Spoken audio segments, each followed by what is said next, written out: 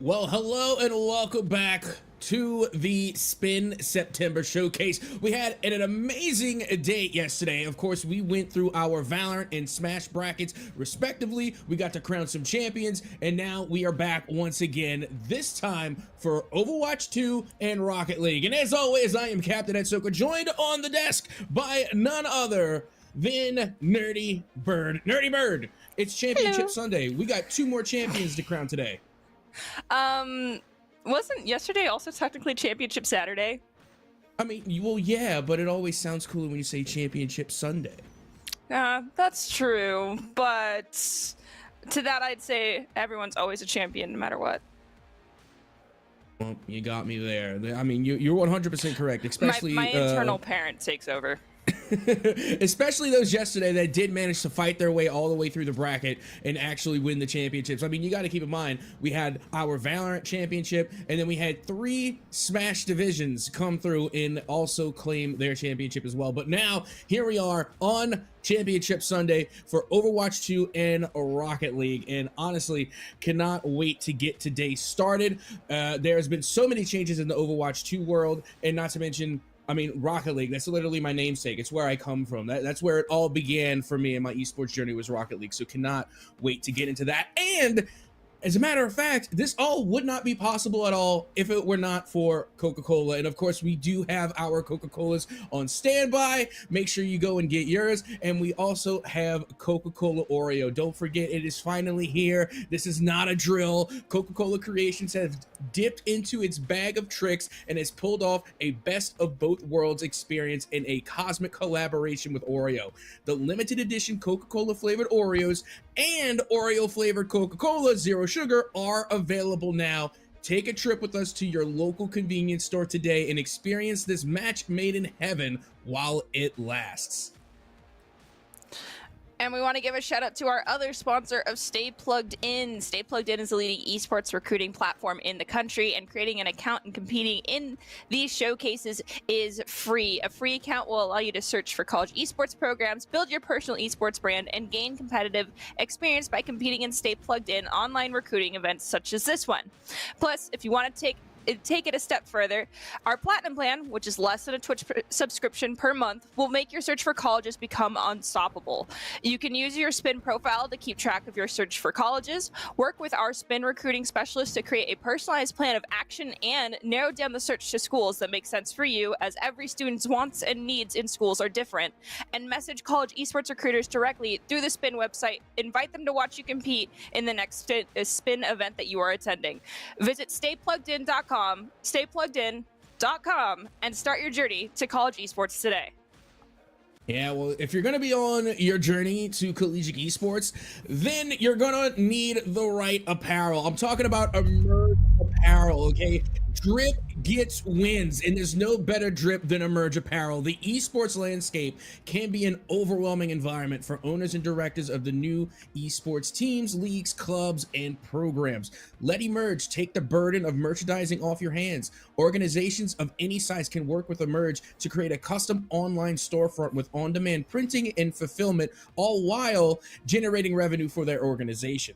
That's right, with an Emerge storefront, teams of any size can earn 50% of the proceeds from every sale to put back into their program. With a Booster Club storefront from Emerge, you never have to purchase and keep inventory or deal with the hassle of fulfilling orders. Replace stress with revenue. Visit emergeapparel.gg, that is emergeapparel.gg, and start the process of creating your own custom team shop today. And once you've got your students and your fans geared up, dressed to the nines in the custom drip, Spin can provide your program with a great space for them to compete while they also look great. Provide your students with the right equipment, software, and network that can set your team apart from all the other competition. Stay Plugged In can help guide you through the physical design and layout of your institution's esports space, and ultimately construct the lab itself to help you engage more students through STEM learning, community building, and more. Send all your inquiries to RENE at staypluggedin.gg. Again, that's RENE at staypluggedin.gg to find out more. Let's build something great together with Spin STEM Labs. Yeah, and speaking of the Spin Labs, let's talk about the upcoming showcases that Spin is putting on. My goodness, there is a lot of cash up for grabs, and I'm talking about the Spin Showcase $1,100 prize pool on October 12th, 2024. Our first showcase will be for Valorant and Super Smash Bros, just like yesterday. Be sure to register now at staypluggedin.gg/events. That is staypluggedin.gg/events. Be sure to register beforehand. Don't put it off, as we have another showcase as well on the 13th of October, which is going to be Overwatch 2 and Rocket League with a $1,000 prize pool. Be sure to register. Register early at staypluggedin.gg/events. Again, that is staypluggedin.gg/events. Oh my goodness, Nerdy Bird, just so much is happening. What else is in store for us?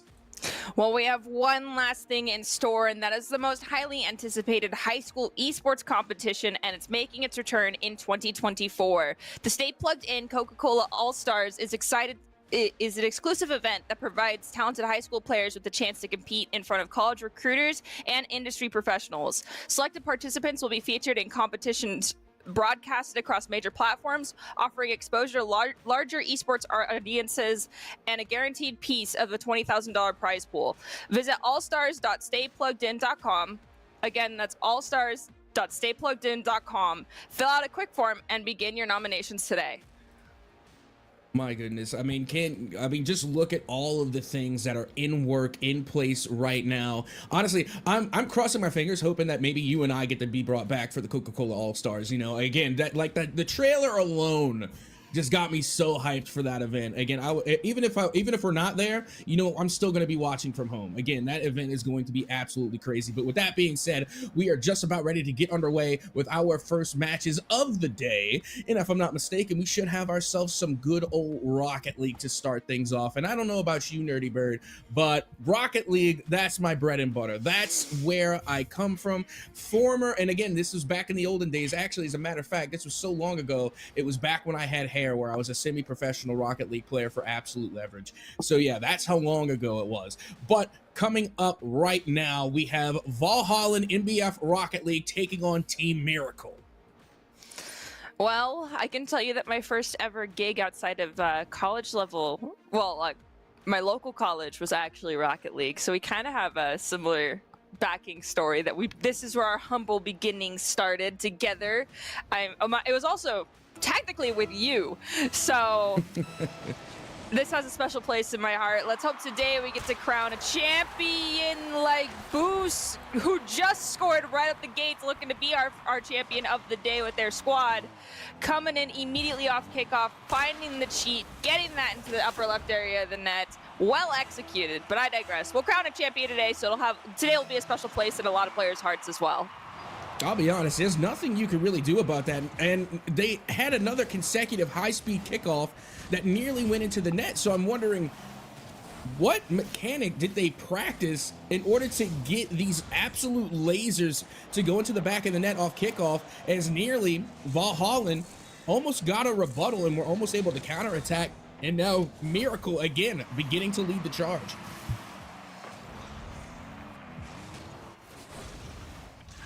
Ball gets popped up against the wall. It's directly in front of Miracle's net. Sent to the mid. Gnosis. There's no one home for Valhalla at the moment. Knows this opportunity is there and finds another goal.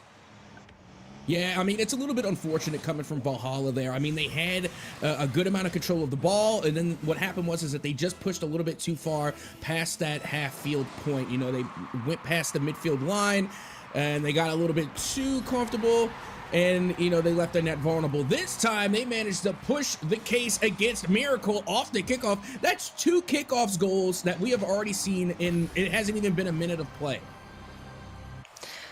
I have a feeling like this is going to be a real long Rocket League game in case anyone else doesn't pick up on it. That clock indeed stops every time a goal is scored, and 3 being scored within the first 45 seconds is kind of ridiculous.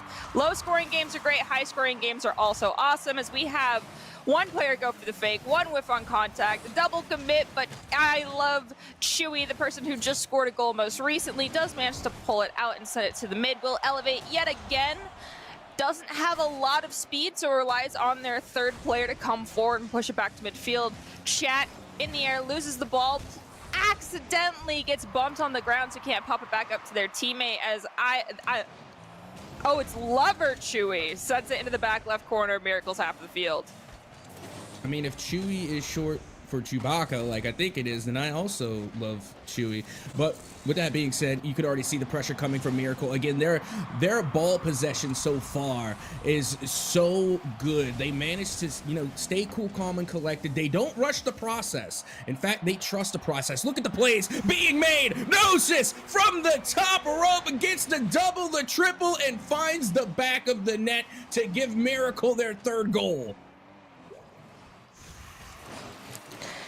I feel like this was the most challenged goal we've had thus far, because the other three that are on the board between these two squads were either shot from really far away right after a kickoff and there was no one home. So that one definitely was difficult to get in, but let's see, Boo, can you find another one? They do not. Instead, it hits that top back wall. Now we have an elevation, dunk it down to Gnosis as there's a demo on to I Love Her Chewy. And again, you see Miracle, the way that they're able to pass the ball to one another. I mean, the discipline here and also the communication coming from Miracle. This is what champions are made of. And don't get me wrong, it's still the first game. You know, we're still very early on, but I'm seeing some characteristics that I like to see in a team. A team that knows how to pass the ball around intentionally, a well-disciplined team when it comes to ball control. And you know what? They're executing right now. They're not rushing, and that's what's really important. They're taking their time with a lot of these plays. And when you take your time with the ball, you don't leave a lot of window opportunity for the other team to counterattack. As a matter of fact, you called it, Nerdy Bird. You said Boo was gonna do it, and now here they come. From the upper high ropes with the steel chair into the back of the net. All right, so that puts Miracle up by 3, and typically at the halfway point, you know, that 2-minute 30-second mark is where I start saying, you know, 2-goal lead looks pretty good. Well, 3-goal looks even better. Valhalla needs to pick it up. Not Nick going forward. Is in a one-on-one. Can't make it past Boo. Makes a save. We have a clear going in the opposite corner of the field. It's I Love Her Chewy trying to get a touch on this ball to dig it out of their back third. Instead, Gnosis takes a shot. There's a follow-up touch from Boo, and that's goal number 5. Yep, that it is. Miracle, again, not wasting any time here against Valhalla. And I mean, they already had that 3-goal lead, but might as well extend it to 4. We're at the 2-minute mark, so there's still plenty of time for Valhalla to try and answer back. I mean, this is not end all be all. I mean, not to mention this is still game number 1 in a best-of-5 series. So right now, Valhalla, they just need to concentrate on getting the next goal. Not even so much as trying to win the entire game, just getting a goal on the board so you can end this drought against Miracle. And see, will Valhalla manage to do just that? The ball is currently in front of that orange goal. Instead, we're chasing it back into the defensive third for Valhalla. A touch off the crossbar. Boo finds another goal. Yes, there was a third-party interference coming from our defensive team, but this was kind of a situation of if you were there, it was going to go in. If you weren't there, it was most likely going to go in anyway because there was one of the Miracle players coming up behind our defensive player. So that puts us at 6 goals. Perhaps at this point, I know you mentioned, you know, end the drought. You could just look to end the game. Oh my, with the low 5 on the back end too. Look how fun this is. They get the kickoff, a little finesse coming from Gnosis to get the swish and flick, the Wingardium Leviosa, and then the low 5 down low from their teammate. Yeah, you love to see it right there. And now what we're looking at is a tried and true classic. It's the Brazil, that 7-1 scoreline. Now the question is, will Miracle keep it at a 7-1 scoreline for the memes? Are we going to do it for the memes, or are we just going to play on? Captain, I'm going to be honest with you. We're getting into the age range of players now where the Brazil doesn't mean anything because some of them don't even know what it means. We just aged ourselves a little bit again. I digress. I think Valhalla, honestly, at this point may just be trying to play keep away, not let any more balls get into the back of their own net. I mean, a 1-7 scoreline, it's only game one. It's not impossible to overcome, but we just had... Are you kidding me? Okay, where does this happen from? Our back wall. It does. Oh, okay. We have another teammate touch it. I was like, was that completely solo? Ain't no way. Either way, 1-8. If you're Valhalla, your goal is to let the game end. If you're Miracle, you could probably chill out a little bit. There is a lot more Rocket League that needs to be played today. Oh yeah, a lot of Rocket League that still needs to be played. I mean, my goodness, Miracle. I mean, in circumstances like these, you would say, you know, they're ulting, or they're ulting a little early, you know. So I'm hoping for Miracle that this isn't their ult here in game number one, because keep in mind, still a best-of-5 series against Valhalla. And not to mention, like you had mentioned, still a full bracket left to go of Rocket League. But my goodness, Miracle putting on a masterclass as chat will find another. Now 9 goals for Miracle. All right, they've got 11 seconds. Do you think they'll hit double digits? Why not? I mean, at this point, if they weren't going to stop at 7-1, then they're not going to stop at 11 seconds. Now, will they manage to get it? That remains to be seen, but they're definitely going to try. Gnosis going up high, able to get the touch off the ceiling, gets the reset. 50-50 out from the corner, going up. No time left on the clock. No way. No. Okay. It is still going to be an impressive win for Miracle nonetheless, but no double digits, Nerdy. I bet this next game they're going to try and fix that, because I'm a perfectionist and I like seeing whole numbers like that. For some reason, it's like I mean, 9 ain't bad, but so close to 10, I'd be like, come on, we could do it. We could get 10. I mean, they definitely could have. I think they could have. But however, now I really don't think they are going to against this Valhalla team, because don't get me wrong, game number one, it's again, it's cliche to say, but cliches are cliche for a reason. It's because they're true. Game number one is just a warm-up match, you know, and I think Valhalla is going to warm up. Now, am I going to say that they're going to come away with a win? I don't know, but what I will say is I think as the series goes on, they are going to get progressively better, because that's what happens in Rocket League. That's what happens in nearly every esport, is that as the series goes on, you get the nerves out of your system, because again, it is a different atmosphere playing on stream, you know, having people actually watch you while you're playing. And I think there may be just a little bit of the nerves settling in. So I'm still not done with Valhalla yet. I don't think we should sleep on Valhalla yet. They still have, you know, 2 more games to get through. And regardless of whether or not they're going to be able to pull out a win, I definitely think we're going to see a much closer scoreline. I still don't think we're going to see the 10 goals drop. I don't think we're hitting double digits. Look, I had to recreate the Kermit the Frog meme, because I don't think you're giving full credit over to Miracle either in this instance, considering, like, you know, if that was a warm-up for Valhalla, that's a warm-up for Miracle as well. Like, we could be seeing an even higher scoring game. Like, yes, Valhalla start putting goals in, but Miracle could up the ante as well. Well, let's see if they're going to be able to up the ante as we get game number 2 underway. And chat is going to be taking control. Gnosis now off the backboard, looking for the cheeky double touch to start things off. Like Miracle, Nerdy, they're not taking any breaks. They're looking for all highlight reel plays. Currently, Valhalla is looking to create an opportunity to have their own highlight reel. We had all 3 members attempting to dig that ball to their defensive third, and it comes right back. It's just ricocheting from one end of the field to the other. It's I Love Chewy challenging chat. Boo comes in to try and get a touch on it, does not manage to do that.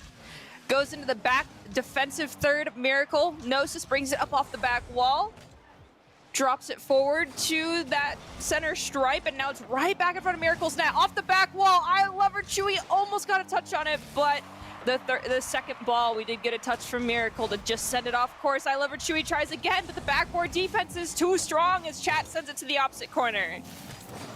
And you see, notice how much time has passed already as well. I mean, at this time in game number 1, we had like 5-6 goals on the board, and now it's about like 1 minute and 30 gone, and we're still 0-0. So again, big kudos to Valhalla being able to just hold off Miracle for this long and keep the ball out of their net.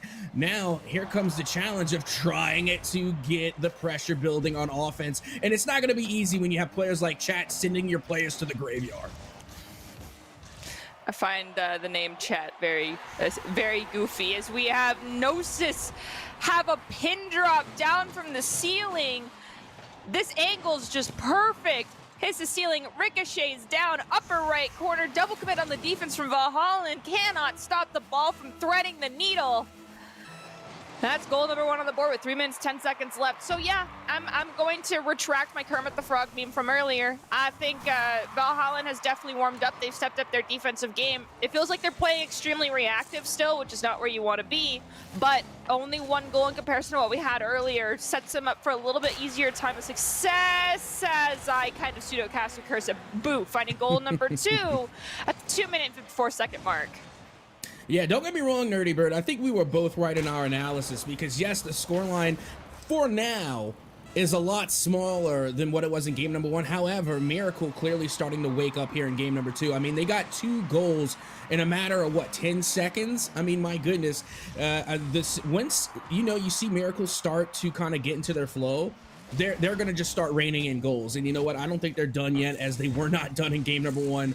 And they're just going to continue to ride this wave of momentum, as now we are in halftime here. Half of regulation now gone in game number 2, and Valhalla still looking to get on the board.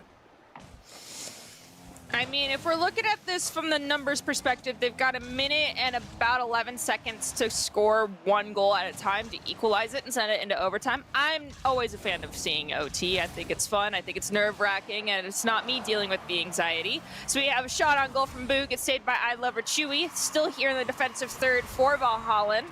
Finally cleared to that center stripe. Not Nick goes for the challenge, can't get a touch on it. However, Miracle does lose control of that ball. Chat comes back in, sends it from midfield stripe. It's a goal from the assist with Gnosis. That's goal number 3 for Miracle. And this is what I really like about Chat too, is because Chat, they have been somewhat of the playmaker coming from Miracle, as in they get a nice amount of assists. They got some great assists in game number 1. They've gotten I think 2 assists here in game number 2, usually feeding Gnosis, by the way. Gnosis is usually the one to complete the play, but Chat also clearly able to score as well. They can be the goal scorer and they can be the playmaker, and that right there, that double threat, are really the players that you have to watch out for. Chat is just all over the place. Well, about 30 seconds per goal. It's not out of the realm of possibility that Valhalla can find the equalizer here. We just need that dynamic duo. Where is our Chat for Valhalla, as Boo saves a shot from Not Nick? I Lover Chewy takes a shot, and Chat will save that one. Chat has the ball stolen away for a moment, played off the wall by Boo. Not Nick will back up into it, trying to give it to I Liver Chewy, is unsuccessful, as Gnosis brings it to midfield stripe into the defensive third for Valhalla. Once again, Chat off that back wall. It's pinched, crossing midfield stripe into the defensive third for Miracle. Looks like it was about to go in, but Gnosis will make the save.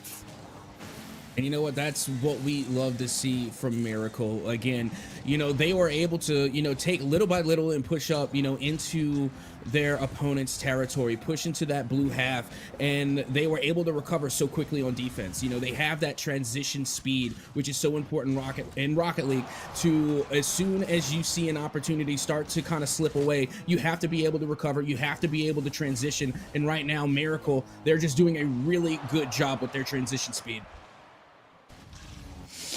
What do you think Valhalla needs to do? I mean, we've got 19 seconds left in this game, so odds of finding 3 goals next to nothing, but statistically, of course, I can't say it doesn't exist. But next game, what needs to change? I mentioned that they seem very reactive as opposed to proactive. How do you think we can fix that here? Oh, very easy. You know why? Because this is the same mentality that I have for nearly all of Rocket League. They need to bring in the physical play. We need bumps. We need demos. You're talking about being reactive. Well, they're being reactive of trying to avoid the danger coming from Miracle. Now they need to be proactive and start putting that hurt, putting that pain onto Miracle. Start bumping them out of the way. Start creating your own opportunities. Get the demos and clear lanes and clear space for you to score. That's what Valhalla needs to do. They need to go on the aggressive. They need to go on the attack and stop waiting for an opportunity and start creating opportunities to score. I mean, you're looking at Miracle right now. We've already seen Chat come in and get several demos at the midfield line. They're not, playing, let's just say, politely. They're definitely going on the attack. They're definitely coming in with that aggression. So that's what I need to see from Valhalla. They need to get a little mean. All right, Valhalla, we need you to dig deep. We need you to get aggressive, and we need you to start. I mean, I used to be a proud preacher of, maybe start just going looking for some demos, send one person to go play Demolition Derby. If you're struggling to play 3v3, try 2v2. That's all I gotta say. Send one person away, say it's your job, find one person, make sure that they spend the entirety of the game trying to run away from you as opposed to trying to be involved in the play, and perhaps things will ease up a little bit. There'll be a little more breathing room. I know there's always going to be people that'll complain about that playstyle, but it's a mechanic in the game. It is not taken out. It's not frowned upon by the game itself. I mean, in fact, there's an award you get in the middle of the match if you get enough demos. Why not do it? Well, I mean, not to mention, as far as I'm concerned, if you're not getting physical plays, if you're not getting bumps, you're not getting demos, and you're not playing Rocket League. That's just my perfectly mid take, because that's the type of Rocket League I like to see. And not to mention, it does result in goals. It does result in wins. I mean, you see it at RLCS. You see it at literally every major. Bumps and demos, they are just a key mechanic in the game, and also they're difficult. It's not easy, to go and have these physical plays. So it still takes a lot of skill. It takes again a lot of mechanical prowess just to get these plays made. But with that being said, let's see if Valhalla will be able to get plays on the board here in Game 3. But Miracle are going to be the team to start us off. So we're in between the time frames that we had for game number 1 and game number 2 as far as our first goal being scored. It was still from the Miracle squad. It didn't take almost 2 minutes, so only 90 seconds in this instance. Ball's at midfield stripe. Nose gets challenged by one of our Valhallan players. It drops down at midfield. Once again, back to Nose, who pops it up. It's a one-on-one between I Lover Chewy and a Miracle player. Chat bringing it forward, has to push it between two. It's pinched between the two. I correct myself. Into the back left corner, cleared out by Chewy, but it looks like Boo is going to send it right back across that midfield stripe. And one thing that I'm noticing about Miracle is that they're winning a lot of their 50-50s, nearly all of them for that matter. They always get the ball to fall in their favor. And it's, again, just those small little details that make such a huge difference. And already another demo on the field coming from Miracle. Again, they're not afraid to play, a little mean. They are definitely taking the gloves off, and they are sending some of these players from Valhalla straight to the junkyard and getting a lot of these demos and clearing the way for plays to be made. Still 1-0 in the favor of Miracle, but that hasn't stopped them from looking for a second. I Love Her Chewy still looking for their first. They have the ball at midfield. It's going to be Distance to bring it further forward, but it's immediately stopped. Not Nick goes for the redirect, tries to center it on net. Is going to be stopped by Chat. Chat pushing it to midfield stripe, but it goes too far forward, so they get challenged. They send it into the air. Gnosis comes through. Gnosis gets the demo on the ground. The follow-up touch from Boo is too slow and too high. Dynastis tries to bring it forward. It's a 2-on-1 commit to challenge Chat yet again, but Gnosis comes through to make it 2-on-2, sends it into the corner, is about to drop it into the net, but is stopped short by the defense from Valhalla.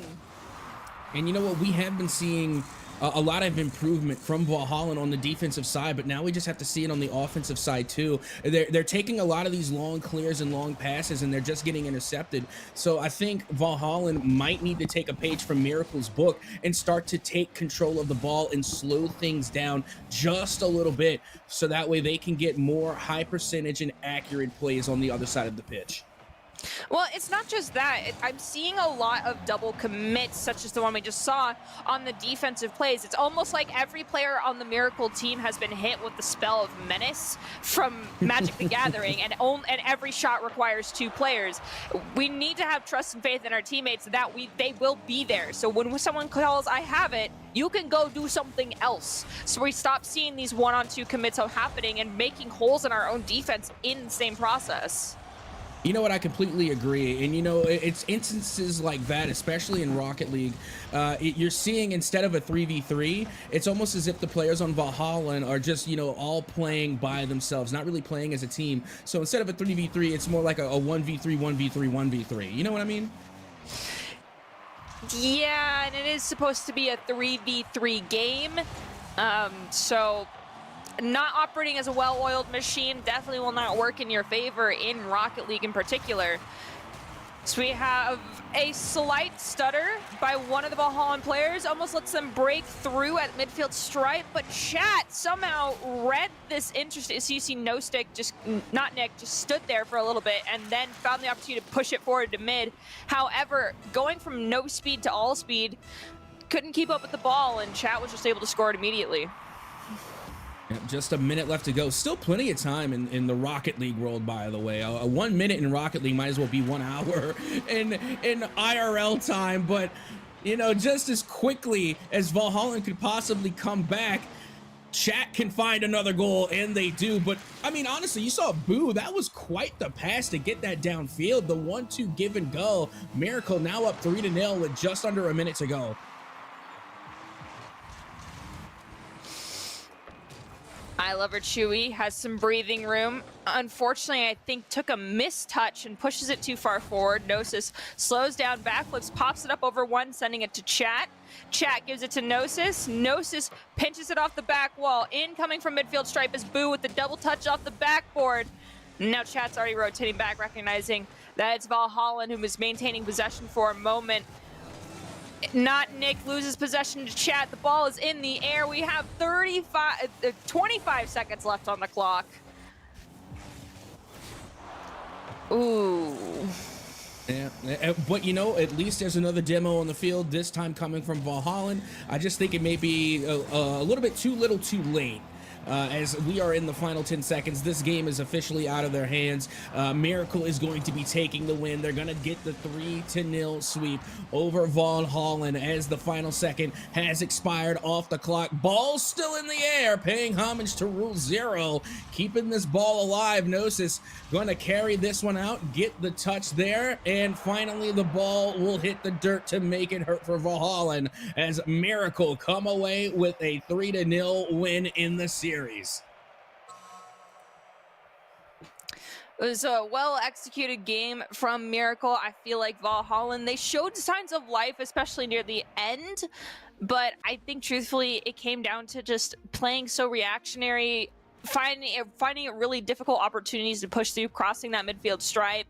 And so I think ultimately when you're stuck in that type of situation and you can't get aggressive, in your own words there, Captain, you're going to struggle very heavily. And then just the two-mans that we constantly were seeing as opposed to the one-on-ones that should have been occurring ultimately spelled their doom. It was a recipe for disaster, but the recipe for success definitely was in favor of Miracle. And we can actually take a look at some of those plays that they had throughout that entire series right now.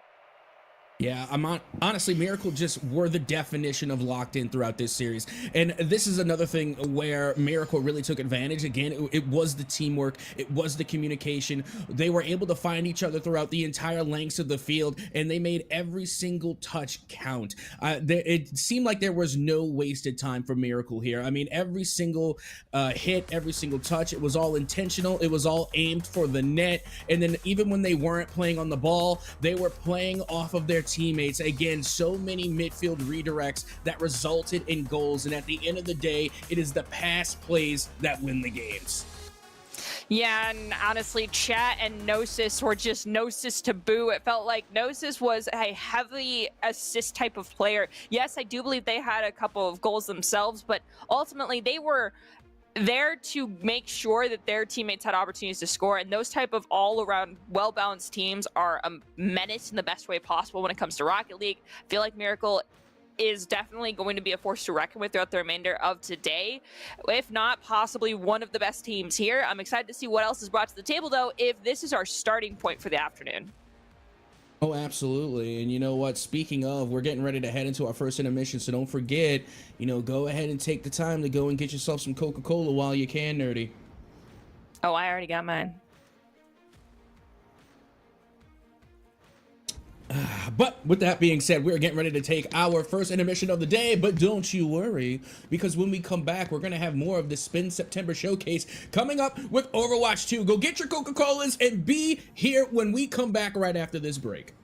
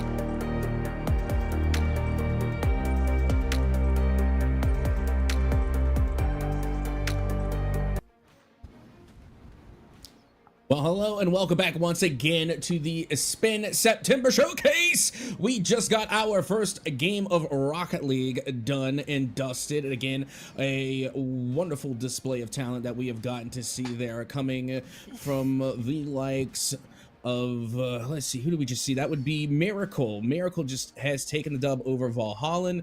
They played very well. It was a 3-0 upset. And Nerdy Bird, now we're going to be making our transition from Rocket League to Overwatch. We are, and I'm super excited to see what these two squads bring to the table. We can take a quick look, a peek, if you will, at the bracket for today. You can see that we are in the upper finals, and that's going to be Team Goombas versus Team UV for our first Overwatch game of the day. Winner of that will move on to grand finals, and from the lowers, we'll have whichever team between OHS and Dreamland wins will move on forward. Absolutely. So, will the Goombas get stomped, or will the Goombas be doing the Goomba stomping? That remains to be seen as we get ready to head into our first matchup of Overwatch 2 on the day. And again, a lot of changes have been happening in Overwatch. I've been actually playing Overwatch more recently. I've been having a lot of fun on it. Again, we were seeing a lot of divey composition somewhat showing out in the meta for a very long time. Nerdy Bird, what are your opinions on the state of Overwatch 2 as of right now? Gotta go fast.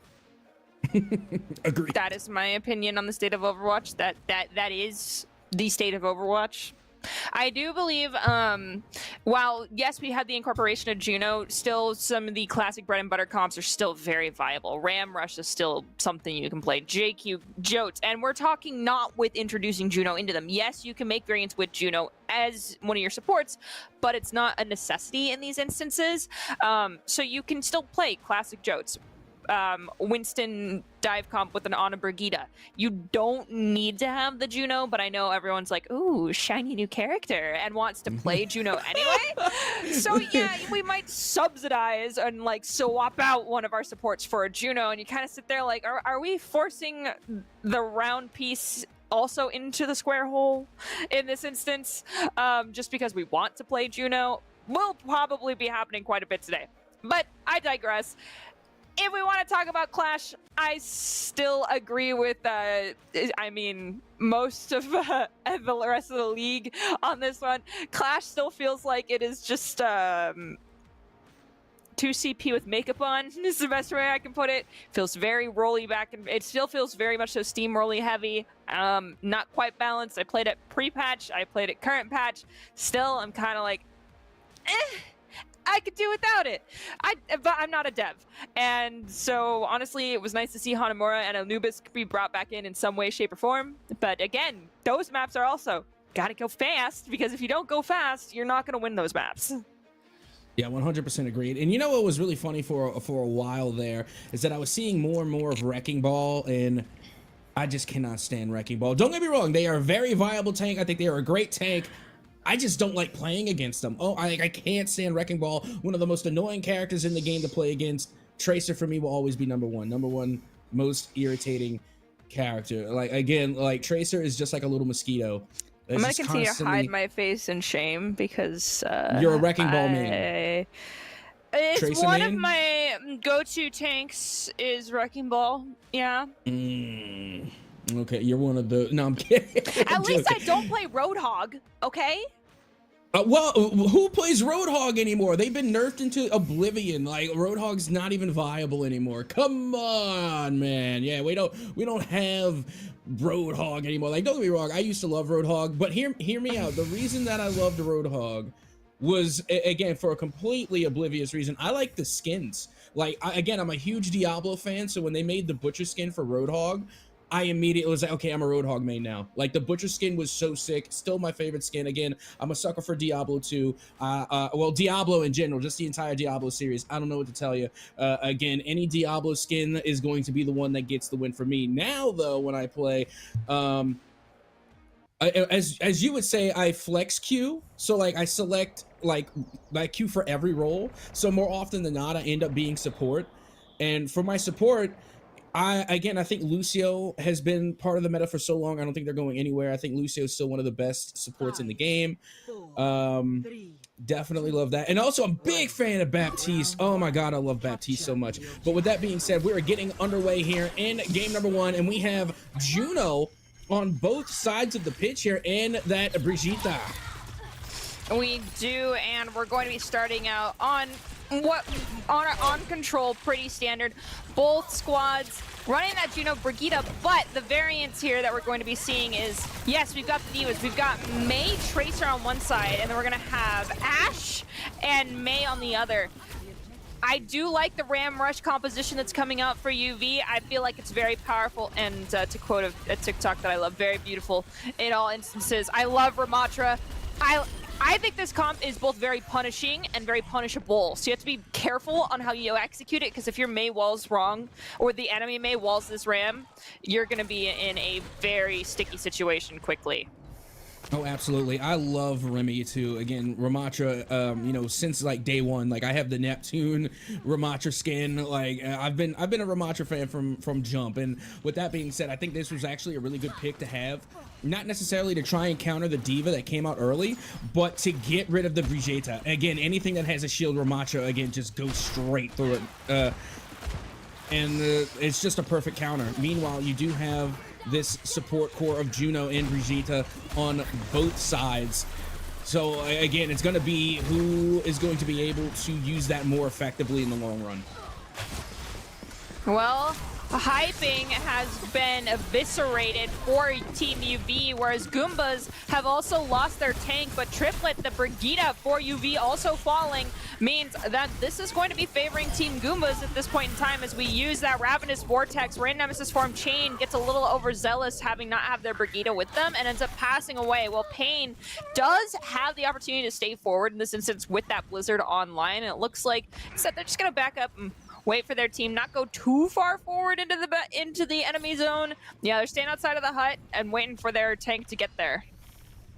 Yeah, this is just going to be a retake here, and again, you know, it's not really a big surprise to see the point kind of go both ways here at around 50. They're going to be able to regroup, and they're going to come in, and they're going to bring the ruckus already. You do have a lick from down on low, literally just applying the damage from the outside in. Meanwhile, they are able to get rid of that support core, but now you can see Lick does get eliminated, and you have a Snotty Finger from up on high just playing that support role so well with Juno and keeping their Ramatra alive.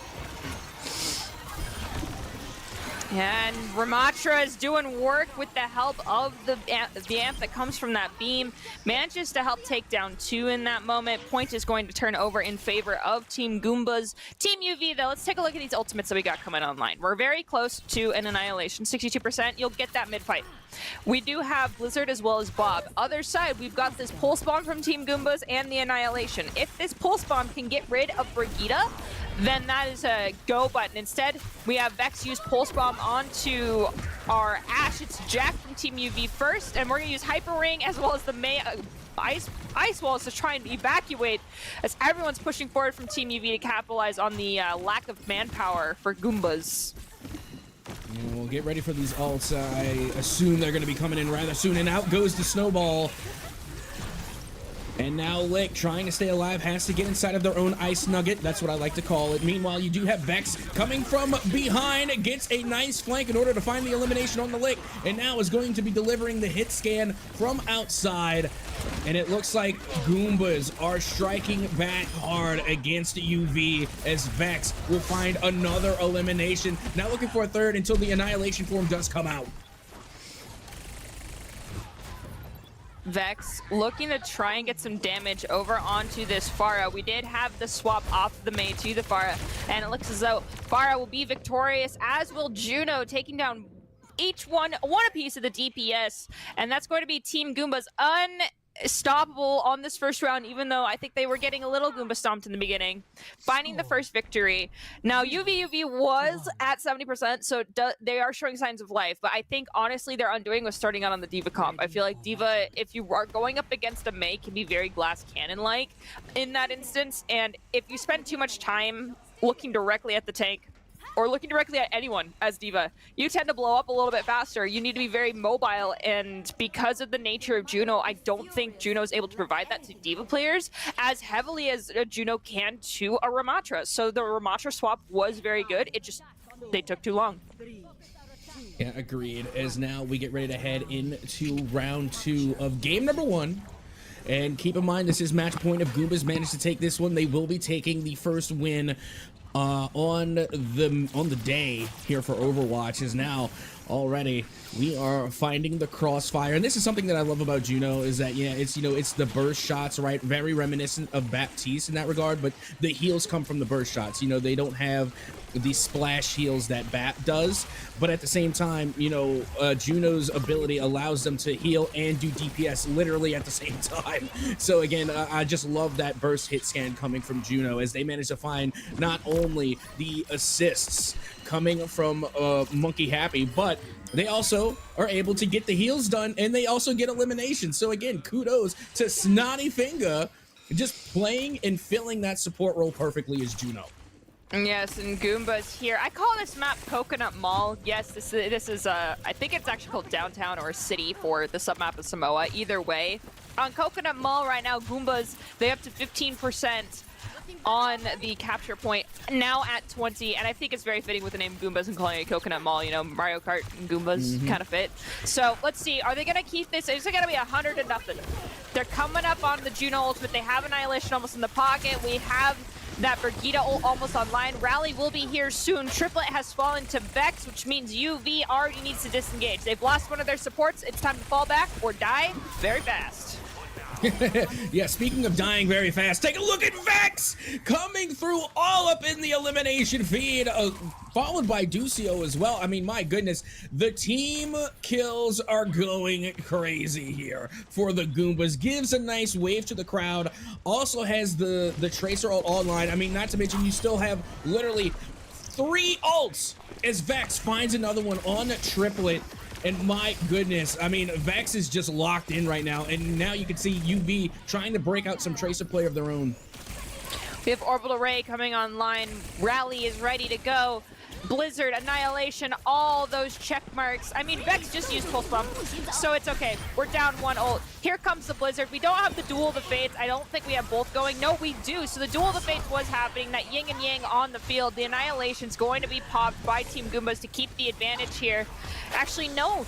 It's not. It's Chain. Chain trying to stay alive, putting arms up, ducking, dodging, weaving between the enemy, throwing in punches here and there, but cannot get enough of a breather to survive. We hear the Orbital Ray come down as well. And that was from Team UV. It's not going to be enough left in the tank, I think, to prevent a retake from Team Goombas here rather rapidly, considering there's 2 ults almost online for them. Oh, and with that being said, like, don't get me wrong, like, especially with the way that we saw Goombas play retake in the previous round, it was flawless execution.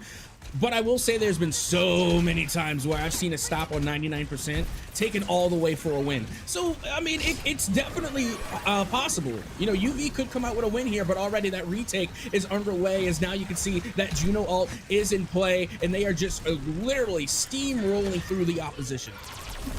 The only horrifying aspect is Brigitte has hit the rally for Team UV. They did end up also, for the Goombas, losing one of their supports. They lost that Brigitte. Pain is going to be eviscerated. Monkey Happy also was sent back to the spawn room, put back in the zoo, if you will, and is now going to have to wait for the rest of the team to respawn.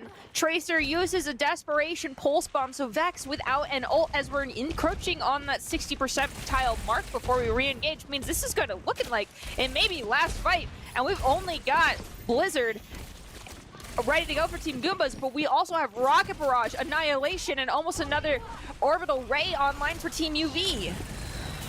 Yep, and there goes that Rocket Barrage, but it gets shut down instantly by Vex. I mean, my goodness, again, Vex has been, coming in clutch here for Goombas, as once again they find another elimination, going back around, and again, being that nuisance, being that real divey DPS to avoid a lot of the damage and yet deal a lot of it out, as now we are in OT. The meter is running down, and UV have to find a last-minute touch in order just to stay alive. We aren't being overly dramatic, we promise, because here on Samoa, we have Team Goombas already with 1 sub-map in their favor. Their goal is to walk away with 2 and end it quickly. And I think, and remember, the longer overtime goes on, the faster that overtime bar will deplete when people hop off of the map. Right now, Team Goombas has 4 players alive. Their Echo is in spawn. It is Chain trying to make it on Doomfist. Can't make it in time. And that is Team Goombas walking away with the victory on Samoa. My goodness, Vex is cracked. I mean, I don't know a better way to say it. They literally popped off. Monkey Happy going to be coming away with the play of the game. And rightfully so. I mean, this Annihilation form play was truly top-notch. I mean, literally penetrating the back line there, going right for the supports, and then being able to follow up and get the elimination onto the tank as well. And then that was also the play where we saw the Juno getting involved with a lot of those assists, getting those heals as well. So again, fantastic first game coming, from the Goombas. And you know what? This time the Goombas did the stomping. They did. They got their revenge. They're just desserts, if you will. And one thing I want to say is on our initial sub-map when we walked out, I think truthfully, had we seen the Ram Rush, considering how that map is built out too, just turned around, walked back. I've seen it done. I'm sure you've seen it done where teams see the opposite tank. It's kind of like the rock, paper, scissors of Overwatch tanking now. And if you see the wrong tank on the enemy team, you just walk back. It doesn't matter. It's going to chew up some time, but it's less time to turn around and to have your team come back with you, change your tank and come back out than it is to go through an entire fight plus point unlocking and end up losing because you're on the wrong tank. Don't try and force the square piece into the round hole or the round piece into the square hole, depending on what TikTok video you're watching. Just, exactly. Just swap it. If you see it, it's wrong, fix it. Don't try and force it. It's not worth it, and this is case in point. Losing first fight on a control point automatically drops your chances of winning. I believe it's by 60%. It could be a little bit lower, like 45 now, but it used to be dramatically lower if you lost first fight. So across the board, first fights are pretty telling, and if you set yourself up for failure right out the gate, or you set yourself up for a really, really hard first fight just because you like a challenge, my question to you is why? Well, you see, that's the reason that we have, these support cores like Juno and say other, supports like Lucio. So that way, if you do need to drop back, they give you the speed boost and they get you back in the fight very quickly. So it's even more an incentive when you see a mismatch to go back to spawn and correct it. Because I can't tell you, as a Lucio main, how many times I had to drop back to spawn just to go get our Sigma because, he moves like a senior citizen. I mean, my goodness, you got to get that Sigma back in the fight. Same with Ramatra too. Ramatra moves at a snail pace. So you really have to use the abilities of the Juno and of course with your Lucio, if you're playing support, and get your tanks moving, drop them back if they have to fix the mismatch, and then quickly get them back into the fight. But speaking of getting back into the fight, cannot wait to get ready to go into the second game here for our Overwatch matchup, because if I'm not mistaken, it should be hybrid, and that's what I want to see. By the way, I want to see some hybrid. So you're saying you want to see King's Row? No, I want to see Blizzard World personally. Yes, but, that's my favorite, actually. Thank you. There's the one thing I will say is my heart is a little insulted. So once upon a time, I did used to play Diva. I played Diva. That's what I played. I was the Diva player for my college, and then I swapped to support. But now I'm a Sigma player, and so when you're just like, and Sigma moves so slow, like I literally felt pain in my heart as you said that, because A, I'm old, and then you're like, Sigma just moves at the pace of an old man. I'm like, man, I'm old, and I play the old man, and I play the other old man because I play Reinhardt. How many times am I going to get hurt today with these words? Because dang, Sigma players, please back me up on this one. Sigma is awesome. And I'm not just talking about the fact that he doesn't have shoes on. Yeah, I mean, I ain't gonna lie. I mean, dude got Walmart feet. Let's be honest. I mean, he's just walking around everywhere barefoot. But regardless, I mean, and as far as Reinhardt is concerned, you could call them an old man if you want to, but dude has a jetpack on his back. Reinhardt moves when Reinhardt wants to move, and they get quickly back into the fight. As a matter of fact, when Overwatch 1, even like first day one, I was a Reinhardt main. Have always been a Reinhardt main. Again, my favorite tank. Still to this day, but with the role queues as the way they are, I'm never gonna get slotted as a tank role. So I'm always doing the flex queue and end up as support forever. Somebody's got to play support. So somebody's got to fill the role. But yeah, Reinhardt, and honestly, one of my favorite combos is actually Reinhardt and Brigitte, just because again, having that melee damage accompanied by having the heals that come out from Brigitte just by doing damage. Again, the pairing to me goes so well. It's like, and again, it's funny that I talk about like pairings in Overwatch, like I'm talking about wine and cheese. Like, oh yeah, this one is pairs very well with a Reinhardt. When you have your Reinhardt, you pair it with Brigitte, it just accents the flavor, and you get yourself a very well-rounded composition through and through. Very, very, it just works together so perfectly, and it brings out the true essence of each player. I'm getting a little bit carried away with it, but you get my point. You know, when you have these different heroes that pair well with others. I mean, we do call her Baguette sometimes. I call her Baguette a lot. So it's more like I'm trying to pair a wine with my baguette, my bread. I love bread, in case that isn't obvious. But for me personally, I like the Brigitte Ana matchup for the support backline. I have too much fun on Brig, so typically I'm the one forced on Ana. Otherwise, your Brig just doesn't exist because I'm going too deep in. So we'll have to see what type of adjustments are being made. And, you know, I jokingly said King's Row, but I kind of knew we were going to be on King's Row. We've got the matchup here. The Goombas rolling out on the D.Va this time. Chain walking out on the Ramatra once again. Jack is going to go for the cheeky one-tap, one-shot. But remember the nerfs that have gone through, just the checks and balances system that exists. Good luck trying to kill someone out the gate, but you at least get some information if you go out that top window. Yeah, and I'm actually glad to see the Ana here. Now, because Juno is still, you know, relatively new, I guess, to compositions, I haven't really gotten to see how well Juno works with Ana on the back line. But just as I say it, you know, UV, they actually switched. They were going to bring the Ana out, and then they switched back to the Brigitte. So, again, still waiting to see how Juno and Ana work as a pair, just because Ana is actually my favorite Overwatch character overall. Is my #1 favorite character, just because, again, I just love the anti-nade. I love the sleep dart.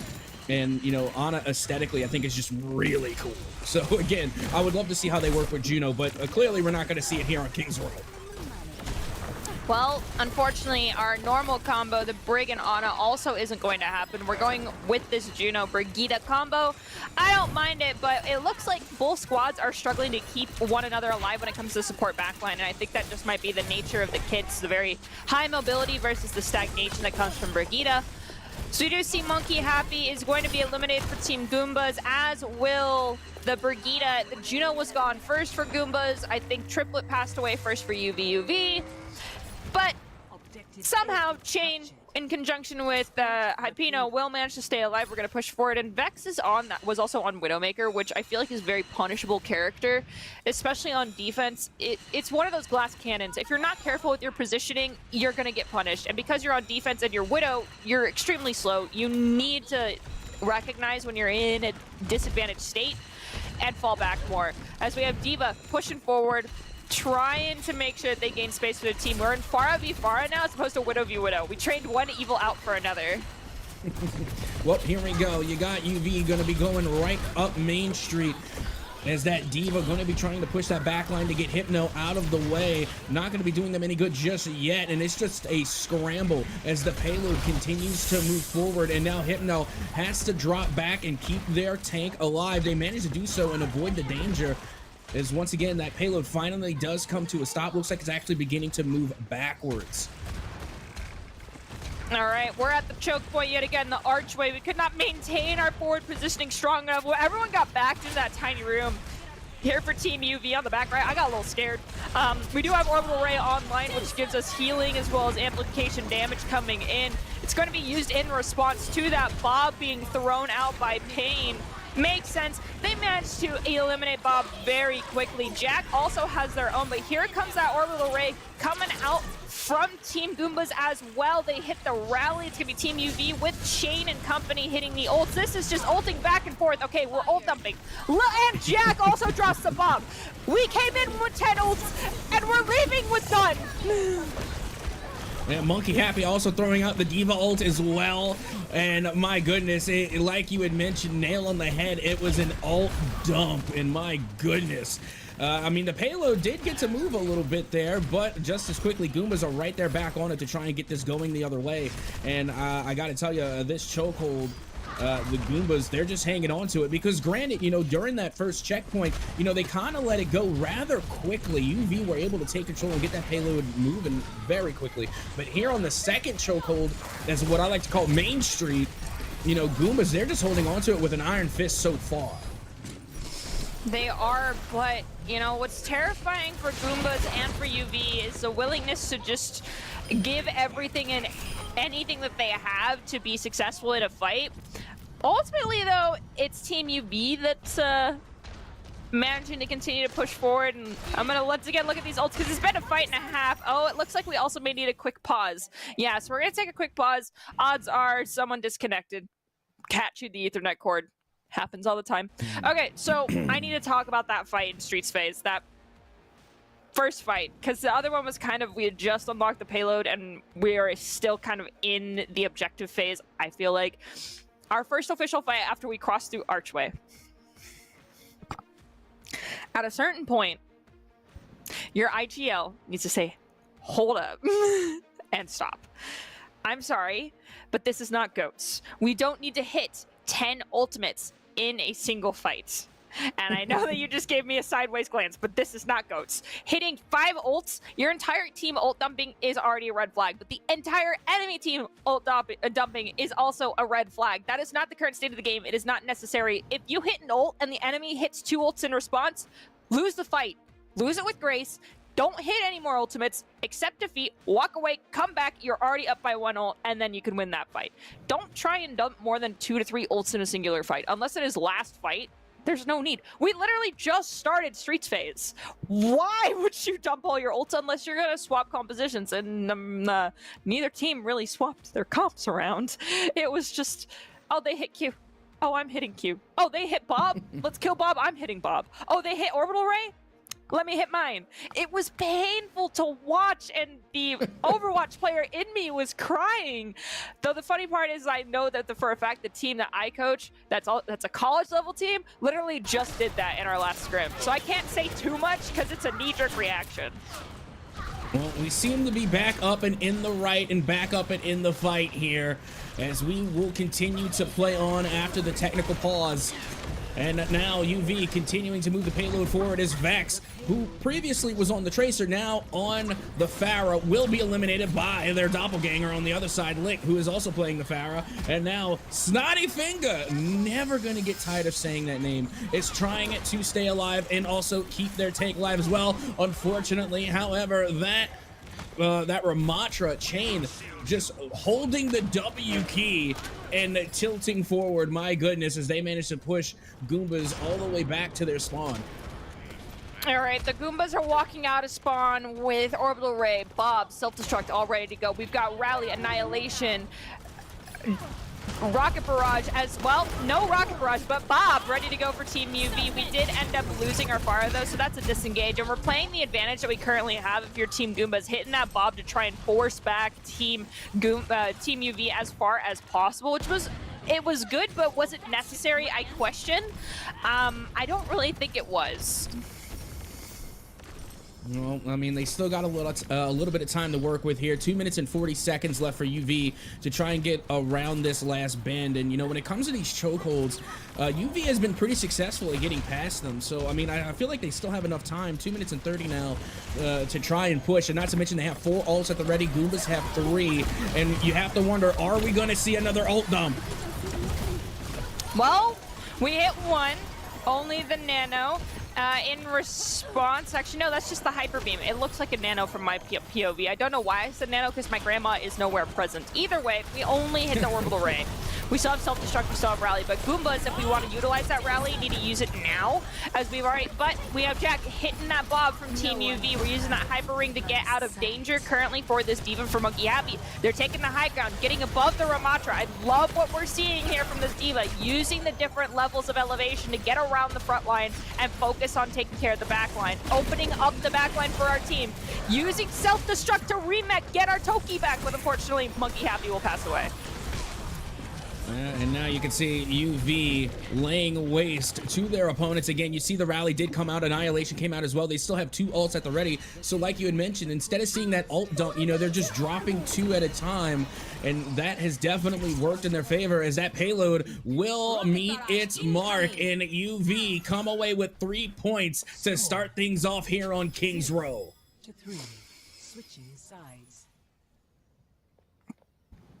All right. They finished with just under 90 seconds, but I'm going to round up. I know it's the wrong way of rounding, and technically I should round down to 1:20, but my brain's happy with 90 seconds, not so much with 80.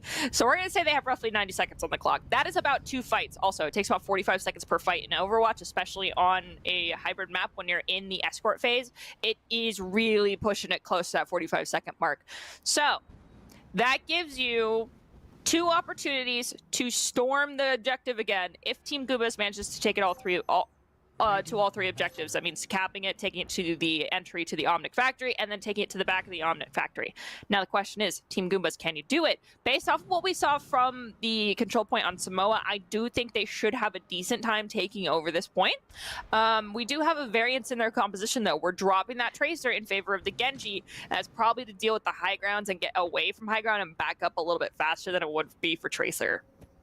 Yeah, I'll be honest, like, you know, we've been watching Vex play all day, and again, they are really good when it comes to the dive DPS. So whenever I see Vex on Genji, I do get a little nervous.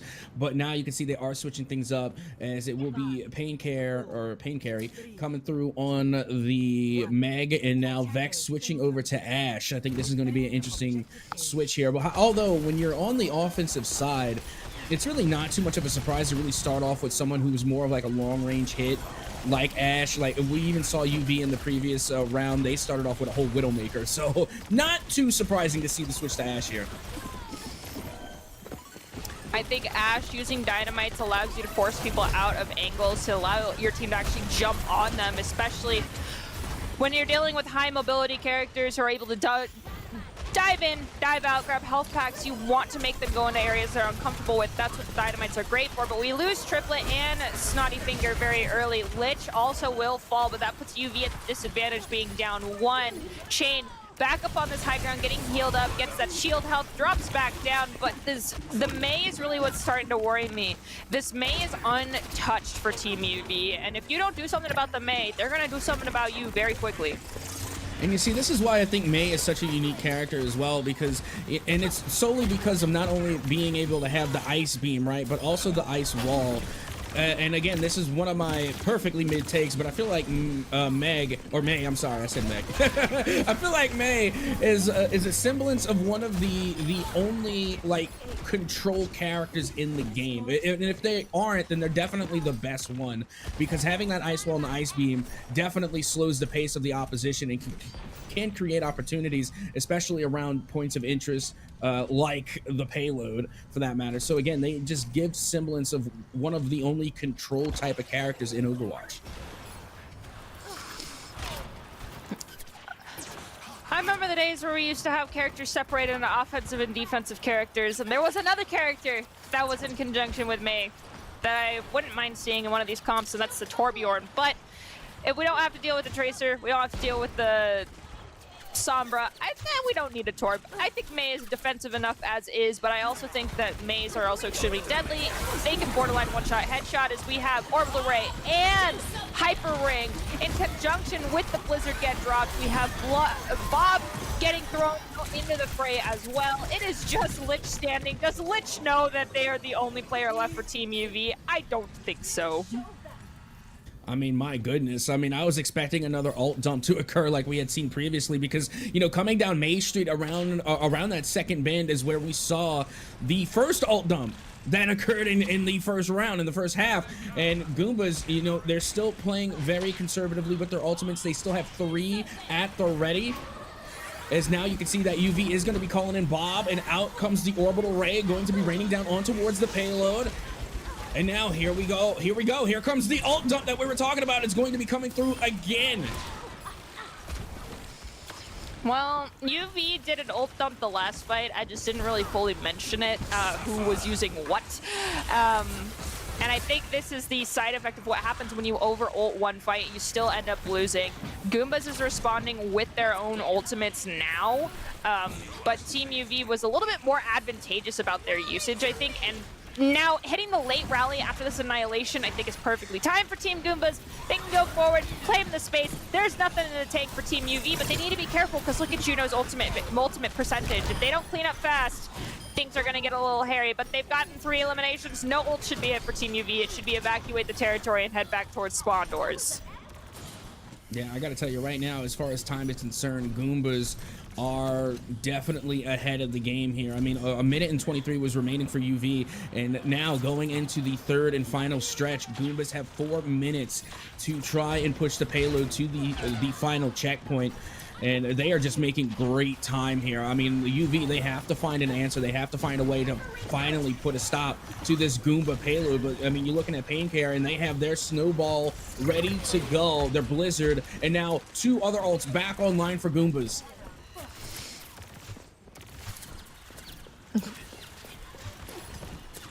Team Goombas gonna have to combat this Blizzard as well as the Orbital Ray. May uses wall and Cryo Freeze. That's a go button if you're Painkiller, but Lich having fallen to this Blizzard means we may not need to use anything else if you're looking at Team Goombas who's opting to go forward. Vex with the 2-piece combo almost has sights online again, by the way. They were very close to them earlier. Used them, I think it's been 1 fight. 26% off of another one. We used that Orbital Ray a little bit late to force out an Orbital Ray from Team UV. I'm going to make believe it was intentional. We've got 3 minutes on the clock. You can bait out as many ults as you want right now. I'm very sorry, Pain, but you're going to be in a little bit of pain at this moment. Yeah, and now, I mean, again, there you see another late rally coming out from the side of the Goombas. Meanwhile, UV, they had a rally ready of their own, not to mention they still have Annihilation, and they have Bob at the ready coming from UV. I mean, they can run this clock as long as need be, and that's really what you have to do now if you're UV. I mean, you can't really insist that they're going to stop them from getting to the payload, but they can try and eat as much of that clock as possible. Only a minute now separates the 2 teams here on the third and final push.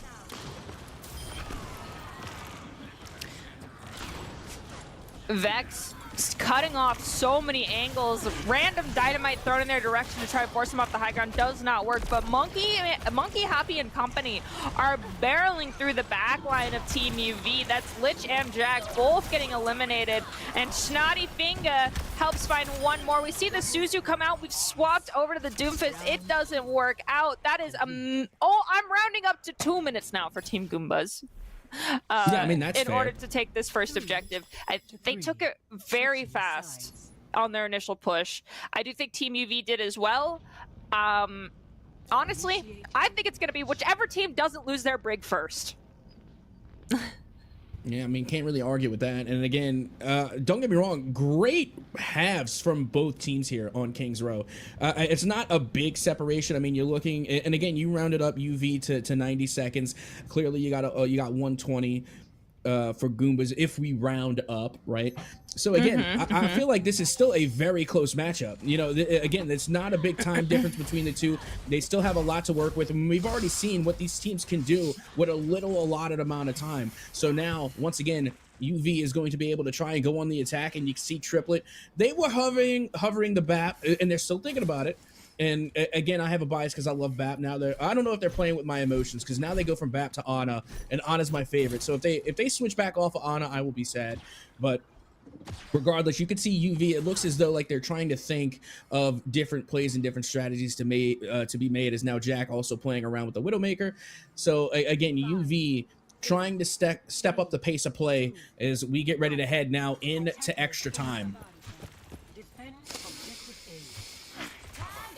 All right, we see the Widowmaker. We hear those shots go whizzing by. Insta swap back over to the Ashe. We've got Pharah online as well, but Vex is going to be the one keeping an eye on that Pharah. You can get a little bit of damage in as well as Juno and May, but May predominantly will be looking towards this front line. We see that initial wall go through. That was from Painkiller. Now UV pushing forward, has nothing to be afraid of except for that. Triplet has been the first to fall for Team UV more than once.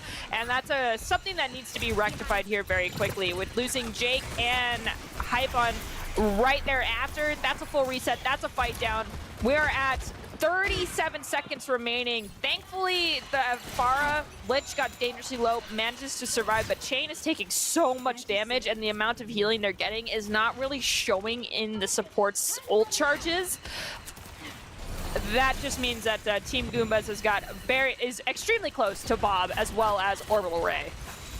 Well, I mean, you had even mentioned it earlier before we headed into extra time. The team that loses their Brigitte first is going to be the team that inevitably falls. And we had already seen Triplet get absolutely headhunted, get targeted by the Goombas. I think they know it as well. If they're able to get rid of that Brigitte, then they're going to be able to come away with the win. As now we are here in overtime. The time now ticking against UV. As you can see, Chain just desperately trying to hold on until they are finally eliminated. And that will be the round for UV, as now the Goombas will get a chance to attack. Oh. Yeah, well, Triplet almost wasn't in fight number 2. Triplet was actually the second person to get eliminated, but I digress. They were the first Brig to fall fight 1 and fight 2. And I think Goombas also recognized that exact statement because their Brigitte started playing a little bit further back. It's playing more passive, reserving those packs specifically for their Juno as well as their Ramatra. Because Mei has self-healing, Ashe is able to disengage, hide, grab a health pack, or wait for passive healing in those instances. So there isn't as much help that our Ashe needs, especially when the only person Ashe is looking at is a Pharah and no one else is looking at Ashe. I don't know if Goombas will be as successful on offense as they were on defense, considering I think defense is a little bit more forgiving when it comes to natural cover on this map. Now, question still stands.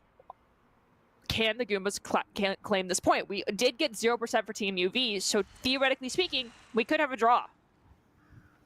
I mean, we definitely could. However, with the amount of time that with the amount of time that Goombas was able to take, you know, the first payload in their first try, I don't know. I think they're gonna come through and just go guns a-blazing on this point. And not to mention, they do have like an extra 30 seconds in order to get it done. But all that remains is for it to happen. Goombas now on the attack as they try and push the initiative. They're gonna want to try and take the game here and now.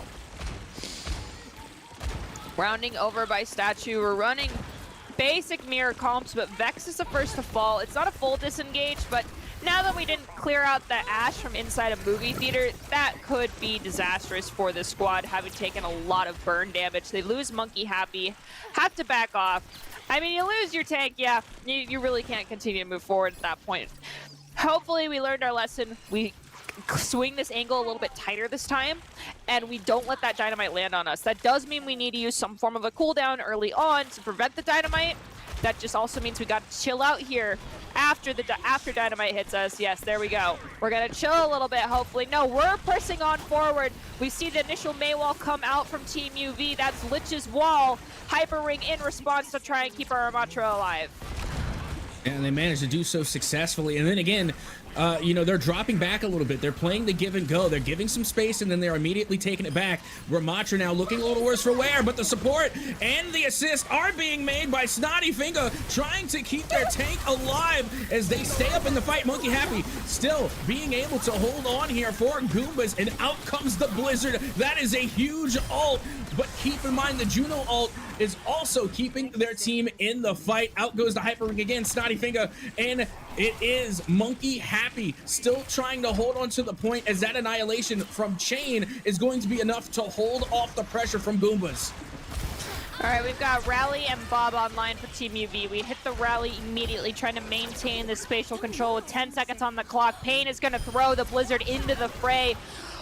We have the Rally online currently for Team Goombas. They're going in. Bob hits the cars, managing to stop just on the point. Pharah is in the air, takes a disgusting amount of damage. Lich falls. We throw Bob on the point. We're trying to counter at the archway to prevent them from coming in. And what I thought would end in a draw ends in a victory for Team Goombas. Well, there you have it. Again, Goombas just having an overwhelming amount of pressure onto not only just the chokeholds, but also onto the point itself. And now Vex coming away with the play of the game. Well deserved. Vex definitely reigning in the damage as the DPS for the Goombas. They did well with the Tracer. They have played well with Ashe.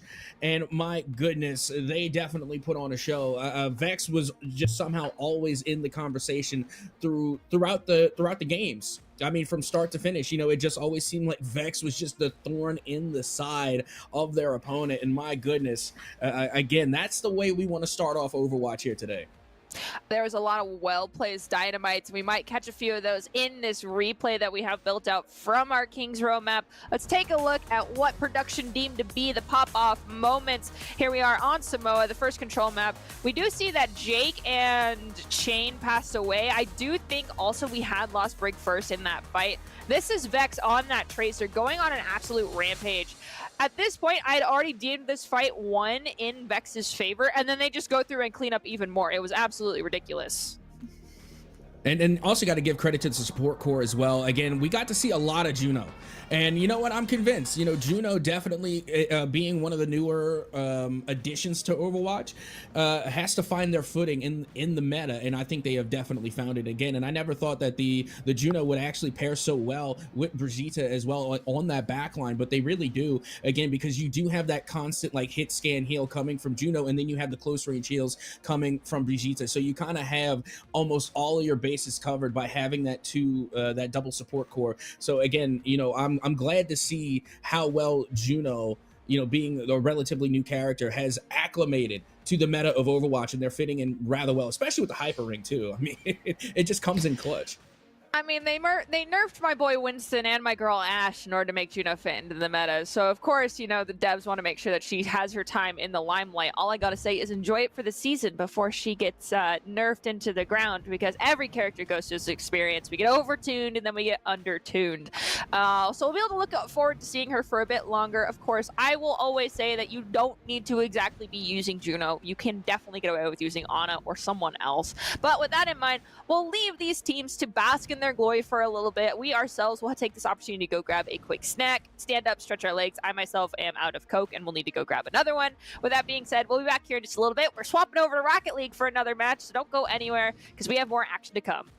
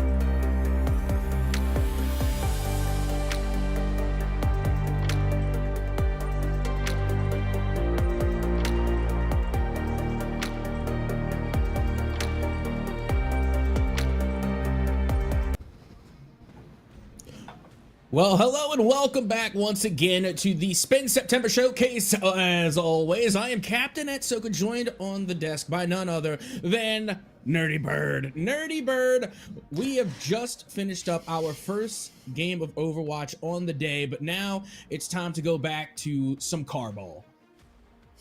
Yes, and we can take a quick look at those two teams that we are going to watch in this car ball event. I find it funny that wasn't even what this game was called at one point. I don't even remember what it was called, but it's Gifted Kids and Layton High School. Can you tell me? Because it's like, it was such a long name. What was it? Supersonic Acrobatic Rocket Power Battle Cars. There you go. Not Carball. So, best of luck to both these teams. I am hoping we are in upper semis, by the way, Captain. But we don't get a sweep. Our first Rocket League game of the day, 3-0 sweep. First Overwatch game of the day, 2-0 sweep. So, yeah, let's change things up. Throw a curveball at me. Make it a little different. Give me some spice with my mayonnaise here today. And let's avoid the 3-0 sweep. Looking to get the spicy mayo going here in our first game of game number 2 in the bracket, and already Avoid Death isn't going to avoid the back of the net as they find the first goal to go here for Gifted Kids. Looks like Avoid Death almost attempted a flip reset to style on him, but didn't quite get underneath the ball to find contact entirely. Nonetheless, finds it in. We go to the kickoff. Ooh, looks like there was attempted cheat from No Need Dude, but didn't hit the wave dash fast enough. So Avoid Death at the midfield stripe, loses the ball out for a moment, is in a 2-on-1 situation. Ball is stolen away by Layton High School, sent off that back wall towards midfield. Jonathan finds it. That's going to be our equalizer with 4 minutes and 37 seconds on the clock.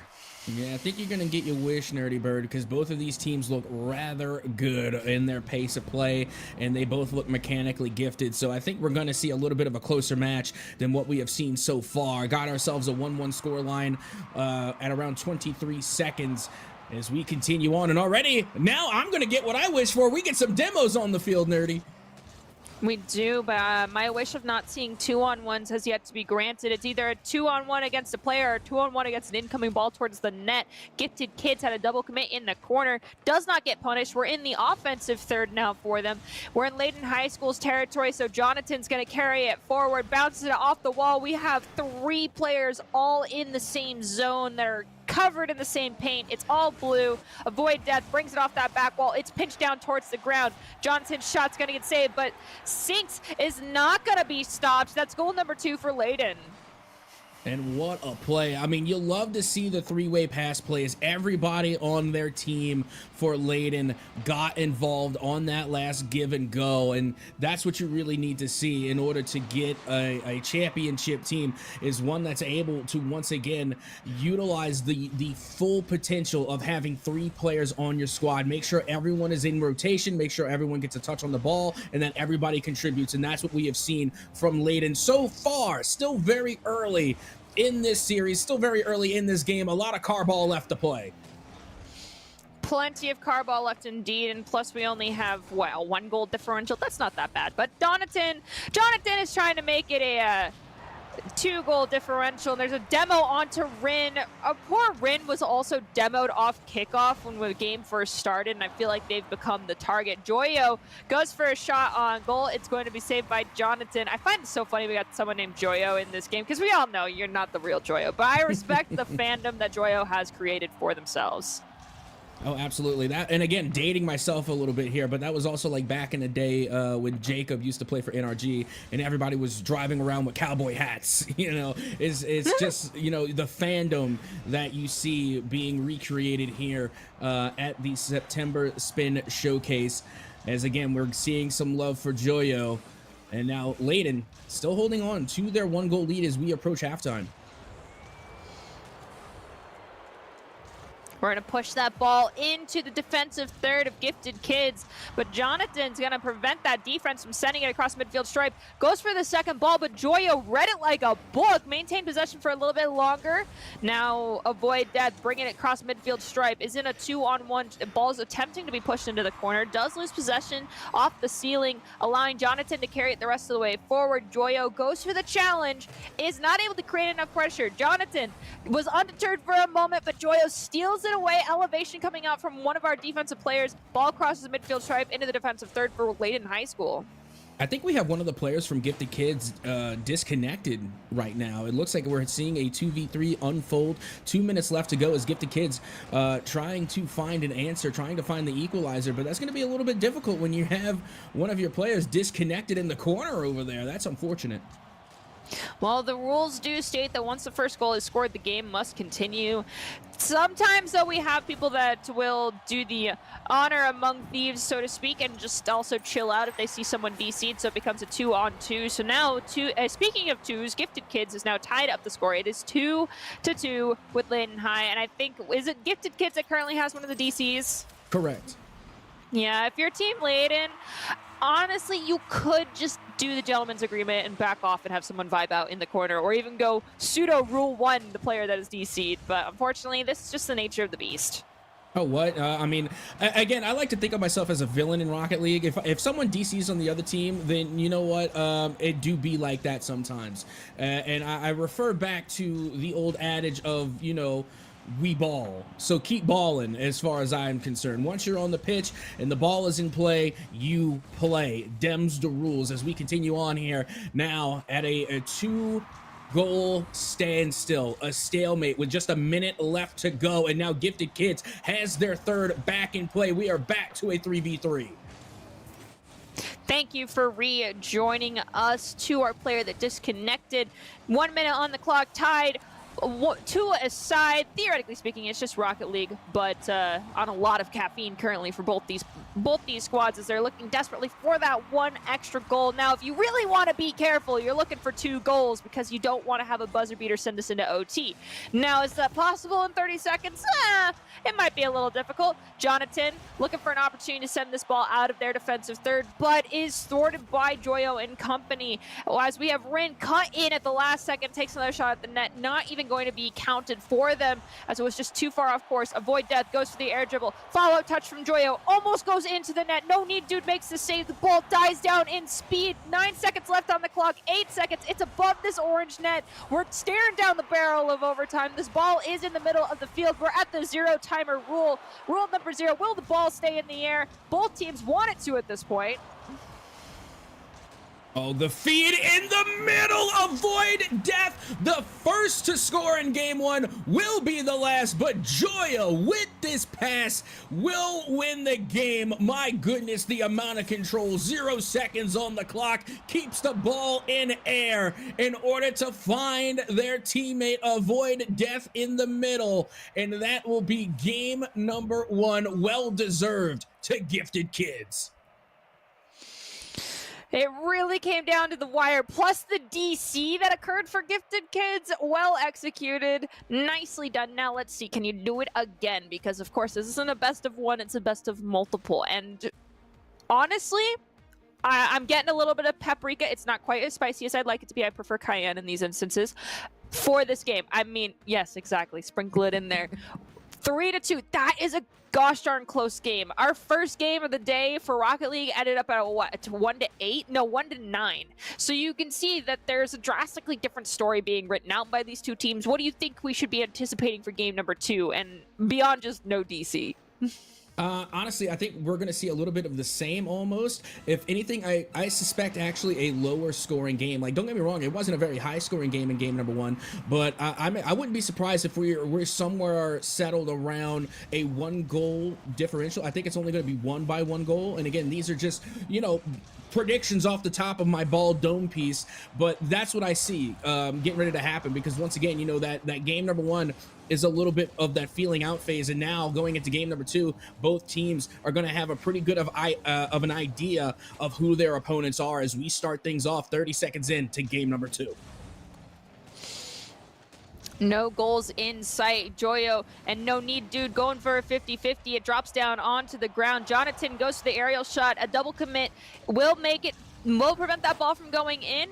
Heading towards midfield stripe. It's up in the air. Elevation from Jonathan, who tries to drop it down to regain control. Can't corral it. Avoid death along with Joyo, challenging Jonathan for this possession of the ball as the ball's in the defensive third for Gifted Kids. Yeah, you got Ren going up on high. Tries to get the flippery doodah flip reset, but unfortunately not going to be able to make contact. Avoid death now. Takes it down long. Looks for the bar down, but that save from Sync was perfect. My goodness, they literally excavated the ball from the back of their net, and now once again you have a Nun Dude who is able to come through with yet another save. We're seeing a lot of pressure mounting from Gifted Kids as finally Layden looks for an answer, but once again Gifted Kids will take possession back in their favor. Still no goals on the board, and we have almost had 2 whole minutes to tick off the clock. Yes, I'm rounding. Rin drops the ball off the ceiling, loses possession. I think that was a missed touch, but perhaps Joyo can gain things back in their squad's favor. We have a demolition on to Syncness. I'm just going to call you Sync because that name is hard to read in seconds. Anyway, ball's in the defensive third for Layton High School. Joyo trying to play it off that back wall. No Need Dude's going to send it over to the back corner. Rin goes for the shot. Avoid Death is there for the follow-up touch, but No Need Dude makes a save. Yeah, I'll be honest, you know, to the point that you were making earlier, you were pointing out a lot of the double commits, and I'll be honest, like seeing Gifted Kids right now, they are making a lot more double commits than what I am comfortable with, because again, a lot of these shots that they're double committing on, they could be rebounded and, you know, once again turned into goals. So I feel like they just need to calm down a little bit, as now Avoid Death able to avoid the double commit and let Joyo cook. Let them get the 50-50, stay back, and then come through for the finish. Now Gifted Kids have a 1-0 lead. That was well executed, and yes, I understand there are instances where sometimes a double commit is warranted, but I 100% I agree with you. There is no need to feel as though, especially with how close these teams are, to go for the double commits. But then you got Jonathan bringing it up from midfield strike, popping into there, trying to carry it down into the net, and then gets challenged by Avoid Death. You've got a player that's comfortable enough to do that. You don't need these double commits. Just trust each other. Exactly, and if you can't trust each other, then communicate. You gotta sometimes, and you know what? You know me, nerdy. You know I'm gonna yell. That's how I got this job. You know, being very loud, being very vocal, being very communicative. That's what you have to be on the pitch. That's what you have to be on the field. Because if you can't telepathically link, which some teams can, some teams practice enough with one another, they can just know what the other person's thinking. But if you can't talk it up, a simple "I got it" will call off your teammate and avoid so many unnecessary double commits. It's the exact same thing you do in volleyball to avoid absolutely pummeling your teammate. Just say "I got it." It works swimmingly. Just don't be that person that ignores the "I got it," and then things will go fine. As we have Rin, look at this replay. This is actually so insane of a shot. So ball ricochets to the left, and Rin comes in, gets the top left of their car just enough on the ball to redirect it to prevent it from clearing wide of the net. Well done, Ren, with the follow-up touch. And then notice that Gifted Kids, they're scoring more now that they're spreading out the field, right? Before they were just so congested around one another. Like, and again, look, 2 players from Gifted Kids, very, very close to one another. But whenever they spread out the field and they get more field presence, that's when they result in goals. And that's what we saw from their first 2. And, you know, you would really hate to see Gifted Kids start to fall into old habits, as once again, they're just kind of bumping into each other until Ren manages to bump right into Nun Dude and get a demolition on the board. 1 minute left to go, still 2-0 for Gifted Kids. I mean, it's... I think Layden, with how quickly they were managing to score earlier, can get one in here. I mean, ending out a game on a goose egg never makes you feel good in any capacity, but, I mean, you're only down 2. It's not the worst possible situation, but now it looks like Layden High School is experiencing what we saw from Gifted Kids earlier. They're corralling themselves in front of the net. They're bunching up. They're getting scared. We've got Avoid Death showing that they are not afraid of dying because they go for a flip reset goal into the back of the net to bring our score up to 3. Look at this. Hits the flip reset, pops it up over another player, gets it into the back of the net, and comes back out. And you see, that's why I like to call it Finnick Finesse, because again, it wasn't like an absolute laser that went into the back of the net. Sometimes it only takes a gentle touch. Avoid Death had literally the touch of death onto that shot to put it into the back of the net, and what very well may be the death of Layden High School here in game number 2. But just as I say that, Layden not done yet. They managed to get a goal on the board with 17 seconds remaining. Hey, Jonathan made sure we don't end on a goose egg, and And there are just some names that are going to make me giggle, and Jonathan is going to be one of them. Can we get a goal off kickoff? Late in high school, you've shown us that you're capable of doing things like that.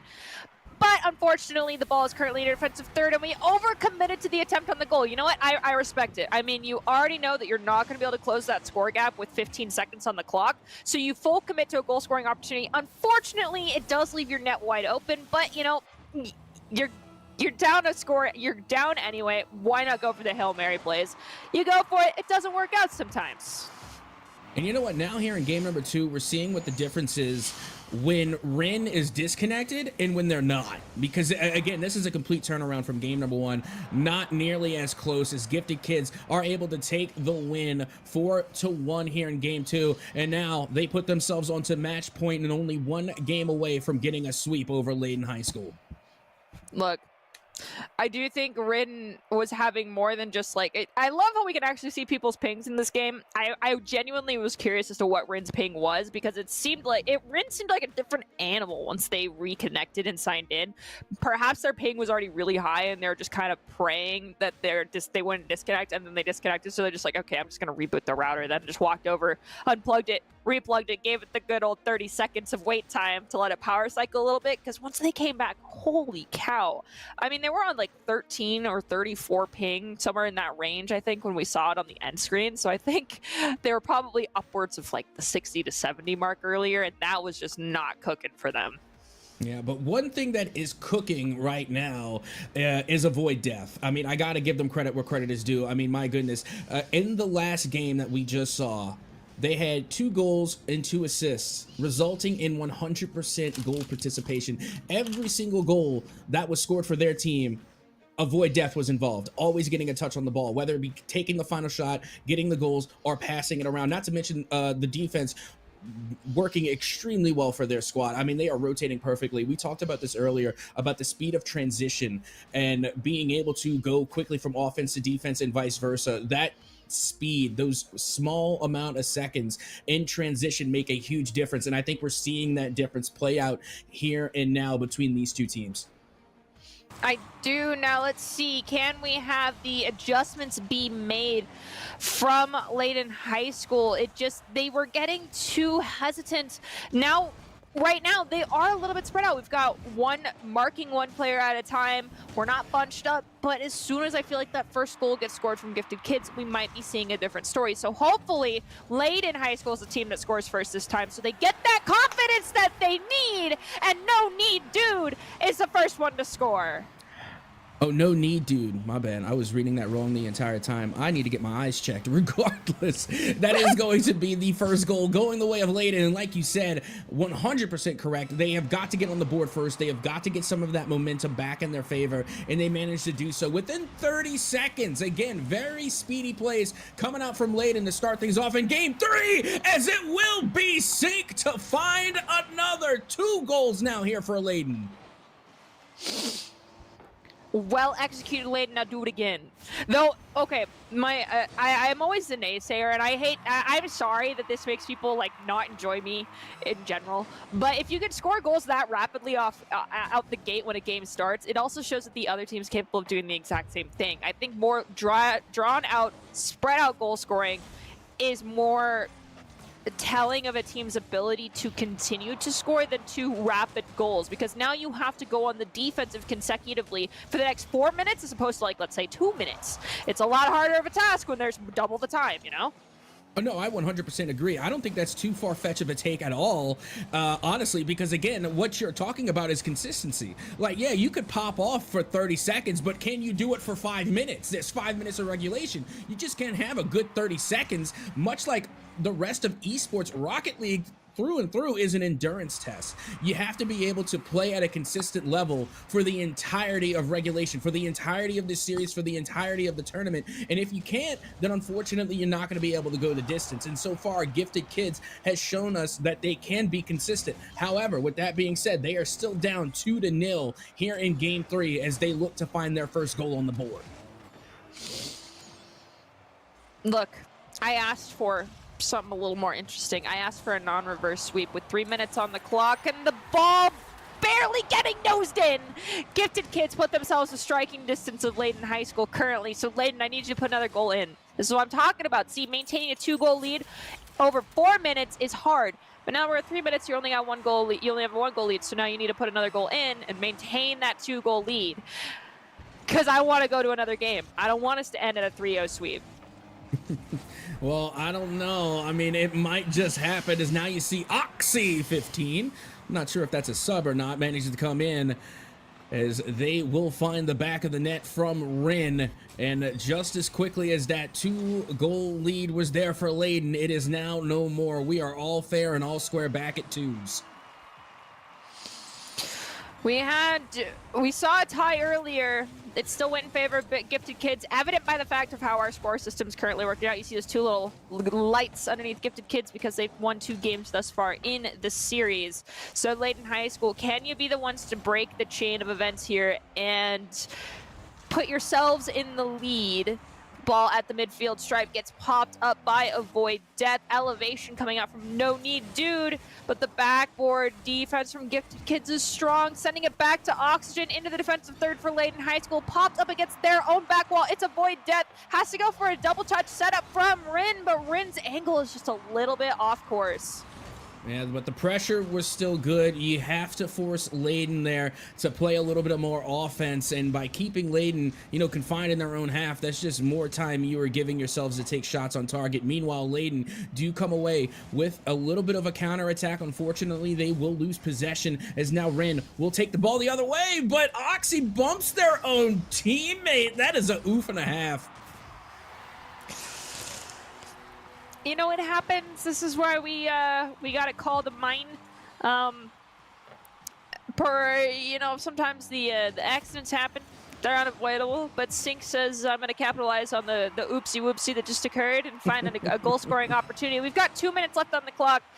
I feel like this one in particular is anybody's game. Layden High School, if you really want to make it yours, though, you're going to find that extra goal, right? Well, I'll say this, the last thing you want to do against Layden High School is give them momentum. I mean, you're on the cusp of getting the 3-0 sweep. You're on the cusp of taking the win. Do not give anything away for free. If you give them an inch, I guarantee you they will take a mile, as now Oxy looks to try and find the equalizer, has to pass it back out. Unfortunately, misses Avoid Death in the mid. Rin has to get the touch. Back over towards the side, and this one's going to go up high. Avoid Death now. Able to take possession. Has a little boost to work with. Goes for the musky flick. Not going to be able to connect. Oxy now off target.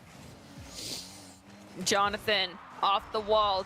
Goes for the follow-up touch, but Oxy says, no, you're taking too long. That's mine. Snipes it away. Rin carries it forward with the elevation. Attempted disruption from No Need Dude. Has to have follow-up assistance from Jonathan. Jonathan crossing midfield stripe. There's no one home. There's no one there. The Layden High School squad doubles the score of Gifted Kids here in game number 3 with 57 seconds on the clock. They're in the lead right too. Yep, there you have it. There's that insurance goal. But if there's anything that we saw earlier from Gifted Kids, is that they can score quickly. So they still have plenty of time. 57 seconds. Again, that's a lot in Rocket League time. They can try and find an answer. They can try and find the rebuttal. But this is the best that we have seen Layden so far in the series. And if they can hold on to this lead, they might be able to fight their way back into the series. And I get my wish of not a 3-0 sweep. Layden High School, am I going to get it? Not just that, but am I going to get a reverse sweep? Is this the beginning of our first reverse sweep on broadcast of this weekend in total? Please, that would be incredible. You've got 25 more seconds to hang on to this lead. It's 2 goals. It's definitely doable. This is why you need that 2-goal lead. And now you make it a 3-goal lead. Jonathan finding goal number 5. Gifted Kids, 3 goals is a tough ask. Maybe you can find one, but I think this game number 3 is in the bag for Layden High School. Oh yeah, it's definitely looking that way. I mean, 21 seconds left to go. Layden is up 3. And the rule of thumb in Rocket League is that you want to allot 10 seconds per goal when you're in these situations. So we're outside of that range now. And it's looking as though that Layden is going to be getting their first win on the board here today. And Gifted Kids, as far as game 3 is concerned, just looking for the consolation goal as the final few seconds begin to tick away off the clock. And now time has officially expired. The ball will hit the dirt and Layden High School will get their first win here in the series. I can't clap too loud, but Nicely, well executed late in high school. Now do it again. I want this to go full distance. I want all 5 games. I don't care who's the ultimate winner, but the next game I still need late in high school to win. I love it. Just do it again. Like, again, I stir the pot. One more. There's always room for one more. One more shot, one more goal, one more win. There's always room for one more. And it does seem as though we could very well have a series on our hands here. As Layton High School get to taste victory, they're going to get some morale back in their favor. They're going to start building a little momentum for themselves. And we could see a much closer game, as now we are heading into game 4. I think our first for Rocket League today, if I'm not mistaken. Game number 1, I'm pretty sure ended in a sweep. So yeah, this is going to be our first game 4 of the day. Yes, and I am thirsty for more Rocket League, just like I'm thirsty for more Coca-Cola. So make sure you grab your Coke and sip alongside with us here as we watch Layton High School hopefully win game number 4 so that I can get a game number 5 no matter what. That's what I'm rooting for. I'm not rooting against or for either team. I'm just rooting for excitement. Yeah, we're rooting for the game 5. That is our team right there. Our team is game 5. Preferably, you know, if we've been really good this year, game 5 overtimes. Those are the best. That's where Rocket League truly happens. As now we are here in game number 4. Oxy gonna get a touch here from the mid. Has a little boost to work with as this one goes from the corner. Shot on, but doesn't go in. Cinxino there for the save to clear it away, and now avoid death. Able to clear this one out towards the side. And again, they are the side of Gifted Kids. They just keep running into one another. They do perpetually run into one another. I think it's a little bit due to nerves. Perhaps, you know, after winning the first 2 games and then getting shook a little bit during the last one, the hesitancy starting to kick in. But Avoid Death, I think, is still trying to keep the fight and the dream alive. Was elevated, sent it to midfield, but it was already dug right back out of that defensive third for Linden High School. So the pressure's not being mounted as we have that 50-50 go in favor of Linden High School again. They take a wide shot. Oxy's the one to chase. No need, dude. Got demoed by Avoid Death. You need to avoid death if you do not want to be demoed in this game. Ball drops down to the midfield stripe. It's a 50-50 favoring Rin from Gifted Kids. Yeah, notice the change of pace here. You know, we were looking at all gas, no brakes Rocket League in the previous rounds, but now, you know, Gifted Kids playing a little cautious. They know that Layton High School is not a team to take for granted here, as now they're showing a little bit more respect, playing a little bit more cautiously and not forcing the issue to try and avoid making mistakes and leaving their net open. As now Layton High School look for a shot on, but that one gets cleared out. Jonathan off the ceiling, it drops down to Avoid Death. Their own teammate almost caught up. Sync sends it across into the defensive third for Gifted Kids. Now, mind you, we're almost at the halfway point here of game number 4, and there is no goals on the board.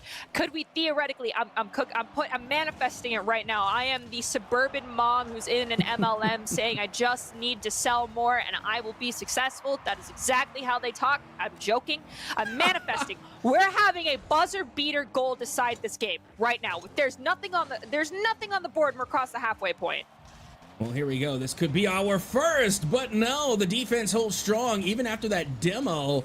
As now Layden with an opportunity, putting this one back towards the net, and Oxy gets the touch to keep it out. But my goodness, Layden High School is throwing everything, including the kitchen sink, at the net of Gifted Kids, and somehow, some way, Gifted Kids avoid the danger. My goodness.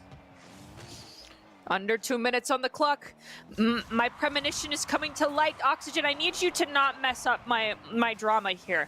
You're sending it back to the midfield. Rin, you're gonna play it off of the back wall and attempt to go for the follow-up touch, but it's just gonna miss by an inch. No, it's not. It actually looks like we're gonna send it into the corner. It's gonna be Avoid Death looking for the follow-up touch from Rin, but Rin had to rotate back, as is Oxygen going for the challenge. Rin actually demos Sync, which I think is one of Rin's first demos this game and possibly this series, because it's been Avoid Death predominantly doing the demos for Gifted Kids. Rin, glad to see you returning the favor to the enemy team after how many demos they did to you in game number 1. Yeah, and you know me, I do like the physical play, I like the demos, but a lot of the demolitions that are coming from Avoided Death and Goombas in general have all been on the defensive side, and don't get me wrong, it has saved their net more times than not. But with that being said, if they can turn those demos into offensive demos and offensive physical plays, then they're going to take the lead and inevitably could take the game, but we have not seen any offensive physical play coming from either side so far. And I feel like the first team that manages to clear out their enemy's net by using that physical prowess is going to be the team that inevitably takes the win here in game number 4, as now only 40 seconds remain for the two. All right, 40 seconds and no need. Dude is in need of some assistance from a teammate but can't find it. Avoid Death takes a shot. It's ricocheting back into the defensive third for Gifted Kids.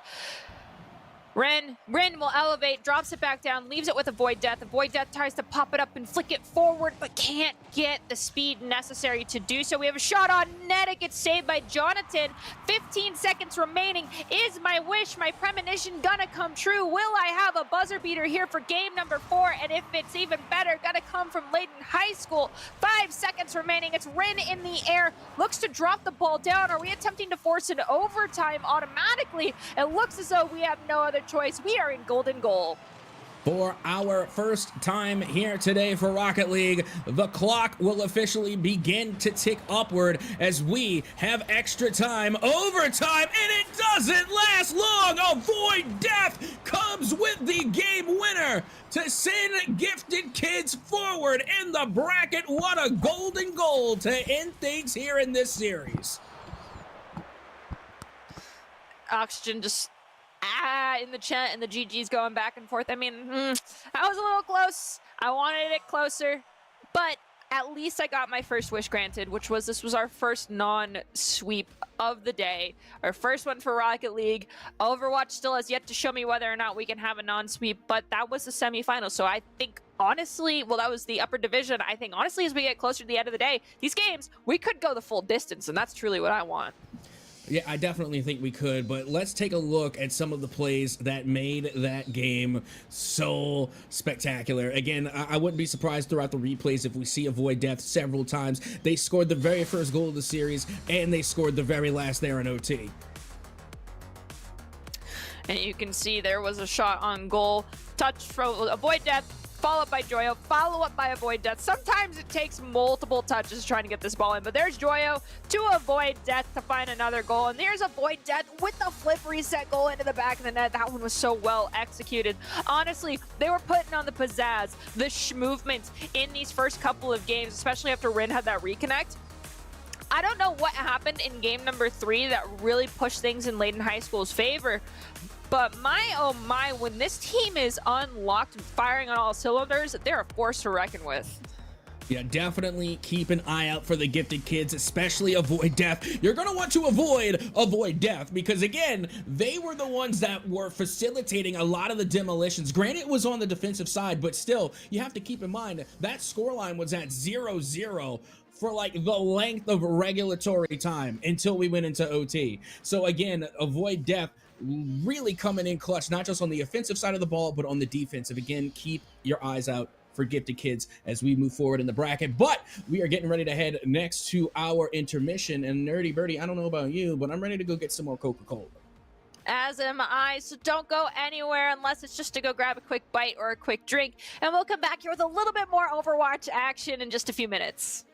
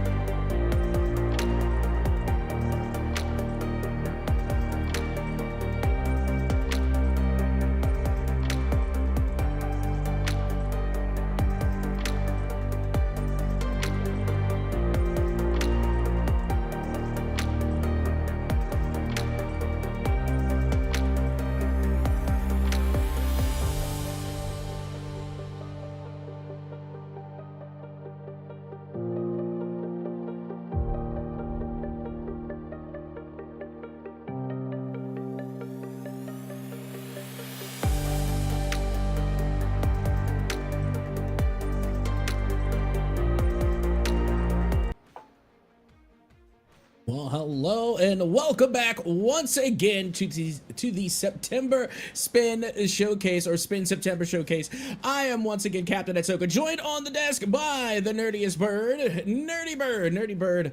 We have come a long way in the brackets today. Again, we have gotten to see some great Rocket League, 2 matches so far, 1 match of Overwatch, and now here we are for the grand finals in our Overwatch bracket. Okay, so while we were away, for those who were here with us at the beginning of our Overwatch Legacy this afternoon, we started our Overwatch broadcast, at least in the upper finals, and that was Goombas versus Team UV. So Team UV got dropped down to the lower final, and they ended up going against Dreamland, who won out in the lower semis against OHS. Now, by their prowess and skill, Team UV won out against Dreamland and is now back into the grand finals. Yes, this is double elimination. So they're in the grand finals, taking on the team that sent them down into that lower bracket themselves. Now keep in mind, Team Goombas has a safety net, Team UV does not. It's double elimination. Team Goombas has yet to lose.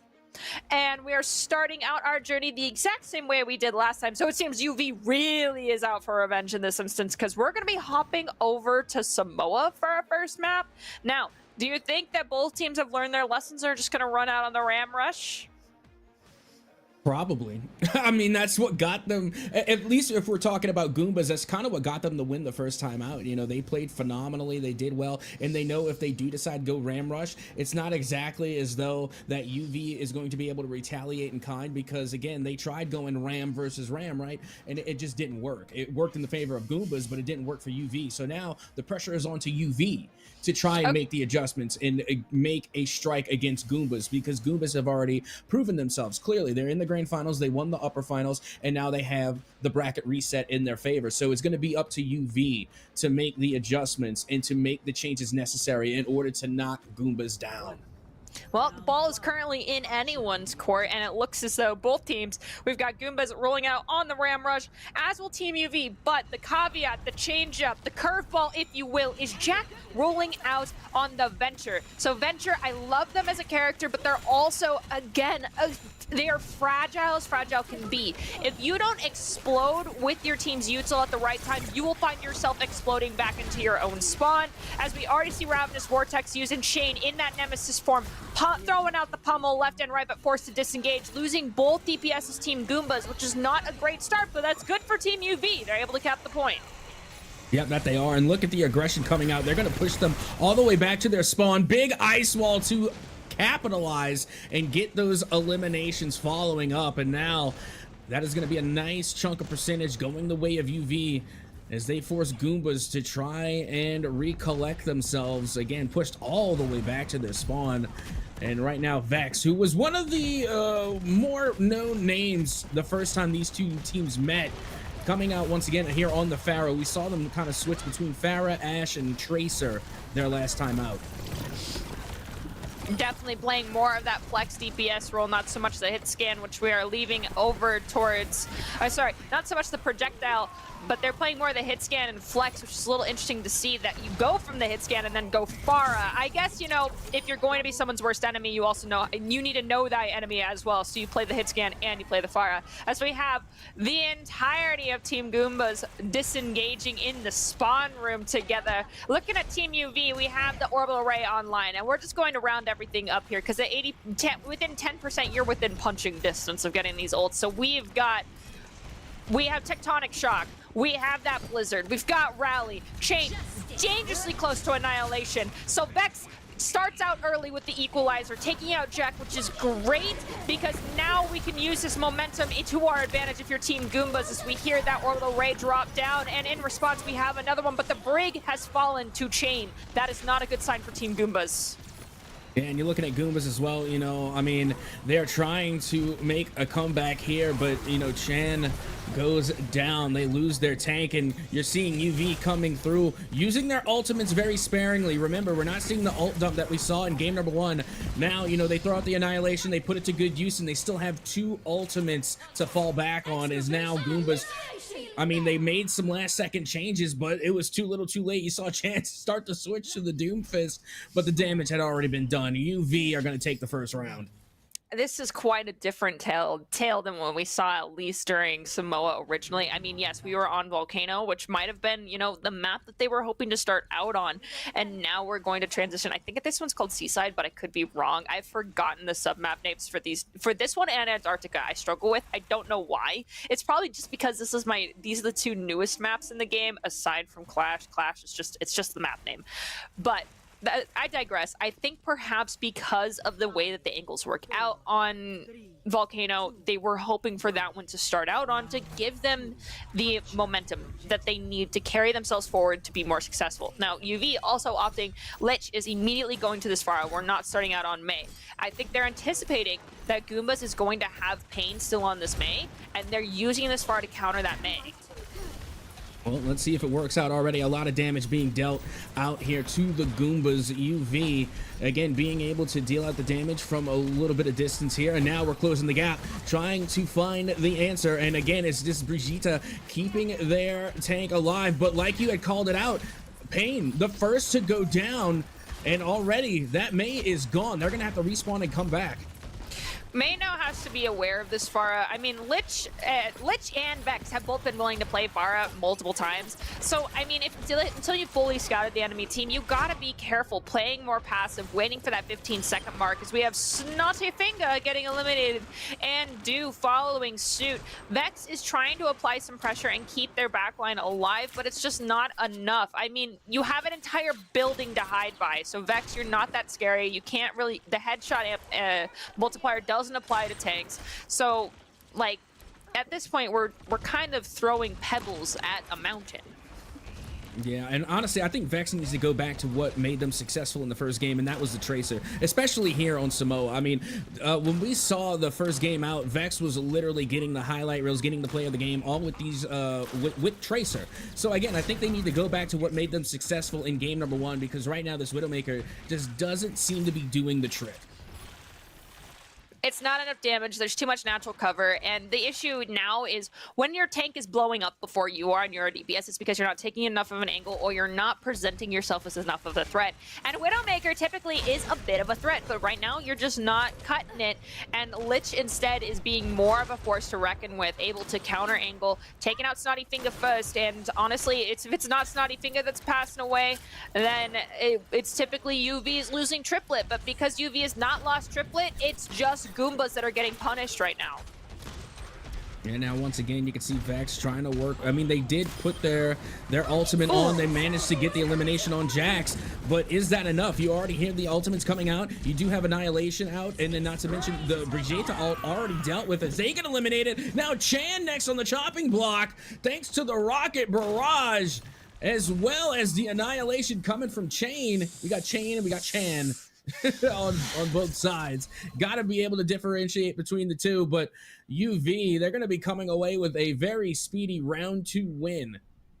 That was drastically different than what we saw for Samoa on our first attempt at this, and we got the Chain coming in on the Ramatra, not to mention the Transformers Ramatra. I do appreciate it. But now, are we going to have a repeat? Is UV going to attempt to fully reclaim the crown that they lost during our semi-upper finals earlier?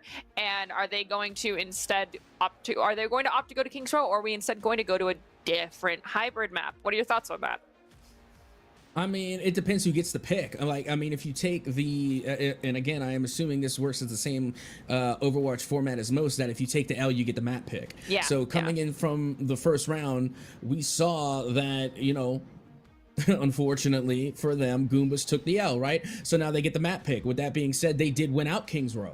So if you are the Goombas, it would only make sense to do King's Row again because you won there previously. But with that being said, they also won Samoa last round, and then they ended up losing it here. So maybe a change of pace is the right call to make. And I'm not just saying that because I want to go to Blizzard World. I'm saying that as, you know, as analytically as I can be, to the benefit from the lower half being the Goombas, who kind of showed up a little lackluster there in the first game. Okay, so as much as I want to see Blizzard World, I truthfully think you need to go to a map that doesn't play into a composition like Ram Rush as much as Blizzard World does. I say that because of the lack of elevation differences that exist on Blizzard World. It is very one-dimensional. It is very flat. It's set for the minor buildings that you get on the first through Streets phase, and when you get to that second point inside of the actual Blizzard Castle itself, it still just is not enough, I feel like, to counteract what is happening from the Ram Rush comp that we just experienced from Team UV. Now, what I am saying is the bane of everyone's existence when you like to play Brawl / a spam rush comp is Eichenwald. So, Goombas, my suggestion is go Eichenwald. Whether or not that is what you want to go with, you know, you could go with multiple other maps, but I think Ike is a good way to go. I'm just throwing that out there now. Yeah, don't get me wrong. I also like Eichenwald. Again, that's one of the OG Overwatch maps.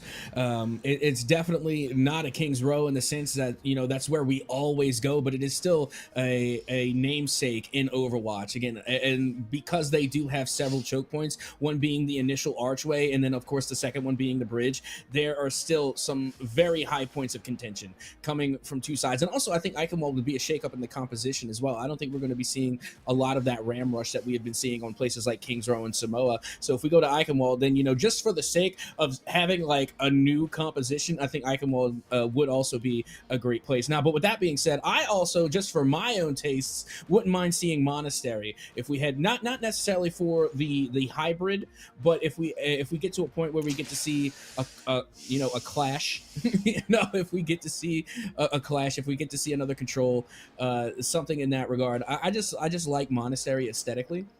So Shambali, when it comes to like Escort, also plays into Ram Rush. I feel like Monastery plays into like the Jotes Ram Rush type of comps, and I'm trying to like throw a whole wrench in that and just say no.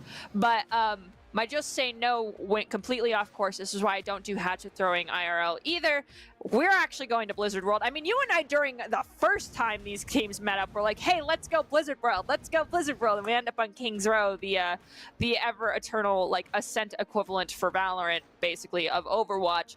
But we actually get to change it up. This, technically speaking, is my favorite hybrid map in the game, just because I wish Blizzard World existed in real life. I've never been to Disneyland. I've never been to Disney World. Probably will never go because I am broke, and that is a lot of money to spend on a trip.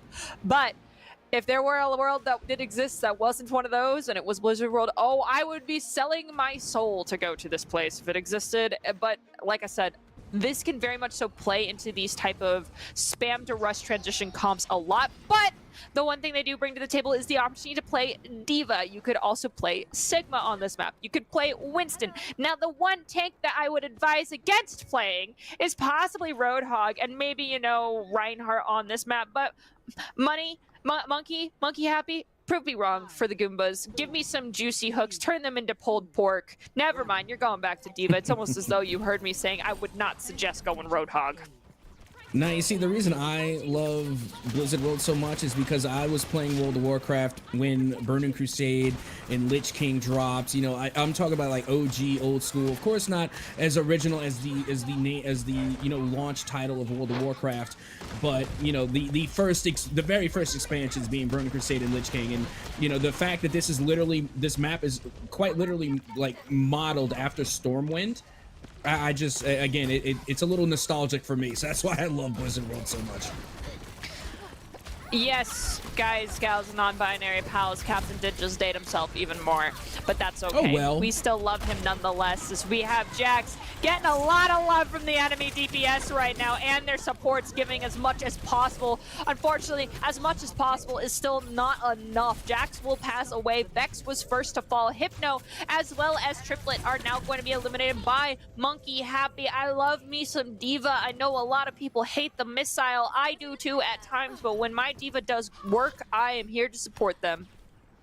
No, I don't like Diva. Never liked Diva. Oh my goodness. Was never a fan. Now, I will say I love Junker Queen, though. Like, and there was a time where Junker Queen was, like, again, part of that dive comp meta, and I'm kind of sad to see it, you know, start to go, because, again, there was a time where we saw Junker Queen getting insane pick rates, and now the pick rate has begun to lower.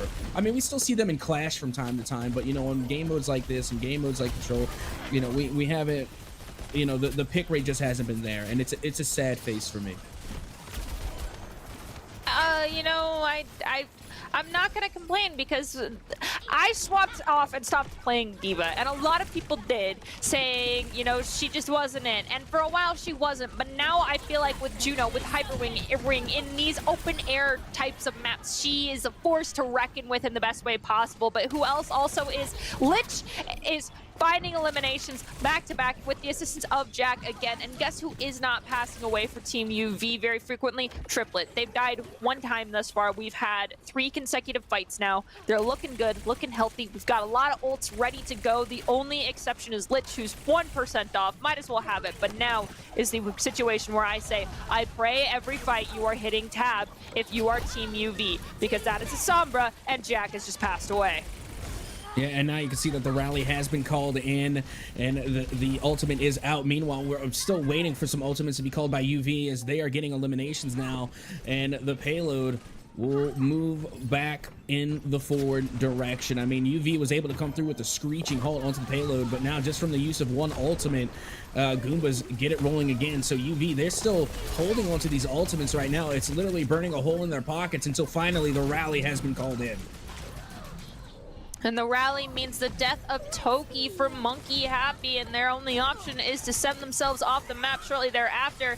Brigitte is quick to follow. Do has decided, I'm going down with the ship, and now that is a reset for the entirety of Goombas. They are so close to the second objective, but one thing I need to say is the only ult that was used last fight was Triplet's rally, and there's only 2 ults available for Goombas. Diva's pushing forward without the oppressive force of a Widowmaker in tow, and that could mean a quick destruction of Toki.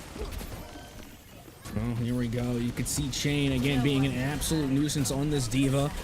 Pushing forward, going straight for that Brigitte, and now backing off again. Still has their ult to work with here. And not to mention, every single player was corralled from Goombas just now. Could have been a good opportunity, but now they're starting to disperse. They're starting to spread a little bit.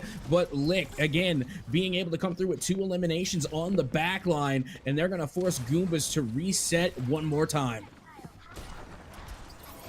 All right, ultimates were definitely expunged for UV, but they didn't overdo it. They still have 2 ults online. They have that Hyper Ring, and Self-Destruct really is kind of more or less used to just get Toki back and pray that you can manage to buy enough time to get Toki back.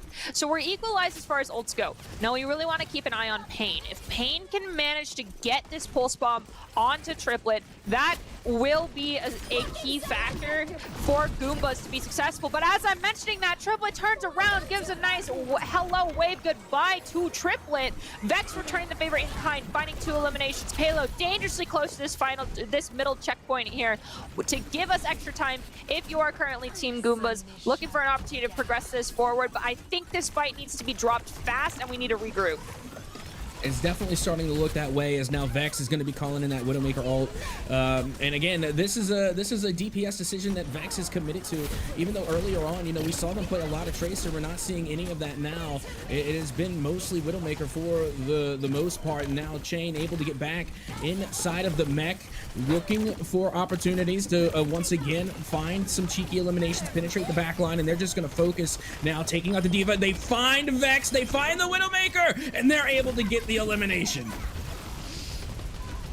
Chain looking for one more, is hungry for the Juno, finds it with help of Lich. Also, we didn't even get the credit on Snotty Finger with for the assist on Diva, but I feel like you did a decent amount of damage. But at the end of the day, yes, Diva's fusion cannons kind of don't do that much. You're kind of literally throwing pepper at people, and not pepper spray, literal pepper. Lich looking for an opportunity to find a quick elimination on this Tracer. It comes down to who recalls first, but actually Jack comes in with a third-party play with the headshot. Now Goomba's down 1, 30 seconds on the clock. Need to buy time to let their Tracer at least respawn before they commit to gaining half the space they need here. Their Widowmaker grapples away. Tracer, Lich whiffs the Pulse Bomb, so now we can start looking to gain the space with 20 seconds on the clock. Goombas, can you get this objective? You need the extra time in your bank. Only 10 seconds remaining, and right now UV is holding Goombas to a standstill as the final few seconds are now ticking off the clock, and we have officially reached overtime, as Lich again going to be that absolute nuisance, penetrating the back line, getting the damage done, and having to avoid danger themselves now. as they manage to find a little bit of health, but they're getting chased down in the process. You can see the Hyper Ring is out, going to be moving the payload forward, and now there goes the Juno ult, going to be raining in on the payload. Lich still trying to keep it from moving forward. They should be able to get it on the side of the Goombas, but we are still in overtime. They can't confirm. And once again, UV just holding the line. This rally from Dew was so good until it wasn't. As soon as it ended, they ended up just getting eviscerated. Apologies, I'm having hiccups. We almost make it to that second objective, but we just can't quite find it for Team Goombas. The win condition is set. Not even making it halfway through our streets phase here of this hybrid map. Team UV posted up to possibly end the first series in the grand finals with the 2-0 sweep. But I digress. There, like I said earlier, it's double elim. So Goombas, they've got a thick lifeline they're hanging on to right now. They could just be relaxing, trying to figure out all the possible strategies that Team UV has in their back pocket, looking for different maps to utilize. If that is the situation they're going through, that is diabolical, because I am always like a commit, you win, you give your 100% all 100% of the time. But if you genuinely are trying to see what stops could be pulled out by Team UV, I'll respect it. Yeah, maybe we are seeing Goombas play a bit of the long game here. And like you had mentioned, you know, just trying to look for intel, look for research going into the next series. Possibly, but still, UV currently in the lead, and not to mention they could very well take this game and take this series now if they win out, which it does look like they might be able to do. I mean, the standstill that they held to the Goombas, they couldn't even make it through that midway point. So now UV, they don't even have to get the full 3. They just need to get 2. I mean, and the way that they've been playing, it looks as though that they should be able to accomplish it. But, you know, all that remains is to be seen. How will the execution go? UV starting to make their first push here. Monkey happy, holding out in front of Statue by this initial choke point, is undeterred, doesn't lose their shield health, but as soon as they do, Monkey does a great job of disengaging and re-engaging, as does Chain from Team UV. So Monkey happy backs off, is looking to get this health back up, but Pain has unfortunately been eliminated by Jack on this Widow. We struggled earlier on Samoa with Jack. Now Jack has found the secret sauce, the recipe, the combo is there to find these headshots, but they got too close to the sun and almost found themselves getting eliminated. Instead, it's Snotty Finger and Dew both passing away for Team Goombas. No, not the Snotty Finger. Oh my. Vex now back on the Tracer finally. I've been waiting to see Vex jump on the Tracer. Not that I didn't like them playing on the Widowmaker or any of their other decisions. I just felt as though when Vex was on the Tracer, that's when they were playing their best. Oh my goodness. That was absolutely disgusting. Clip it. Jack with the Widowmaker shot. Oh my, that is clip worthy. You put that one in the demo reel. Yep, that is your, hey, come watch me play in these tournaments demo reel you send over to recruiters right there.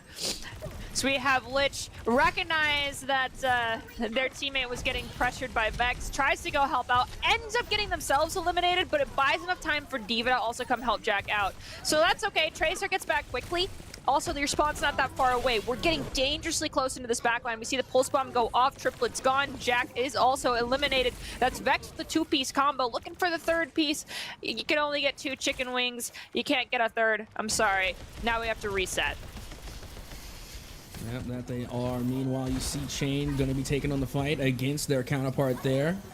Monkey happy, as now they're going to have to go right back down low and try and find another avenue. You got Jack on the Widowmaker, looking to get another demo reel play going, but I don't think it's going to be happening anytime soon. They are going to be receiving a lot of damage, but still managed to hold the line. As now Goomba's returning the favor to UV. They're kind of holding them to a standstill now. Jack hits the infrared sights. It kind of means don't walk outside or you're going to find yourself getting eliminated. Monkey happy will get pulse bombed after losing Toki. We see the self-destruct from Chain just to maintain this forward presence and kind of allow their team to start moving further forward. As there's a huge disengagement, Snotty Finger is forced to use that extra healing boost. Does have this orbital ray online, but I don't think it's worth trying to pop it in this instance. Goombas forced quite heavily on the back foot, disengaging as quickly as possible. All of them find themselves getting eliminated. And now that payload is going to move forward for UV. And you got to keep in mind, they don't need to move it that much further.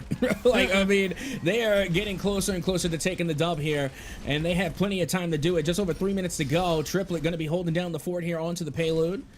Having some fun swings. And now Goomba's going to have to try and regroup and retake onto point. Break was alone on payload. No one was pressuring them. They pushed it quite far, and then they're just able to turn around, deal with the D.Va that's bullying their backline. Has Rally ready to go. There's the Hyper Ring. There is the Orbital Ray. There's the enemy Orbital Ray, but it doesn't really do damage. All it does is amplification and healing for your own squad. So, Triplet is undeterred. So that's UV. I'm not going to say this entire name. That is a big name. So y'all are UV to me. Congratulations, you are hanging on by a lifeline. You still had it, you used it. Now, both squads on their last life, because this best of 3 went in favor of Team UV. Now, Goombas, what's gonna be the response? Oh my goodness, Jack was just insane with the Widowmaker. Oh my goodness, and I felt bad because I was deterring, from Vex on the Widowmaker. I was kind of speaking down to it. I thought the Tracer would have been a better fit, but I guess Jack on the Widowmaker. My goodness, we've seen several clips of them. They got the play of the game. They had the grapple hook jump shot. That was absolutely nutty. I mean, my goodness, that. Okay, you know what? Maybe Widowmaker is the right choice for Blizzard World. Maybe that is the way to go. But now the bracket reset is in play. We're gonna have ourselves another series. We are, but we'll give everyone the opportunity to have a quick breather because, I mean, you are undefeated and suddenly the team you sent down. I mean, when you're undefeated, odds are one of the teams that you end up sending down to the lower bracket is going to be the team you end up facing at the very end. So, you anticipated this, but did you anticipate getting 2-0 swept? Now you are on your last life as well. What was a very confident team might be shaken somewhat if you're Team Goombas right now. So we want them to have a breather, get a moment to relax. But instead, we'll just hop into the next game. We're not going to give them a second to relax. And I need your thoughts on this, Captain. Lijiang Tower. We're going to Lijiang. Okay, bet. I mean, I love Lijiang, so yeah, I'm 100% all for that. I don't mind it whatsoever. But now, again, I think this is where we're going to see Brigitte come out even stronger. Again, we're making our way over to Lijiang Tower. I'm expecting to see a little bit more close quarter combat than what we have seen. I'm hoping that we don't see D.Va on Lijiang. That's just me. I mean, don't get me wrong. Like D.Va does come out, but like I said, I'm biased. I'm not a fan of D.Va. I'm not. I'm sorry. I'm not a fan of D.Va. It's okay. They're really the only in my humble opinion, as someone who's spent way too much time in Overwatch. I think the only map that truly is a D.Va-centered map is going to really be Garden. Night Market, you can kind of get away with it. I think on Control Center, you're asking for disaster. If the enemy team just does one swap, they go Mei, or there's already a Brig, you're really going to have a hard time being involved with the fight while being safe on Control Center. However, I had those 2 maps I mentioned first, Garden and Night Market. You can also play ball on those maps. I love me some dive in, dive out, wrecking ball, tracer, wombo combos with maybe, a Pharah in the sky on those maps. And I know I can kind of feel that there's just pain coming through from you right now because I set a wrecking ball composition on those maps in conjunction with the option of running D.Va. You could also run Winston. However, all of these maps also, if you want to just go with the classics, you can TP on Night Market into the window, play a Ram Rush composition with the Mei anchored down on point with the Symmetra, or you can use a Reinhardt and do the exact same thing. You can do it on Control Center. You might throw in a Junkrat. When you get to Garden, things might get a little bit spicy, a little bit harder to maintain the Ram Rush, but it's still doable. This is why I would avoid something like Lijiang Tower and try to get a little bit more creative, but most of the control points do lend themselves to this type of composition. Yeah, you won me back over with Winston and Ryan. Like, I definitely wouldn't mind seeing that. either. Again, big Winston fan. I love Winston. Again, some of the best moments that I remember in professional Overwatch, you know, involved Winston. So again, I would love to see them as well. The original dive tank, right? So yeah, definitely would love to see a Winston come out. Even the Rhine we can have some fun with too. Again, one of my tried and true tanks, my first ever main in Overwatch. So yeah, I would definitely love to see the Rhine as well. But you know, I guess if we have to, we can throw a wrecking ball in there. Sure, why not? You know, whatever. But yeah, definitely wouldn't be surprised if we see the Pharah resurface. We've already seen both of these teams come through with the Pharah picks. They're definitely comfortable playing, you know, the floaty sky flying character, being able to rain down damage. So again, wouldn't be surprised if we saw that either. But you know, just for my heart of hearts, I would love to see a Genji at some point. We did see they kind of hover the Genji a little bit. Vex was thinking about it. They thought about it, but they never committed. But here we are, Lijiang Tower. Let's get the second game of the grand finals underway. All is fair and all is square now. The bracket has been reset. Whoever wins out of this best of 3 series will be your grand champions. Oh, and UV has already lost their Brigitte. Triplet has fallen. Hypno is gone. Jack is also at the spawn waiting for everyone to join them. Lich, Chain, all going to be there as well. Now, Goombas came out swinging very quickly, and played it perfectly, was passive, played further back, out of danger, said D.Va, Tracer, you two do all the work. I'll follow up. I'll give you a little whip shot here, a little whip shot there, health pack here, and a health pack there. And that's all that Brig needed to do to make sure that they did not pull attention to themselves. Also, I enjoy that Panic has on this Pharah. Hopefully someone hit tab though, because Echo, great Pharah counter. And here we go. There's that Ramatra coming back out from UV as they do manage to get rid of the Brigitte coming from the side of the Goombas, and that could be huge as they manage to get rid of at least one backline support. Now they just got to get rid of Snotty Finger and company as they force their way onto site, and now the percentage is going to tick in favor of UV. Okay, 33%. I anticipate UV to also get to 33%. I think the one deal breaker, though, that might maintain it for them is this May ult, if they can use it inside. And they also, if their ult tracker's aware that Pharah has Rocket Barrage, because I don't think they were ready for it. They disengaged, they managed to sustain, but just as I mentioned that, Jack, who is dangerously low, will be eliminated. We coined the ultimate, throwing in that Blizzard. It works. Vex, unfortunately, I think, blinked off the map, and UV with that linchpin play of the May Blizzard will sustain on point and surpass the amount of percentage the Goombas had. Yeah, the blink off map was an oof. You know, it's definitely a feels bad as now UV is going to be taking the lead here in percentage to start things off on Lijiang Tower. And, you know, like we had mentioned, it's that Ram Rush, which I'm surprised that they're actually bringing out against the Goombas, because in the first game, Goombas were the ones that were winning the Ram Rush composition. They were the ones winning the challenges. And now UV, they're just running away with it here as they got 60% in their favor. Triplet disengaging, has May in tow. A little worried about Jack, who has to back up further. There's the copy onto the D.Va. Could I have a self-destruct, please? So we have the Annihilation getting hit from Jack with that orbital beam to keep them healed, doing a little bit of extra damage.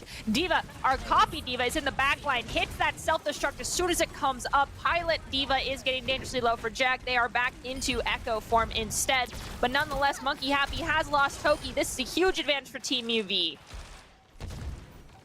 And now only 10 ticks away from taking the first round here on Lijiang. I mean, it seems like as though we're seeing a completely different UV squad. It makes me ask, what happened in that lower bracket? When UV lost initially to Goombas, they dropped down low. They had to win the lower finals just to make their way back here.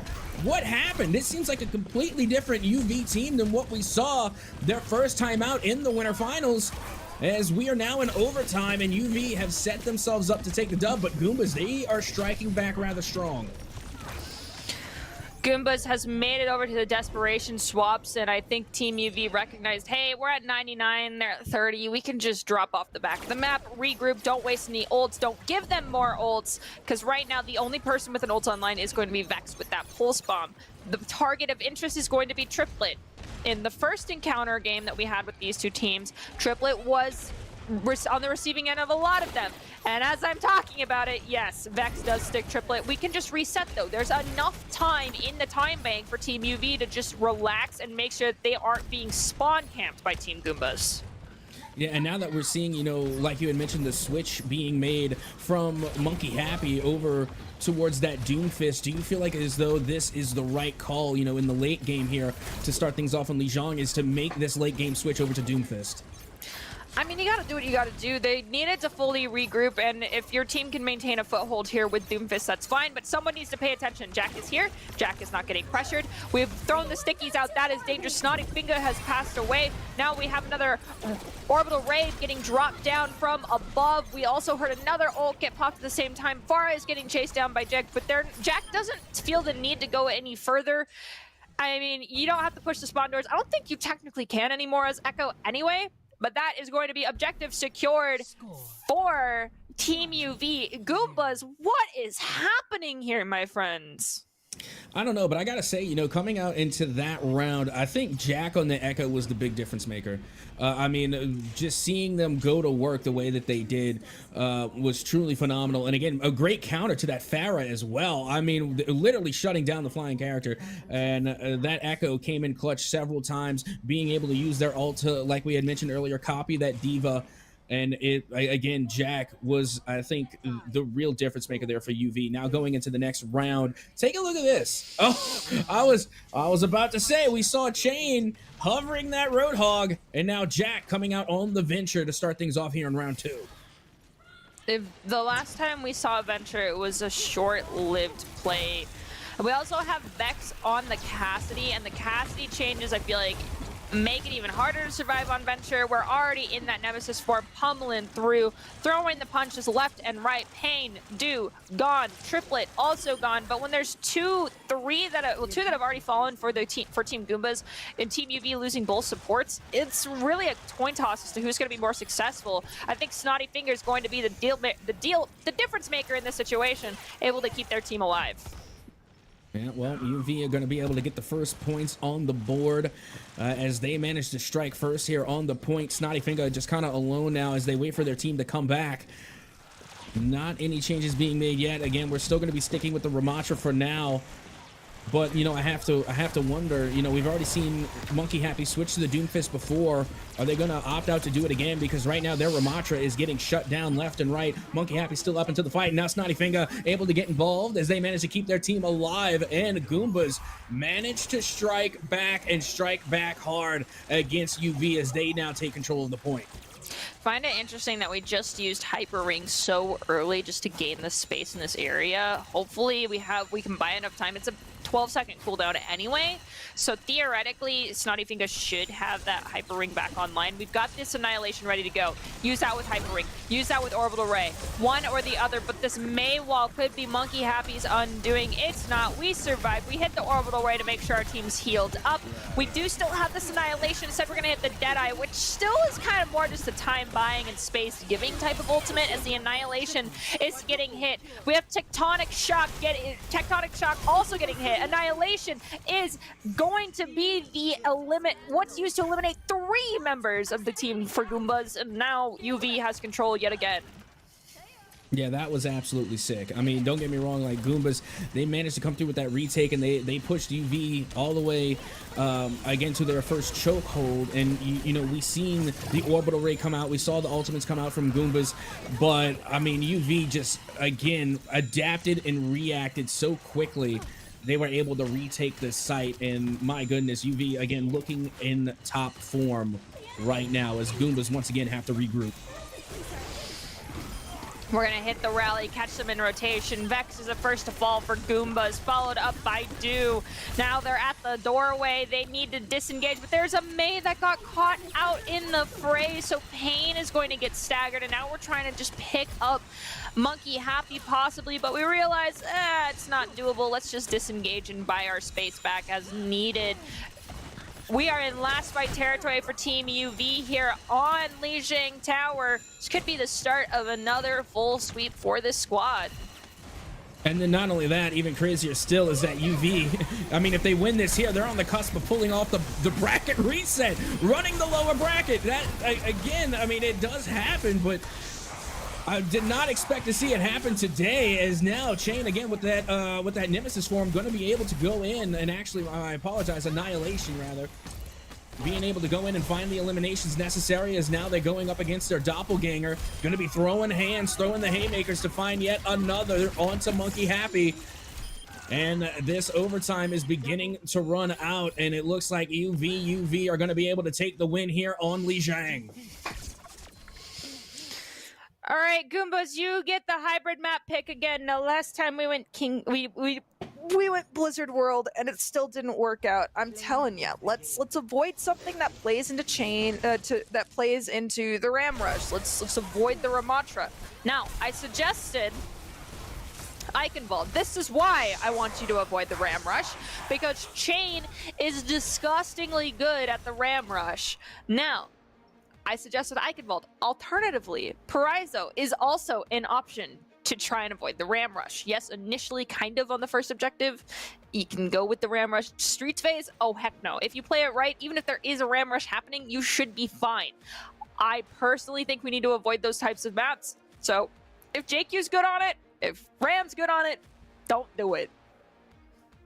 Yeah, and honestly, right now, if I'm on the side of the Goombas, you got to find an answer for Jack, because, you know, don't get me wrong, Chain has been popping off on the tank role, but when it comes to, you know, dealing out the damage, being able to really, like, run their opponents ragged, it has been Jack on the DPS. Again, just to start things off, on that Echo pick, great counter to their Pharah, and just being able to, once again, really turn the tide of a lot of these team fights. Again, you see them get scrappy, just like in the very beginning of the last round on Lijiang. They got pushed all the way back to their spawn by Goombas, and Goombas had their ults at the ready, and then you have this big team fight, and of course it's going to be the Ramatras leading the way, and again, we saw Chain really pop off, but if you look more towards the background, you're going to see Jack there as well, being able to come and clutch for their team to not only get the eliminations, but to really confirm the damage that's being done. It's one thing to be a DPS, and then, you know, you have your DPS numbers getting skyrocketed. That's great. I'm glad you're getting high numbers, but the difference between a lackluster DPS and a really good one is the ability to confirm eliminations, and that's what Jack is bringing to their side on UV. They are there not only to deal out the damage, but to confirm the elims, to force the respawns, and to force the resets. So what do you do to combat Jack? You give a... Well, okay, so if we're specifically talking about Jack being the problem here, then maybe we don't go Eichenwald, because Eichenwald is still a Widowmaker's playground.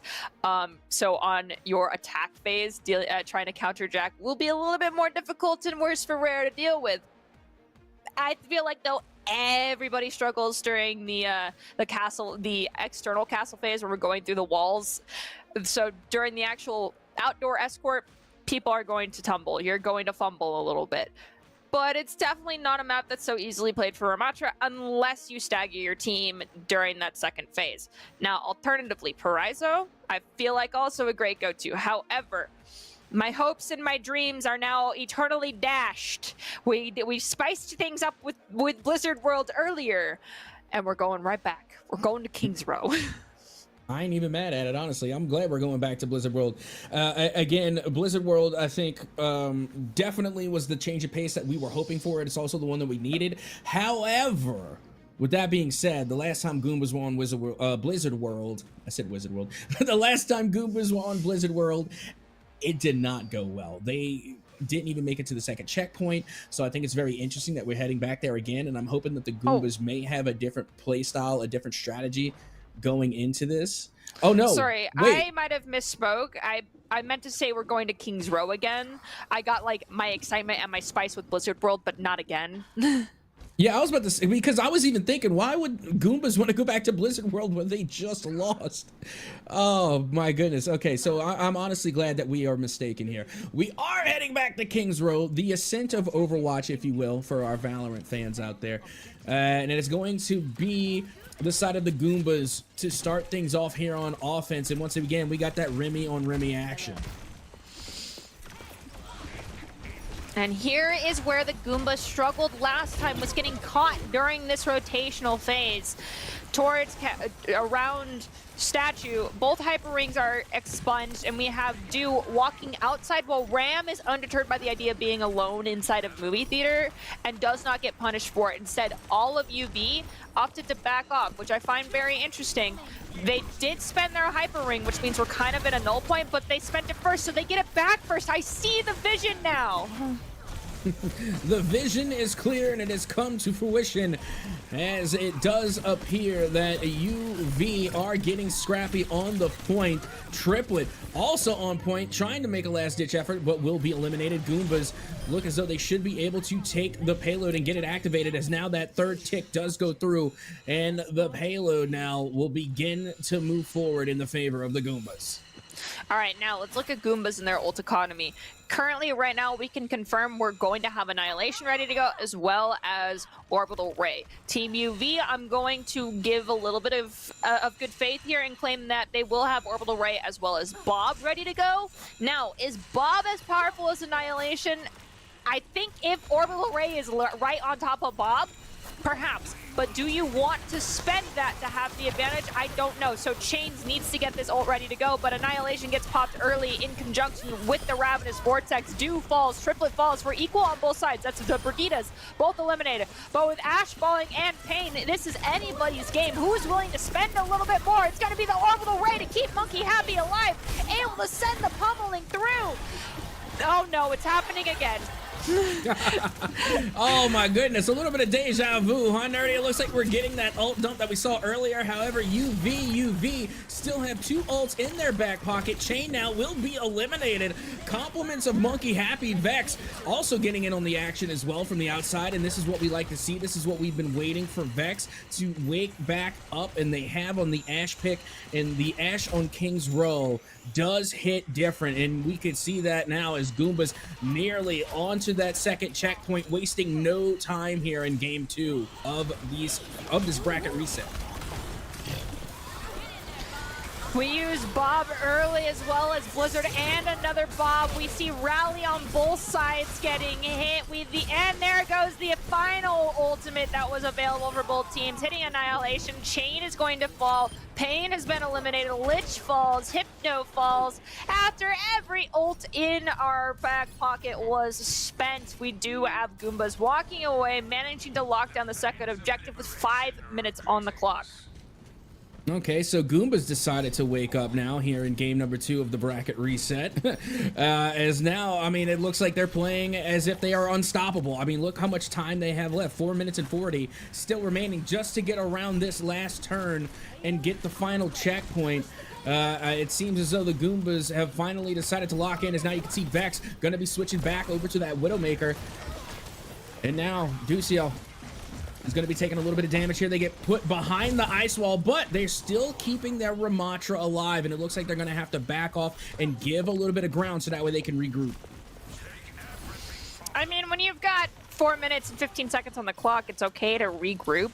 But Vex is going toe-to-toe with Jack at this point in time and was the victor in that situation. Team UV is going to equalize the playing field using this Blizzard.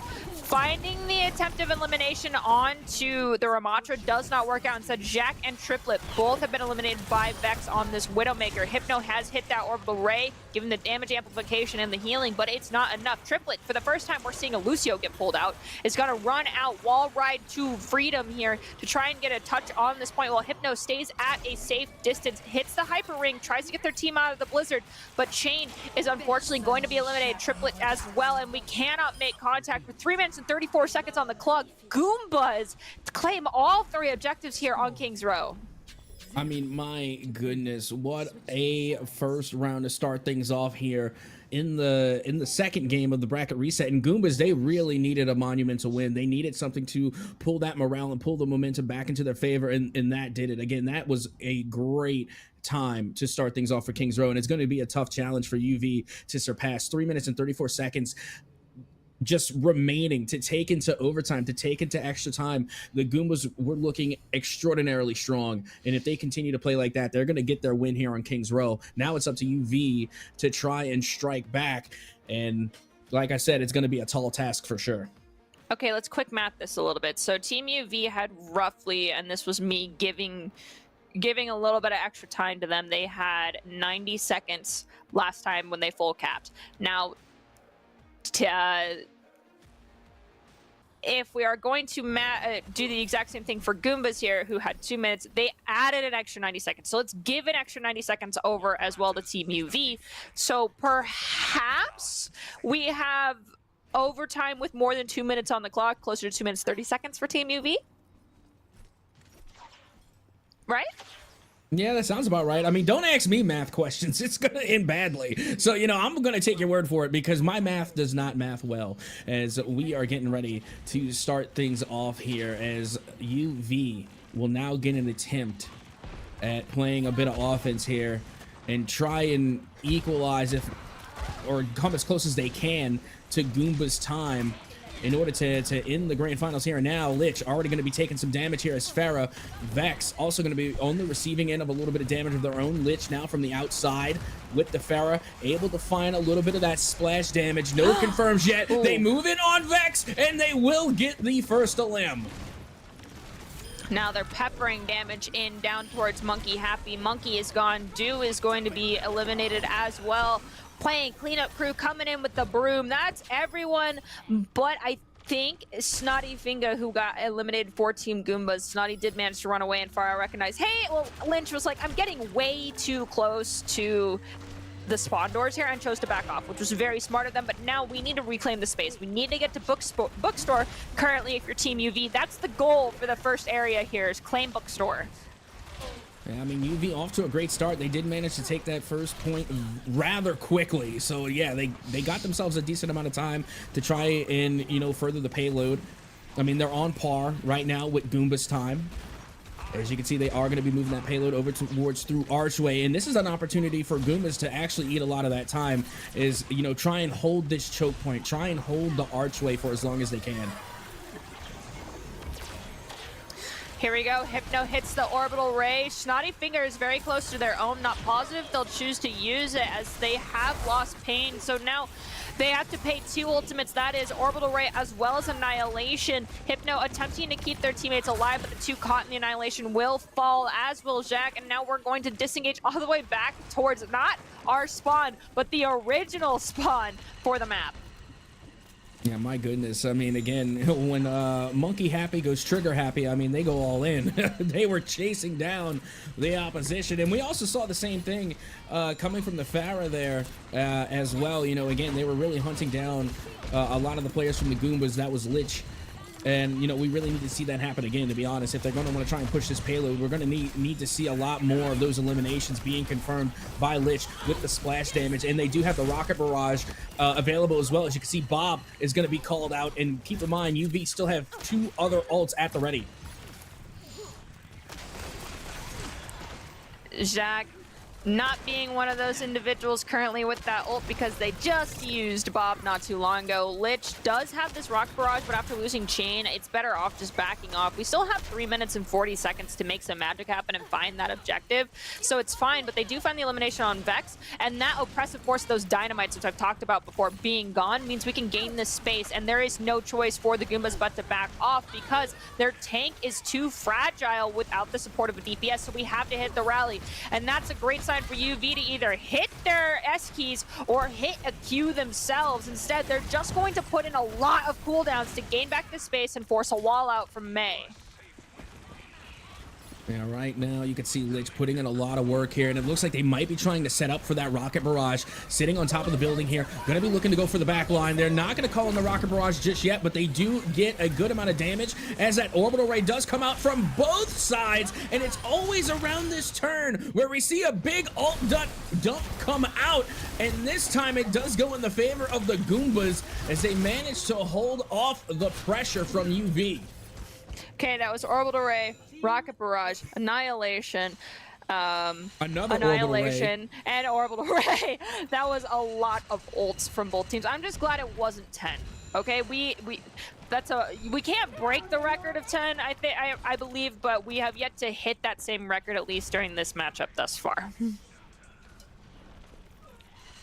Well, Goombas, again, doing a pretty good job of eating away at the clock here. Again, it's always around this second bin where you see those ultimates coming out, and they most certainly did. Now, the only ultimate currently in play is Triplet with the rally, but their teammates, especially Jacques, very close to getting Bob back into play. You can see Monkey happy now, just trying to do a little bit of chip damage around the corner, playing with Chain.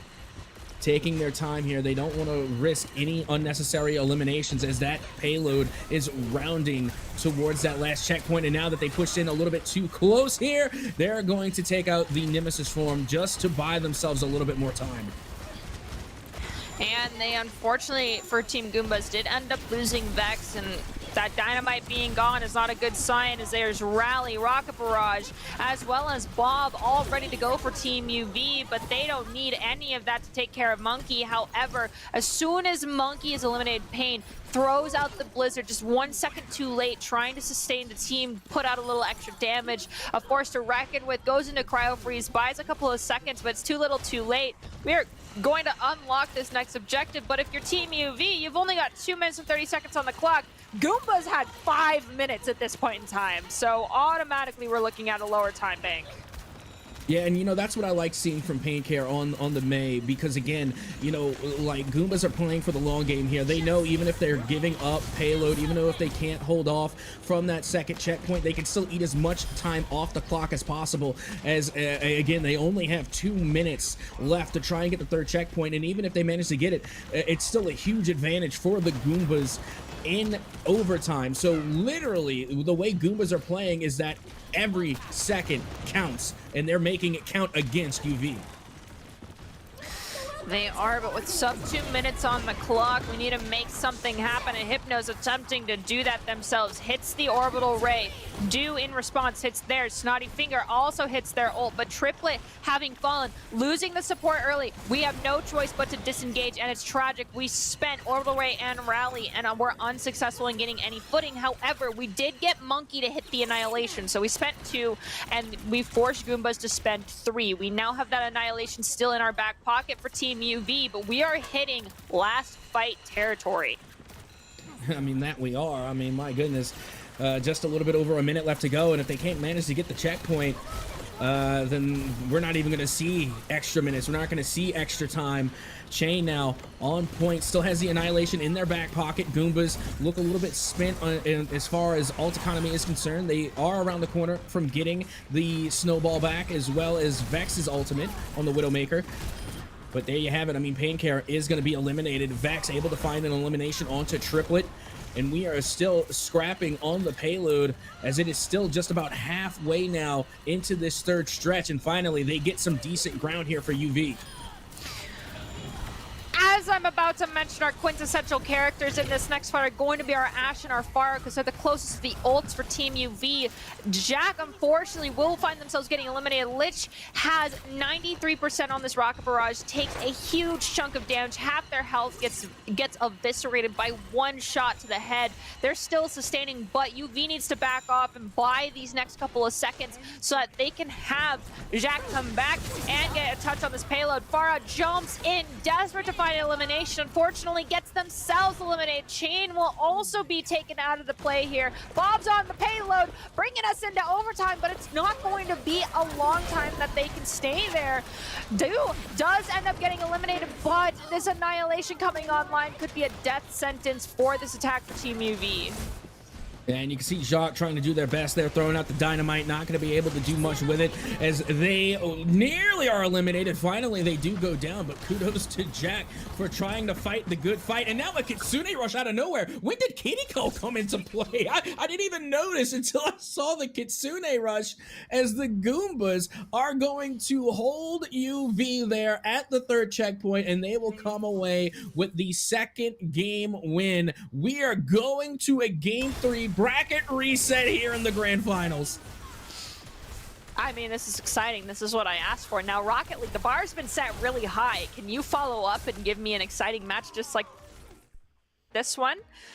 Give me your best analysis, statistical guess on what map we're going to go into next. Oh, I mean, I don't even know. I mean, I assume that we're going to be going to like what Flashpoint, Clash, something of that matter for a game 3. I mean, it's our first time hitting game 3 today, if I'm not mistaken, for Overwatch. So yeah, I mean, we're going at least for today in this bracket. We're going into uncharted territory, and I want to again. I can't remember what the current cycle is. I know it's either going to be Flashpoint or again Clash.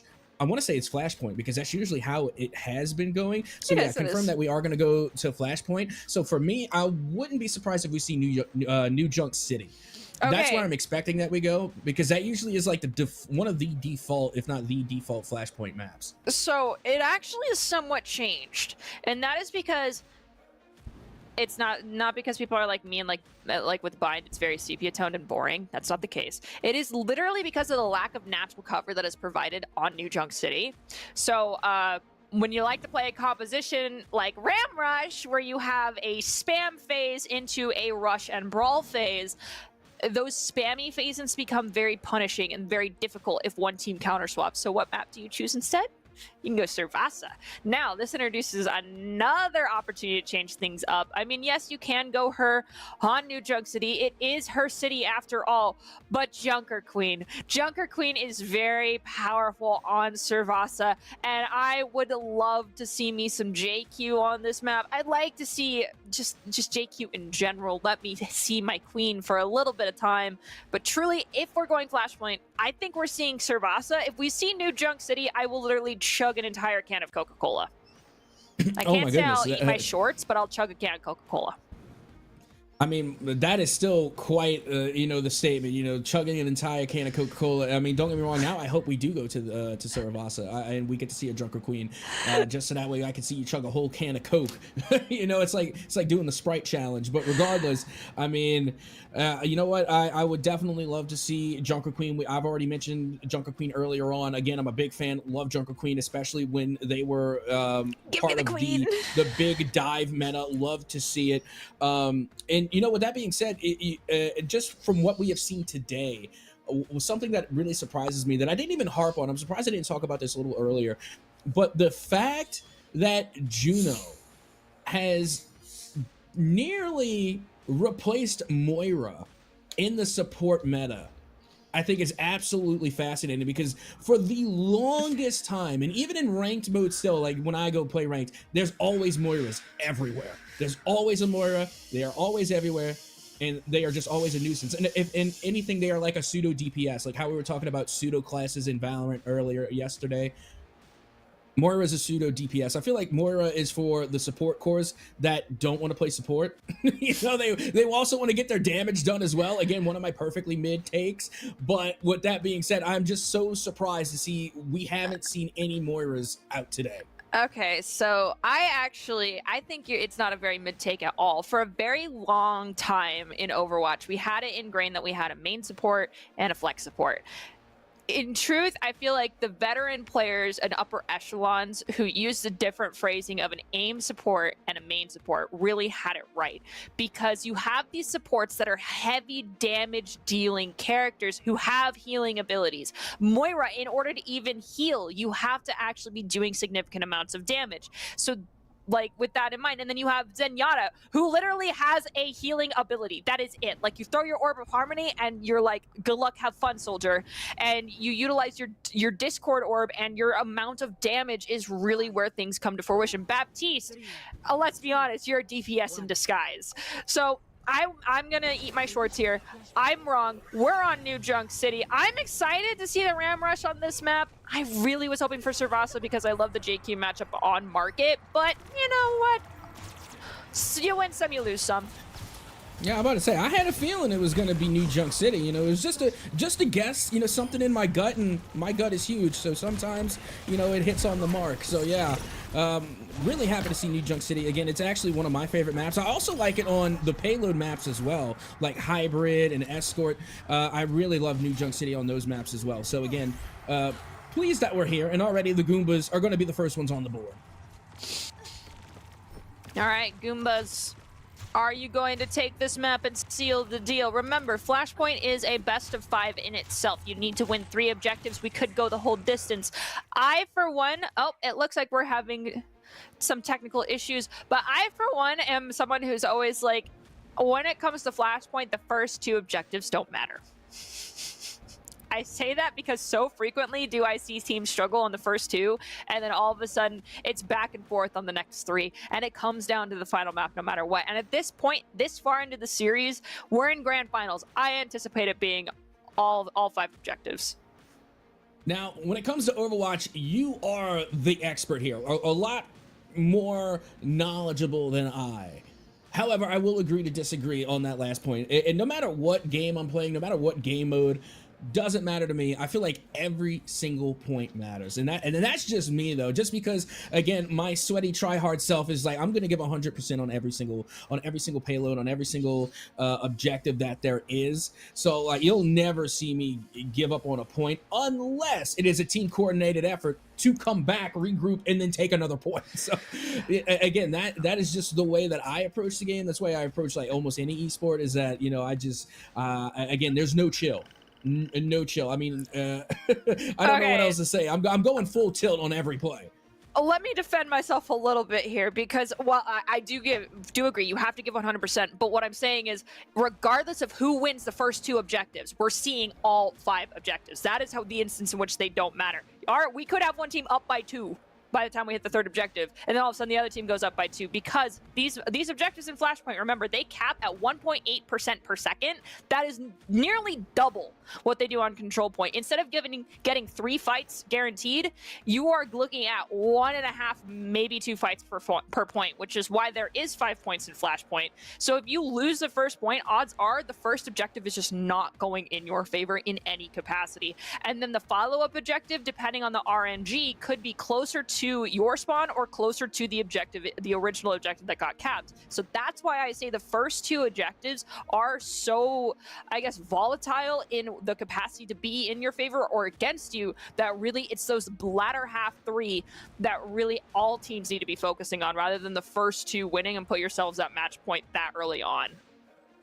Yeah, and you know, we have been dealing with Flashpoint, you know, in circulation for quite some time. Granted, with that being said, I want to talk about the newer game mode that is Clash. What are your thoughts on Clash? I'm really interested because I think it's fun for me, who is just a filthy casual that plays ranked, you know, and is just playing Overwatch online. But how do you feel Clash falls into the rotation in a competitive setting? I understand the experimentation. It's like cooking in the kitchen. It's all about experimentation. It's art. But I feel like 2CP or any iteration thereof is like baking. It's a science. And we have not figured out the actual chemical formula needed to find success on this map to make it fully enjoyable and not just make it feel super grueling at times in competitive rotation.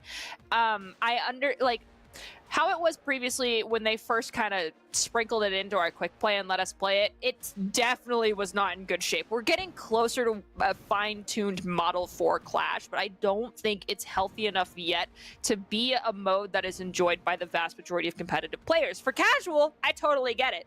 If you start getting rolled, the rolling can end quickly. If you are doing the rolling, it feels great. But in competitive play, it just feels so oppressive at times that it does not feel like there's an opportunity to bring things back in your favor.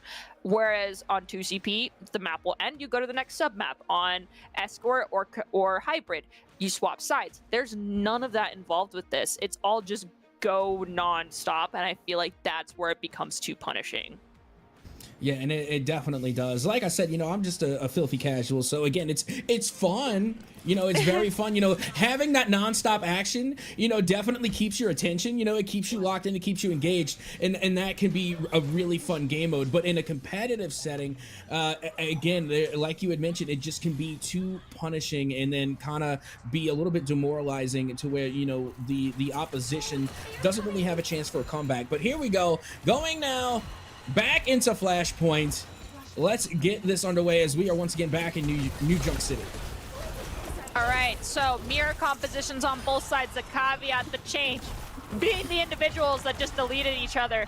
Jake taking out Vex on that Cassidy. Now we have Chain and Lich both finding one apiece, but Lich shortly falls thereafter. So Team Goomba's down to 2 players standing, is not going to be able to get a foothold on this objective first. That's Team UV locking it down, and those percentage points are racking up in their favor. Yep, that they are. Again, UV, like you had mentioned, are going to be coming back out with that Ramatra, but keep your eyes on Jacques here. We did see Jacques on the Venture, and they have proven themselves to know how to use the character fairly well. Again, I absolutely love Venture, and like you said, they are a little bit squishy, but again, that splash damage that they get with their primary weapon, again, one, it's just so much fun to use. Two, they really do put out a massive amount of damage. You know, kind of a glass cannon in a way, but I also do like their ability to avoid the danger by being able to go underground. And I think that makes Venture quite the unique character. But with that being said, you can see the Goombas now coming in right at around 60%, trying to take back the flashpoint, and they do, to get their first percentages on the board. All right, now Team Goombas, you have, we're going to say Rally, Deadeye, Orbital Ray, everything, because you've got the Blizzard almost ready to go, and you have this Annihilation. Now, Team UV, trailing behind on the Rally, I think is going to be a deal breaker for trying to retake this fight. This map, unless our spam phase extends for a significant period of time, and we push it really close to 99% for Goombas, and then reclaim it for Team UV, as Hypno engages quickly with that Annihilation. The Orbital Ray, Snotty Finger is going to be the first one to be eliminated for Team Goombas. We did also use Orbital Ray. We used Deadeye to try and buy time, but no one is going to be scared by a Deadeye for Team for Team UV when there's that much in front of them. May tries to get a touch on the point, is going to wall themselves out and try to live, but instead staggers themselves. And now we're staring down the barrel of last fight territory. Yeah, and again, that's why, you know, I kind of fell off of Cassidy a little bit, you know, and that's the thing, though, like, Deadeye can work, and I think that it does have its uses. I just don't think Flashpoint is one of them. It's more of a sight clear, right? Something that gives you a little bit of a longer time to play. Again, I think it would be better used in Control, you know, or even on Escort, just to kind of clear payload. You know, again, it's not so much as an elimination ult as it is just for more of a control and, you know, being able to control sight. So yeah, I just don't see the viability in Deadeye here. I couldn't have said it better myself. It is a zoning ultimate. If literally you are in sneezing distance of someone in this game and you try to hit Deadeye, that is a mistake. You need to use it when people are far away, when they don't exactly know if they're going to round a corner and immediately have a skull on their, like, getting zoned in on their head. But if you're in striking distance, you are going to end up punishing yourself. But Vex just taught Zach exactly why Adventure can be very powerful and very punishing, as Vex also will get eliminated, but Triplet falling for Team UV could be their death sentence here, as they're down one support, and Goombas are taking as much space as they are willing to give over. Yeah, Monkey happy, going a little happy here onto the payload for the Goombas. Definitely getting in the face of the opposition. They have the Annihilation there in their pocket if they so choose to use it. And here it comes. Annihilation now being called in. The Orbital Ray comes out as well. And the ultimates are being spent on this Flashpoint. Goombas looking really strong as they still manage to get points on the board. UV still trying to get their lead back, and it's just not happening. Goombas managed to hold on to this second Flashpoint. All right, Goombas at the 70% mark. That leaves us about, like, I'll say 20-something seconds and change. In order for them to hang on to this, the only thing UV has to come into this fight is going to be Tectonic Shock, as well as Blizzard. If you can get a lot of people in that Blizzard, Tectonic Shock can be absolutely deadly. But if Hyper Ring is available for Hypno, we can probably hang on with our lives. Now, Vex also has this Tectonic Shock. It's going to come out from underneath the ground. Orbital Ray gets dropped. Lich is going to drop down the Blizzard. Monkey happy, Snotty Finger, Vex, all are going to fall, but that's 99% in favor of the Goombas. They did end up using Orbital Ray, but they're coming up on Tectonic Shock. They're coming up on this Rally and this Blizzard. There is more than enough time for them to make it back to this objective. They just need to be careful of Chain, who is going to have this Annihilation online, and that means we need to pummel them quickly. Yeah, and you know, we were mentioning earlier how many times we've seen Control go where one team will get to 99%, give up sight, and then just completely lose grasp of the point.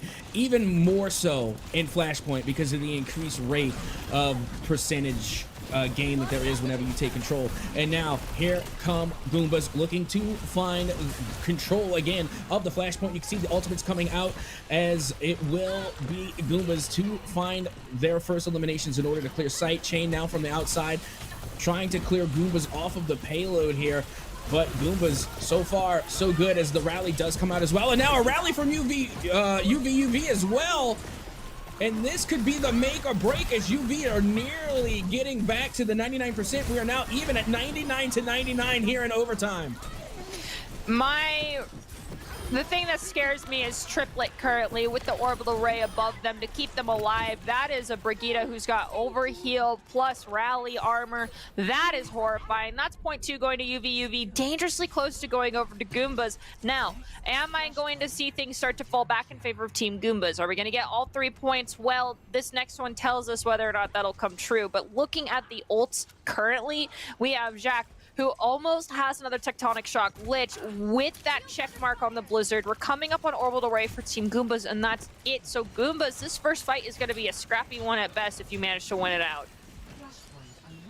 Well, it's going to be a last-ditch effort here. UV only need one more flashpoint in order to take the dub. And here we are. And finally, we do get to see the Junker Queen come out, this time from the Goombas. Junker Queen coming out on their home turf here to take the fight against UV. Monkey happy. Gonna try and make the most out of this Junker Queen pick, as you do see the orbital ray does come out onto site, and Goombas are gonna get the first percentages on the board. But now the rebuttal from UV. It is Lich, it is Jack, it is Chain to get the team kill and keep the Goombas away. All right, so still, Goombas are looking like they're gonna have another scrappy fight, but the one thing that I can say is they have the Scrap Queen, the JQ. She's coming in. My Junker Queen is at 50% of her ultimate currently. Can we get that Rampage ready to go during our poke phase here? We've already forced back Jack.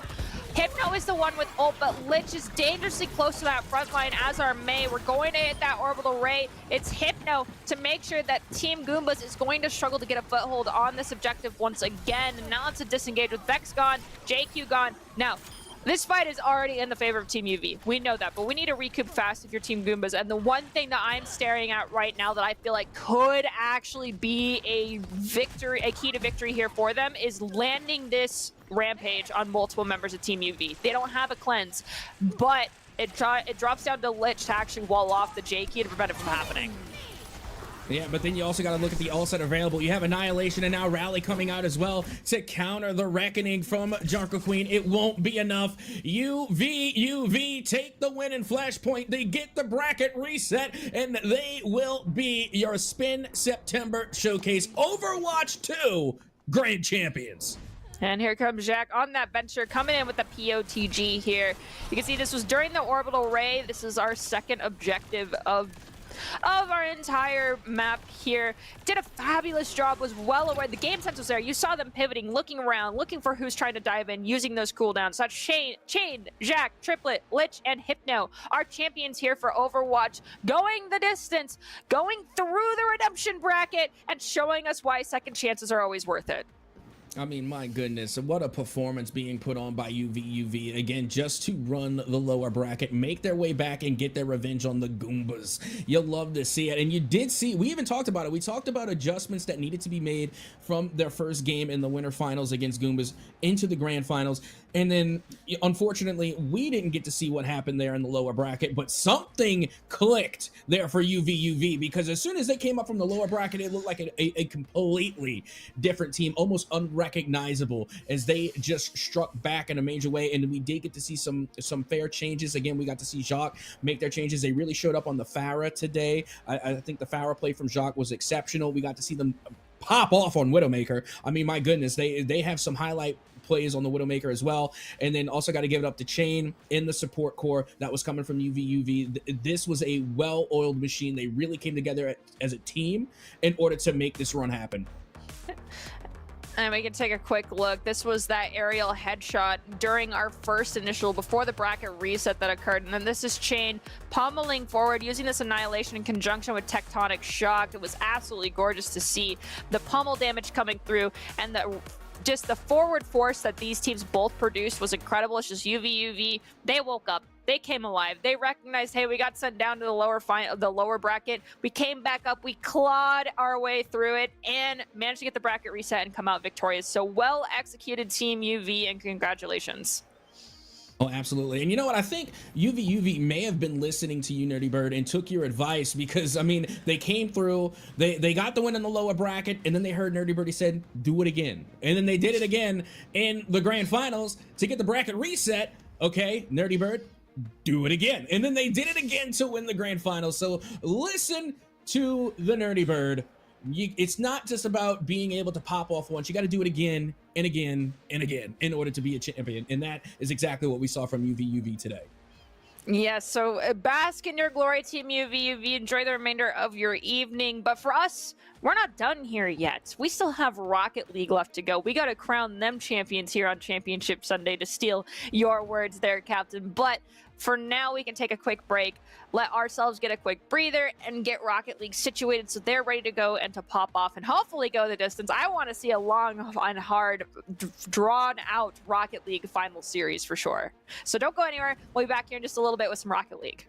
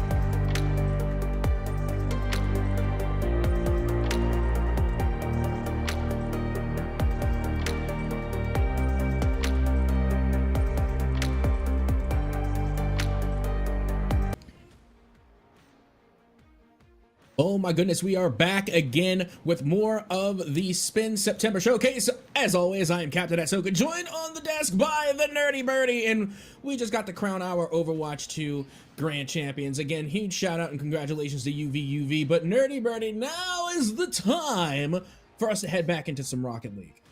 Yes, it is, and we have the opportunity because, of course, this is still double elimination to see a full bracket reset, which is what I am praying for. I'm asking for. The closest game we got was a 3-1 earlier today. I genuinely want to see our team that goes through this lower bracket, which we're about to witness, end up going into grand finals, hanging on by a thread, pulling down on our leading team's thread and making sure that we see everything as far out as possible. Now, this is Gifted Kids taking on the Three Musketeers. Gifted Kids absolutely popped off earlier today, as long as there's no connection issues happening. Three Musketeers, this is a newer face for us to witness, so I'm excited to see what they bring to the table. Now, here's the interesting thing is that we are in the lower finals, so you have to ask yourself what happened to Gifted Kids, because they were looking to be one of the favorites going throughout the rest of the bracket. They actually went down to Dreamland, and Dreamland is the number 3 seed. Gifted Kids is the number 1 seed, and they fell to Dreamland 3-1. So now Dreamland is waiting in the grand finals for whoever wins this next matchup. And again, the number 1 seed was taken out by the number 3, and we saw how well Gifted Kids played, and Dreamland managed to take them 3-1. So again, that is going to be a dangerous team to face going into the grand finals. And now leading into this, the Three Musketeers managed to get a 3-0 onto Leyden High School that we saw earlier. So again, 2 formidable teams getting ready to clash head to head as we get game number 1 of the lower finals underway. Well, I see one of 2 things having occurred, and that is all these teams are really close in skill level at the top echelon here for our seeding, which happens quite a bit, and it would not surprise me. Or, you know, Gifted Kids really got bested, and that also is a viable thing to happen. So let's see, Gifted Kids, you gonna pull this back in your favor? Three Musketeers, is this your game to win? Oxygen popping the ball up is gonna get challenged by one of the members of the Three Musketeers. Avoid Death will also elevate, send it against the wall. Look for the follow-up touch, cannot descend fast enough. Ball off the back wall, taken away by Rin. Dunk down to Oxygen, but Oxy pushes it too far forward and cannot get a second touch, so it's Fish. Bring it into the defensive third now for Gifted Kids. Yeah, to make things even more interesting, Gifted Kids being the number 1 seed going up against the Three Musketeers, who are the number 2 seed. So we literally have the number 1 and 2 seeds battling it out in the lower finals to take on the number 3 seed, who are waiting there in the upper bracket. Meanwhile, we are getting back into game number 1, and unlike every other game 1 that we have seen so far here today in Rocket League, this is 0-0. Every other game 1 we have seen so far here today for Rocket League has been high scoring, except for this one. Well, it could quickly pivot over towards high scoring as there's still 3 minutes and 30 seconds on the clock, but Rin's first shot is going to be stopped. And we're at the midfield stripe. It's Vama trying to take an opportunity to find the back of the net from mid. Cannot do it. Is forced to follow up in the corner. Oxy instead is going to bring it back to midfield stripe. Into the offensive third. Has to thread it through 2, can't do it. Rin comes in to help out. The ball's pinched near the ceiling. Avoid Death elevates. We saw Avoid Death get so many shots. Demoing the keeper is Rin right now. This is a goal scoring opportunity that's immediately thwarted by It's Bomba. Three Musketeers now starting to kind of go for those double commits, and we've already talked about that earlier with Gifted Kids. That was one of their shortcomings, is that, you know, even though they did manage to win there the last time we saw them play, they still had a bad habit of falling into some of those double commits and giving away free goals. And when you're down here in the lower finals, making your way to grands, the last thing you want to do is give any opportunities away for free. Well, let's see. So far, no one's given away any goals for free in this instance, as we have 2 minutes, 30 seconds on the clock, and we're staring at 2 goose eggs right now. Avoid Death trying to change it up off the wall to Rin, but Rin can't elevate high enough and whiffs on contact, so it's a turnaround opportunity for the Three Musketeers. Played it off the back wall. Avoid Death can't make contact. Pinched away by It's Bomba, looking to try and give it to our midfield controller, and that's Fish. Fish slowing down, gives it back to It's Bomba. It's going for the back pass to Reach, who has the actual gas in the tank to bring it across the field, but the Mega Boost in the corner gets stolen. So at 70%, Fish goes for the upper right corner. That's our first goal of the game with less than 2 minutes left on the clock. And there we go. Three Musketeers are going to be the first ones on the board, and it came from an overwhelming amount of pressure. Again, they're constantly putting shots on target. They're putting the ball in the awkward spaces, forcing Gifted Kids to make mistakes, make moves, be hasty in their decision-making, and it leads to opportunities like that. Three Musketeers looking really strong here as they get the early momentum, and they will score first, and they will score second. It's Bomba off of the pass from Reach. We'll get the second goal to go here for the Three Musketeers. Less than 2 minutes on the clock, 2-goal lead. Three Musketeers, you're setting yourselves up for success here in the first game of our series here. But the question is, can you continue to follow through? You've got 1 minute and 40 seconds to play keep away to put that score even higher. But right now, Oxy's the one to actually push it towards the ceiling to get it in front of the net. But there's two defenders there. Avoid Death just does a back pass to Ren. Ren has to play it off the back wall, but there's a defender there in the form of a flying fish who's gonna cross across midfield stripe. Has its Bama in front of him who tries to go for the demo on the keeper, but Oxy reads it like a book and instead turns it back to midfield stripe for a moment to get a demo onto reach. Fish's shot is going to be saved by Rin. Now Rin looking to push it to midfield stripe. Yeah, look at Reach doing a little bit of aerial acrobatics there, but Avoid Death managed to get to the backboard save. Only 1 minute left to go. The Gifted Kids looking to get the job done on offense. And notice that this is almost the exact opposite of how Gifted Kids were playing in their previous matchup that we got to watch against Linden High School. Apologies. That was against, Leyden. I'm sorry, Leyden High School is because against Leyden, you know, they were just bringing overwhelming amounts of offense, and now it seems as though the Gifted Kids are kind of being confined in their own half. Three Musketeers doing a really good job of holding the line at the midfield line. They are, but the one thing I will say is that Gifted Kids seemed like they were struggling game one. We could have a connection problem, who knows?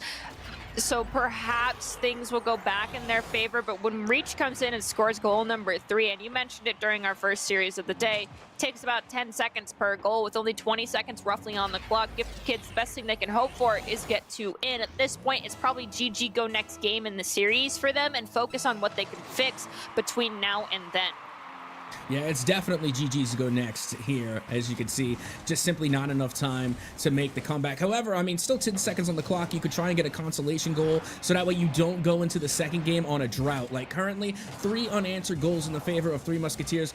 Might be a 4th. No, that one gets blocked over, down, and by the wayside.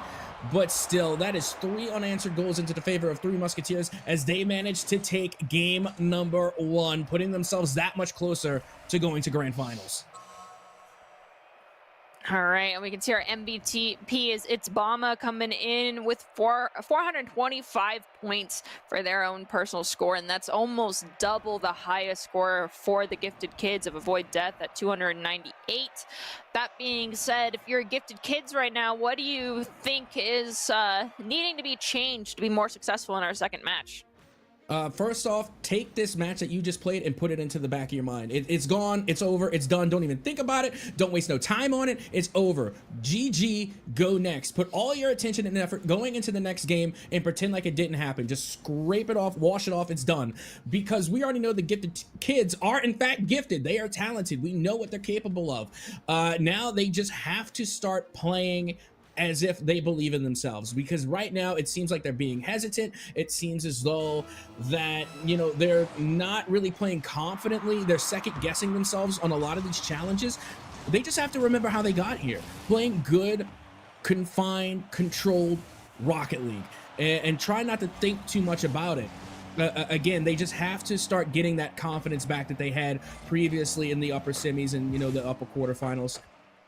And then once they do that and they start communicating a little bit more, they have a little bit more trust in one another, we mentioned that earlier, then we're going to see a much closer game, as now game number 2 well and underway, 30 seconds gone. Well, I think that confidence that you were asking Gifted Kids to regain might have just found its way into their bloodstream, considering Oxy just found not a cross-map goal, but from their top of their defensive third finds a goal.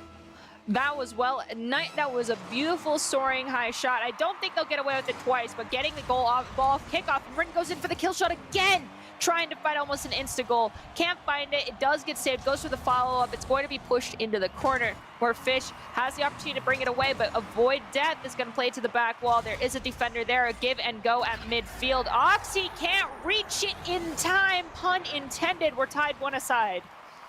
What is with these long balls today? That is the second long-range shot. Didn't even touch the ground. Made it all the way into the back of the net. That is 2 long goals back-to-back. One for Gifted Kids, the other for the Three Musketeers. And we have ourselves a tie ball game, 1 apiece. Not even a minute of play gone. Already the pace of play changing from game number 1 to now game number 2. as the Three Musketeers waste no time to apply the pressure to Gifted Kids. We're in a 2-on-2 in the corner. Rin pops the ball backwards, leaving it for Oxy. Thwarted by Fish. Elevation from Reach to steal the ball away with the follow-up touch from the tip of the car. This is some clean Rocket League I've ever seen. Look at this. Reach around one.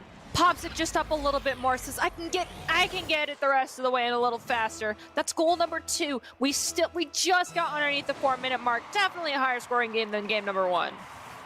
Absolutely. And you know, one thing that I had to point out in game number 1, now here in game number 2, nearly every single goal is coming off of a pass. It's coming off of the assist. Every single player from Three Musketeers are getting involved on the offense. And like we had seen earlier in the first matchup, it was Bama that ended up being the MVP. And not because they had the number 1 goal scored. They only had 1 goal scored, but they had 2 assists on the board. They were the playmaker. And now Reach is going to throw the assist to Fish, getting yet another pass play on the board for the Three Musketeers. Other than the first goal of the game, I'm pretty sure we can guarantee most of these are going to be team effort goals. We talked about it, I think, more in depth about how some of these teams, when they get a little more shaken, end up putting themselves in what feels more like just 1v1v1v1s, and it's one player against 3 players at a time. These 2 teams are not letting that happen, but Gifted Kids avoid death. I think has already set themselves up as being a playmaker a little bit too heavily. So now we need to give that torch over to another teammate. That other teammate might be Rin, but Rin is getting bodied away from the ball as much as possible as well. They go for the cross map over towards the goal, and the follow-up from Oxygen was just too little too late. So Avoid Death has to come in again. Pops up over the defender. The give and the go to Rin. Stopped by Fish. Push forward to midfield stripe. Oxy is there to grab that ball again, but is going to have it taken away by its Bama. And the midfield presence coming from Three Musketeers is absolutely staggering. Meanwhile, Rin from the midfield, able to get this one to find the back of the net off of the steal from Fish, too. Actually, that was beyond midfield. Another semi to mid long range bomb coming from Gifted Kids to find the back of the net. And that's where that aggression becomes a double-edged sword for the Three Musketeers. Gifted Kids themselves also were getting punished for the same mentality earlier, so they got to be careful. But the back half field shots, a little hard to predict, a little hard to defend when you overcommit, but certainly the Musketeers will start making adjustments at this point. We've got less than half of this game number 2 left. They're only leading by 1. Never mind. Scratch that. They're leading by none. We are tied at 3 aside. It might as well be 0-0 with half the game remaining at this point. Rin has dropped 2 goals within 30 seconds. I mentioned it. Avoid Death, you got spotted. You can't be the flashy player anymore, so you have to give the torch over to Rin. Now, Rin is probably going to be pressured significantly, and that means Oxy needs to push things in more in their favor, but Reach is like, okay, I see, monkey do, and also follows up and does it too. So that's another goal in favor of the Three Musketeers. They're leading by 1 with 2 minutes on the clock. 9-second intervals between those 2 goals. My goodness. I mean, we are just having an absolute shooting frenzy in game number 2 of the grand finals as the Three Musketeers. Oh, I'm sorry, the lower finals. I stand corrected. But I think I speak for everyone in attendance when I say this is truly some grand finals gameplay. I mean, it's hard to believe that we're not in the grand finals with the level of capacity of talent that we have coming from both of these teams. Again, it's just really interesting to see that these young student athletes are already playing at such a level. That means they're only going to get better, so be sure to check out the next spin events that are occurring next month. But I digress. Right now, I want to focus up on what's happening with Oxy and a 1-on-2. Gets demoed by Reach. Instead, we have 94 seconds left on the clock, and we are at a 1-goal differential between these 2 teams. Fish goes for the pass to It's Bama. It's not good enough as it's stolen. Pop to Oxy. Oxy, it's your turn to pop up with the double touch. The shot is saved by It's Bama. Even Rin's follow-up is saved by Fish, and we're already on the counterattack for the Three Musketeers. Shot on goal is going to be thrown away by Avoid Death. They're not supposed to save those. Like those shots go in. Again, Bama somehow managed to come away with that save. My goodness, you have to be 100% accurate in order to predict that shot. Meanwhile, now it will be Fish to be able to find the back of the net for the Three Musketeers as they will get their 2-goal cushion ahead of Gifted Kids. 57 seconds, and by the numbers we've presented, 9 seconds is what's doable between goals for these players. It's about 10 seconds per goal in other games. There is enough time on the clock for Avoid Death, for Oxy, or honestly, Gifted Kids in general to find another goal here. But Oxy is playing the defensive play now, so Avoid Death is going to, I need you to be more assist heavy here and give it to Rin, so Rin can find a goal scoring opportunity. Rin's in a one-on-one in the air, can't find the follow-up touch, but Oxy, who played back post, gets the save. 28 seconds remaining, and Oxy's going coast to coast with the ball and finds goal number 4. Still plenty of time left. We could have ourselves a ball game still. Oxy with the initial flick, then gets the second touch to get up and over. And if I'm not mistaken, looked like a bump there on the defender. Oxy making the solo play come alive for Gifted Kids, as now they are within striking distance of being able to equalize as the final 20 seconds begin to tick away. And now a possible goal for Three Musketeers will be deflected. There's 3 members of the Three Musketeers in front of the net. They're getting corralled. They're feeling the sweat on the palms of their hands. They're nervous. There's 7 seconds left on the clock. Will Rin come in with a buzzer beater, equalize us? 3 seconds, 2 seconds. Oxy, they're trying to corral him. The ball almost hits the ground. It's crossing the threshold. Avoid Death finds goal number 5 to send us into overtime with a buzzer beater. Yeah, look at how they all corralled in net there from Three Musketeers. They just got congested. It was the pressure from Gifted Kids. It was too much. They put their backs up against their own wall for the Three Musketeers. And now for the second time today, we have an overtime as the Three Musketeers will start things off with the first attack. Avoid Death plays it off the wall, but pushes it too far forward, so the follow from Oxy is a little bit of a struggle to maintain. Reach grabs it. It's a pinch play over toward It's Bima. Never mind, it's volleyed back into the defensive third of the Three Musketeers. Remember, we're in golden goal territory, and that's a demo onto It's Bima. Now the ball's crossing back into the blue territory. Fish is in a one-on-one with Avoid Death. Avoid Death steals it, circumvents It's Bima. Reach goes for the volley shot. It's too high. Rin on the backboard will try and use the wall to push it forward. Is unsuccessful, but there's a demo on Oxy. This is dangerous territory as we're nearing the first 1 minute elapsing here in OT. You see, I'm the way with demos that you are with wins. I say do it again. I want another demo. I want more demos because, again, like you had mentioned, it opened things up in front of the net of Gifted Kids. And now Bima able to find the back of the net and get the Game 2 win for the Three Musketeers.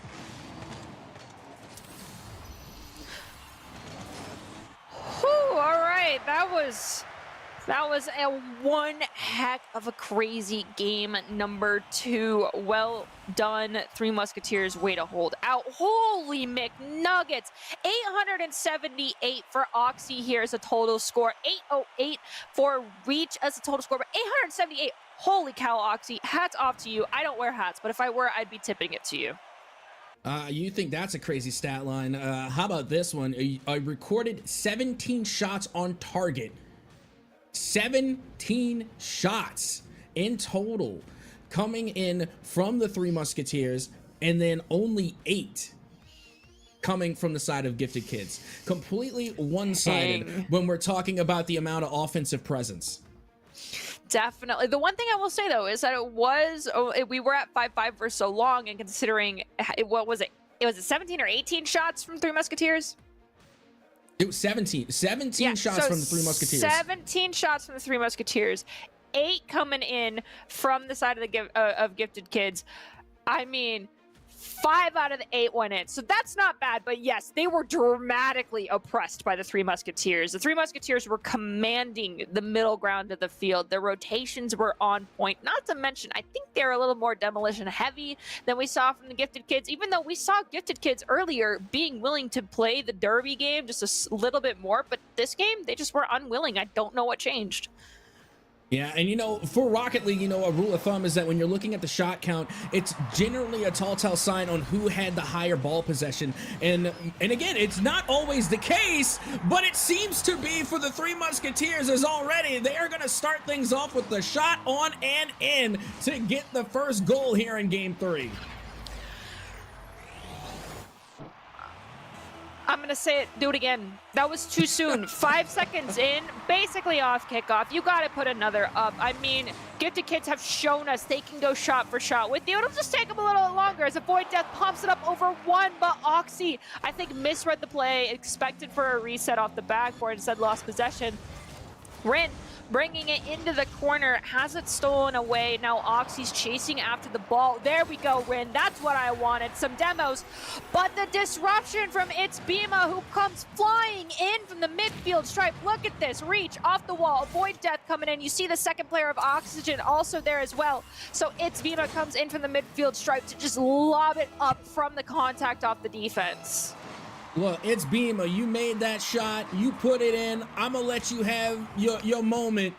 But Reach made that entire play. I'm sorry, Reach took it from the sidewall, brought it to the back wall, and then dropped the pass dead center. Still great team plays being made all around. I mean, my goodness, the Three Musketeers, every single player is playing every single position. It's literally perfect rotations being made by the Three Musketeers, and now they are on the precipice. If they can hold this lead to finding themselves into the grand finals.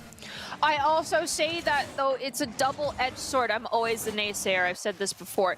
Three Musketeers, you need to be careful. If you're looking at gunning for the championship title, which both you and Gifted Kids are, you need to be in for the long haul. Not just these 3 games, but 3 more after that, and 3 more after that. So don't gas yourselves early on.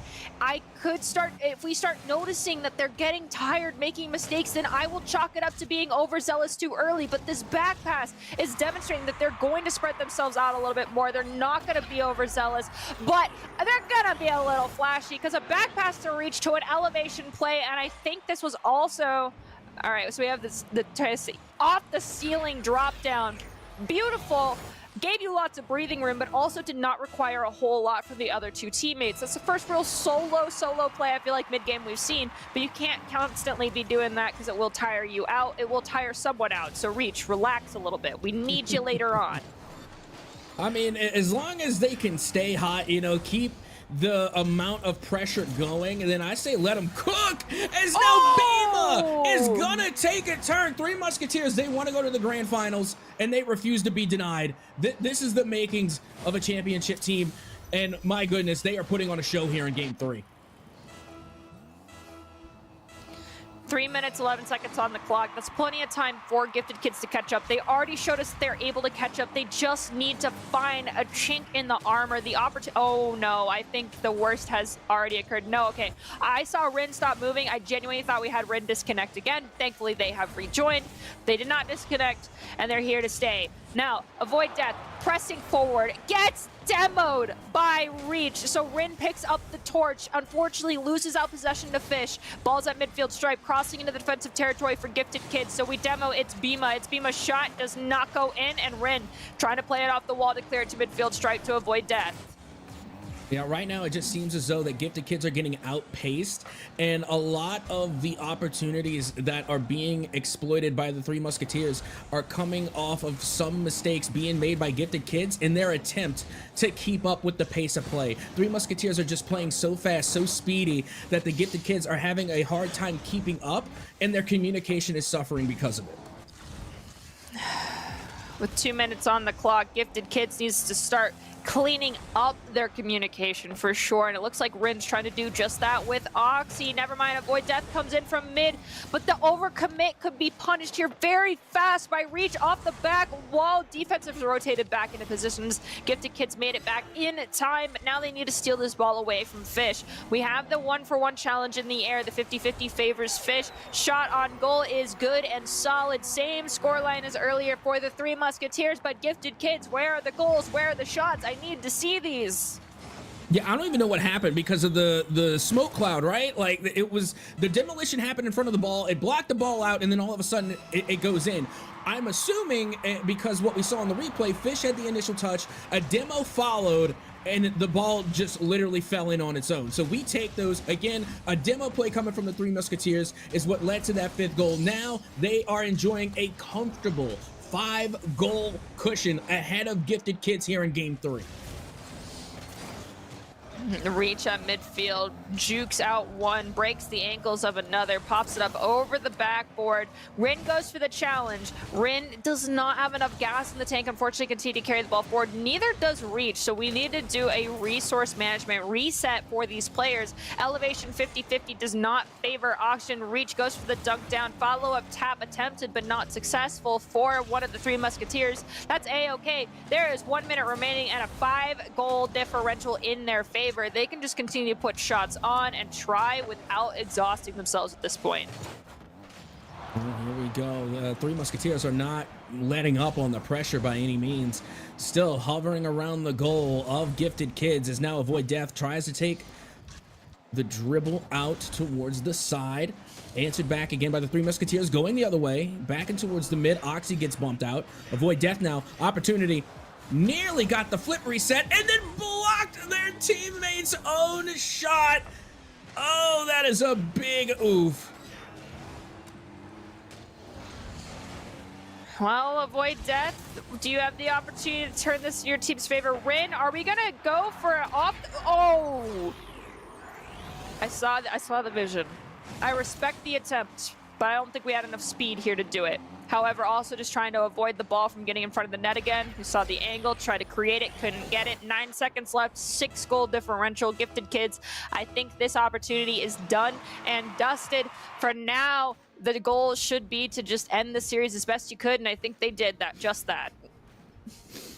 Man, I was about to say, I mean, you know the game's over when they go straight back to us, right? Didn't even let the clock finish. But regardless, I mean, it just couldn't be denied. There's no way that the comeback was happening, and we are hearing that Gifted Kids actually left the game a little bit prematurely. That's why we went to Our Beautiful Faces. But in all seriousness, though, I think there's a reason here that the Three Musketeers just played so ferociously, because when you look ahead in the bracket, when they first got sent down to the lower bracket, it was by Dreamland. Friendly reminder, Dreamland is the winner of the upper finals. They are in the grand finals, and they are also the same team that sent Gifted Kids down to the lower bracket. However, when Dreamland played the Three Musketeers, it ended 3-2. It went all the way to a game 5, and Dreamland managed to take the win over the Three Musketeers. So that is the closest game that we have seen. That's the only game 5 that I have even seen so far in the bracket.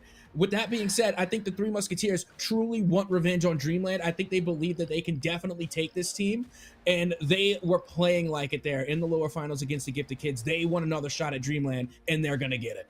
Most definitely, but I need to make sure that the Three Musketeers is at Dreamland give us a full 5-game series. I am saddened by the fact that the first one to actually occur happened off our stream, so we weren't commentating. It was over on the B stream. Some people got to witness that history in the making, but I could not. So we're going to give these players a second to reconvene, figure out what the plan of attack is. Hopefully they had someone who was willing to dissect the playstyle of Dreamland, figure out what the keys to victory are for themselves in this next match. You get a few minutes. We ourselves are going to take a quick break as well, so don't go anywhere. Maybe grab a Coke, grab some Coca-Cola Oreo cookies, come back here, munch on a snack, and hydrate yourself with some Oreo cookie Coke as well, and we'll watch some Rocket League together. But for now, let us go grab our snacks, and we'll wait for you in just a few minutes.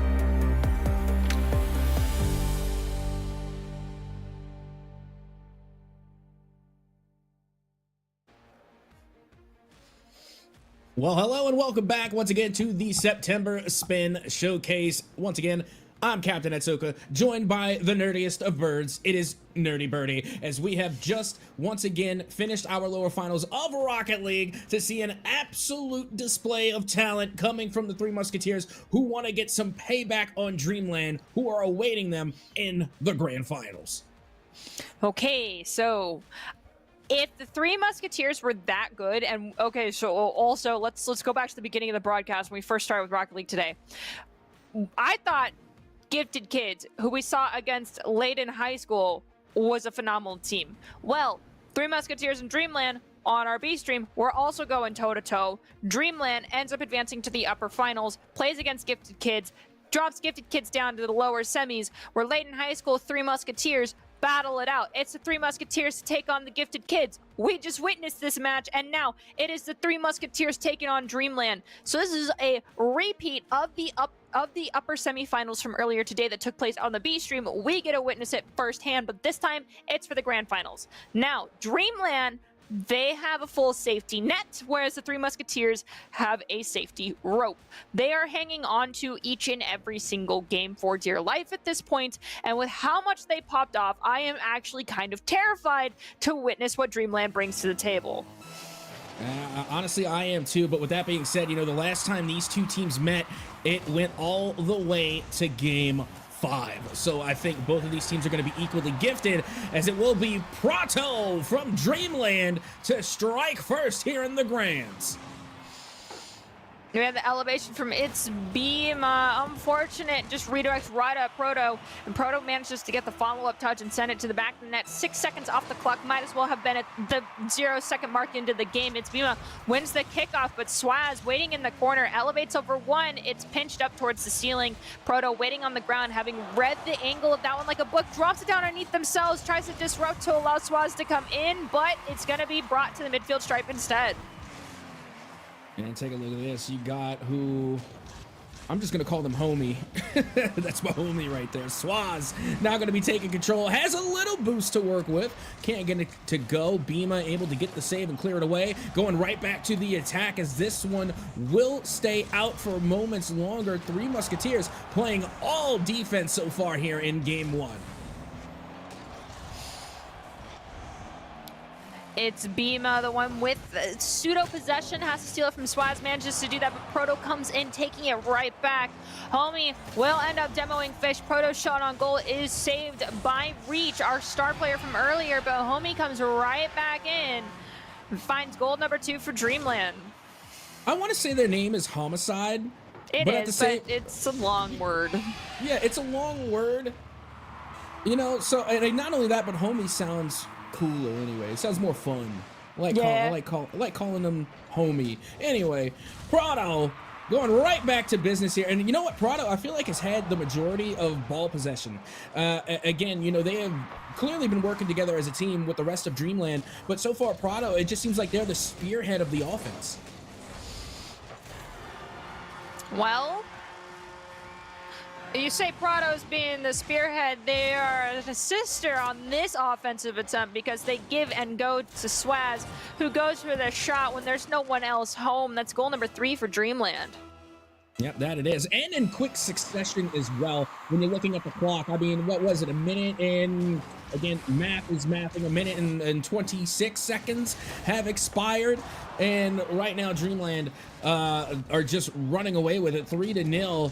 And it looks like they barely lost a step for the most part. I mean, their midfield presence is immaculate. They're finding open nets. They're causing disruptions. We're seeing a little bit of physical play, but there's always room for more. Ah, I see where you're going for. So Captain is requesting more physical play, but I'm just requesting for a little bit more pizzazz and spice to be given into these moments, as Swaz will redirect it back past a Homie. Homie out of the corner, gonna get a nose on it, go for the flip reset, but you take too much pizzazz in the air, you're gonna get punished for it, and that's exactly what Three Musketeers just did. They punished you, Proto, with the flip reset themselves, loses possession, gives it over to Fish. And I see Swaz going to be going up high, just around the halfway mark. 2 minutes and 30. Dreamland still holding on to the 3-0 lead. And right now for the Three Musketeers, it is extremely important that they put their first goal on the board just to, again, get some morale going for their side. You don't want to go into game number 2 on a drought. And that's pretty much what we're looking at right now. Again, you know, we're approaching 2 minutes, and there's just that big old buttery bagel sitting there on the Three Musketeers scoreboard.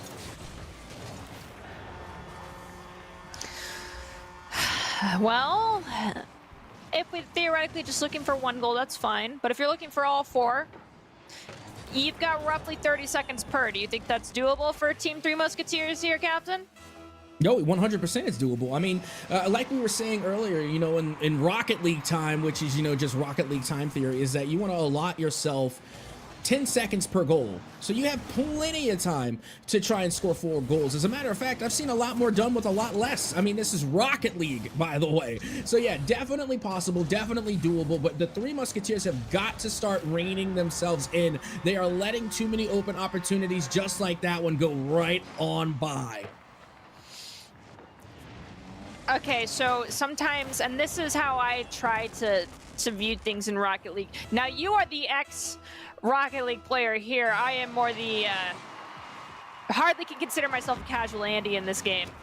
I'm like a newborn baby gazelle. If there is a 4-goal differential at this point, how am I looking to approach this one?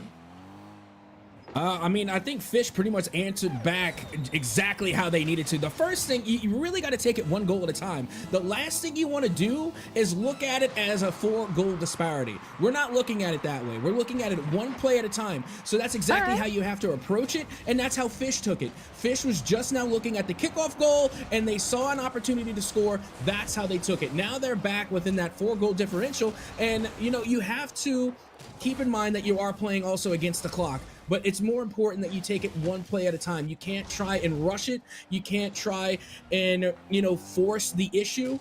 You have to play smart Rocket League, because if you continually try and rush the decision making and you rush the plays, you're only going to be giving more opportunities to Dreamland. And we have already seen them score 5 goals off of opportunities from plays from Three Musketeers. And right now, with only a minute left to go, starting to look more and more like this one's going to come up Dreamland. Well, Fish just got us a 2nd goal, so, you know, 3-goal differential at this point in time. I know you said not to look at it like that, but that's how my brain has to see it. They're showing signs of life. It took a little bit longer. This is still game number 1, though. And if we're working with a 3-goal differential, and that's kind of going to be where our standard position is going to be at going forward, because we won't let Dreamland run up the score that heavily so fast anymore, right, Three Musketeers? Then the next game should be a lot closer than how this one initially started out. It just took a little time for the Three Musketeers to get their bearings about them and get their tires underneath them as Homie comes in and gets goal number 6. Yeah, and you see, this is the problem with Dreamland, and again, you know, just bringing attention back to the clock is, you know, yeah, Three Musketeers, they managed to get some goals on the board, but with only 46 seconds left remaining, Dreamland also has 46 seconds to score more goals. You know, you had brought the point up earlier, is that, yeah, sure, you know, you have time to equalize, but you have to remember, not only are you playing against the clock, you're playing against Dreamland, because Dreamland's not finished. They're going to keep playing offense, too. 30 seconds remaining. Can the Musketeers just decrease this gap a little bit more? 1 goal at a time, just chip away at the marble block that's currently being presented to them. Proto is getting bullied, but Swaz comes in from behind to help out. We have a shot on goal from Swaz. Fish will be the one to defend that. Now Proto goes back in for a counterattack, is unsuccessful. It's Bima kind of just vibing, looking for the opportunity to get in here, steal this ball away. Swaz goes for the shot. It's stopped dead in its tracks by Fish with a beautiful trap. However, no time left on the clock as the ball ricochets to hit the ground. That's game number 1 going to Dreamland. Yeah, and you know what? This is also somewhat reminiscent of their first game there in the upper semis when these two teams faced off the first time. You had the Three Musketeers. Unfortunately, they fell in game number 1 back in the upper semis, but it was 5-0. So honestly, it's a good showing just to see that the Three Musketeers managed to come through with 2 goals. So already they're starting off at a different pace. Now, going into game number 2, when these two teams played in the upper semifinals, Dreamland ended up winning game 2 6-3. So again, will history repeat itself? Are we going to see Dreamland make a comeback? And I honestly think, like you had mentioned in game number 1, is that we're going to see a much closer game in game number 2. It has shown itself to happen in the past. It seems like it's going to happen again, but it's all up to the side of the Three Musketeers. They have got to start clicking, and they have got to start cleaning up after themselves. They try and make these plays. They go for the offensive pressure, and then they leave their defense lacking. They leave their defense vulnerable, and that's where you see the counterattack coming in from Dreamland. So from now on, when Three Musketeers, they go for these big plays, they go for that over-aggression, they have to transition back to defense more quickly. They have to have cleaner transitions, because that's where they're getting beat out by Dreamland. I think it's the overcommitting from the midfield zone that's really punishing them. Like, it's one thing to cheat up a little bit past the midfield stripe, but when 2 of your teammates are buried very deep and you're not marking that third defender when you're in your offensive phase and that ball gets cleared, that's when you get punished, because you weren't marking, you weren't prepared for the breakaway, the clears. Those types of passes that are occurring are deadly when they're unpredictable. And all ready to start things off, Fish again. We keep bringing up Fish over and over and over again. They always seem to be the ones to finish the goal for the side of Three Musketeers. It came off the assist from Bima, off the kickoff, and that's what you need for the Three Musketeers, because now, for the first time in the series, the Three Musketeers have the lead. They do. Now they just need to maintain this lead. And this is where things get always concern me, is early leads. Unless, you know, a 1-goal lead, that's one thing. But multi-goal leads extremely fast, to me, are easily toppled because they're not as, I think, hard fought. Because Dreamland just returns the favor in kind within 20 seconds. So now we're tied 1-aside, 4 minutes, 30 seconds on the clock. Okay, Musketeers go up 1 more, Dreamland goes up another. That type of back and forth is maintainable, but 5 goals rapidly is hard to maintain. Yeah, and the way that Dreamland is playing right now, it's not that, oh, you know, they had a good game, or they had good games in the upper semis and, you know, of course, the upper finals against Gifted Kids. It's that they are locked in as soon as the clock starts to tick down. As soon as they first touch the ball in the kickoff, they're locked in, because every single touch is intentional. Hardly any shot is off target. And they always have a follow-up. They are always in motion. Dreamland right now clearly playing at 100%. I'm not going to count the Three Musketeers out yet, because this is a lot different than what we saw earlier from them. I think they are giving 100%. We've got Fish making the calculated risk of bringing the ball back with low boost, has to give it over to its Bima, but now its Bima expels a lot of fuel in the tank to bring it into the offensive third. Where's the follow-up from our teammates? It's right there. Reach goes for the 50-50 pinch, is unsuccessful, but from the midfield, we have a shot on net, but Swaz will make the save. Yeah, so far, so good for both sides. I mean, we're tied 1-1, and a minute and 30 already expired. This is definitely looking a lot different than what it had in game number 1. It's looking a lot better here in game number 2 for the Three Musketeers, still holding on to this 1-1 lead. Now forcing Dreamland on the defensive. Big opportunity. Bima is going to be able to finish the shot and get the goal here for the Three Musketeers. Is history repeating itself? Are the Three Musketeers going to win game number 2, similar to how they won game number 1? Well, game number 2 in their first series up against Dreamland. I'm not calling it just yet. I'm not jinxing it. I'm just manifesting the possibility of that happening right now. Now, Swaz trying to put on the pressure. It is going to leave it for Homie. Homie with the give and go from Swaz finds the equalizer yet again for Dreamland. Yeah, and Homie on the receiving end of that pass from out of the corner. Again, just a little bit of an awkward angle. And this is what I like seeing from Dreamland, is that they have consistency across the board. We've already seen both Three Musketeers and Dreamland come in with some insane highlight reel, high mechanical, flashy plays. But Dreamland also is pretty consistent in the fundamentals as well. That last play was nothing fancy. Swaz just passed it out from the corner, was able to find Homie, and they were able to convert it into a goal. That's just textbook Rocket League. Well, Swaz also saw the opportunity yet again for the open goal. Took 2 defenders out of the play. No, make that 3 basically, because Reach was coming in from too far and was really focused in on Swaz and getting rid of Swaz. Was not prepared for that to actually be a give and go to a teammate. Now off kickoff, Reach goes in. Homie gets demoed, but Swaz reads the play, calms it down, loses possession in the air. Homie once again bringing it to Swaz. Swaz throws it to the wall, recognizing the pressure, but Fish will cut in, try to steal the ball away, and we have it taken back by It's Bima. Unfortunately, in the back pass situation, ends up opening the field for Dreamland. And look at the air dribble from Homie. They got past not 1, not 2, but 3 defenders with a textbook air dribble, well executed, the flick on the end, and then unfortunately for the last defender there for Three Musketeers, they got caught on the side of the wall, could not reposition themselves. But again, Dreamland threading the needle on a lot of these shots. Still, these scores are not unsurmountable. Three Musketeers can pull this back in their favor. They've got 2 minutes. Honestly, it's try to prevent Dreamland to score as much as possible in this instance. We're spending a lot of time in our back half, and 2 players are doubling up on each other. Three Musketeers were not having these types of plays earlier.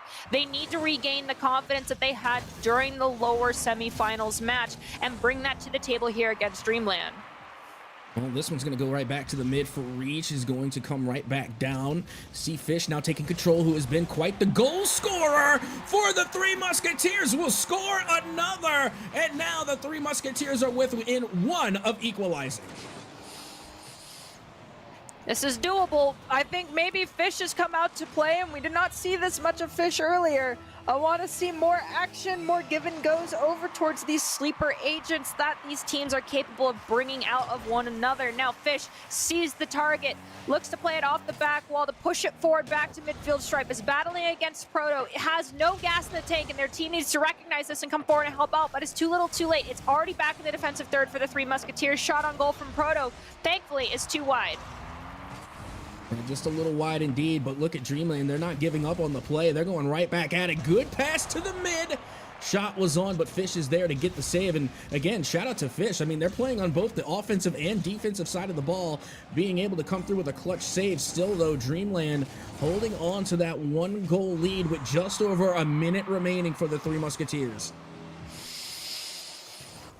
1 goal, 1 opportunity, 1 shot. I don't know. I'm trying to make an Eminem song, but it's not going to work out. Either way, Reach has the chance to do a back pass, but it's seen and read by Swaz. Now it's in the corner currently in Three Musketeers defensive third. They need to pull this one out, corral it at the midfield, slow down the play, because look at these fast as lightning rotations from Dreamland. It hits the midfield stripe in possession of Three Musketeers. Boom, someone else is there to steal it away. Once again, at the midfield, Proto elevates, sends it back into the corner. We read where Swaz was at, tried to stop it. Reach sends it into the offensive third for Three Musketeers. Can we demo someone? Can we get the speed necessary? No, the ball gets pinched away from the Three Musketeers again.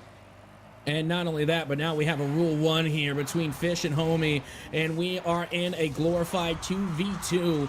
As the Rule 1 shall not be broken, even as the time ticks away and the final second is gone. It will be Dreamland taking Game 2, putting themselves onto match point. Look, I respect the Rule 1. Never break it. The one time I saw it broken, it was bad juju all the way through the remainder of that series for the squad that broke the Rule 1. You just don't do it. If you're unfamiliar with how that works, if 2 players collide front ends, you cannot break yourselves apart. You need to rely on a third party to come in and help you. So you respect the 2-on-2 that's happening for the remainder of the game. Otherwise, it's going to be a 1-on-2. And when there's like, what was it, 20 seconds left on the clock, you don't risk it. You just leave the Rule 1 happen and say have a good time. And you maybe chat with him for a little bit. No, you never break the Rule 1. I've literally seen the Rule 1, bad juju, the curse, whatever you want to call it. I've seen it live. I've witnessed it live firsthand at LAN.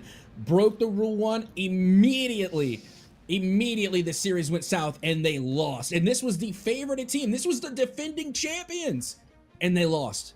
and I chalk it up to Rule 1. And you know what was the funniest thing about it is that when that Rule 1 was broken, the entire production team, the casters, the observers, the producers, the entire production team let out a unified groan of disappointment.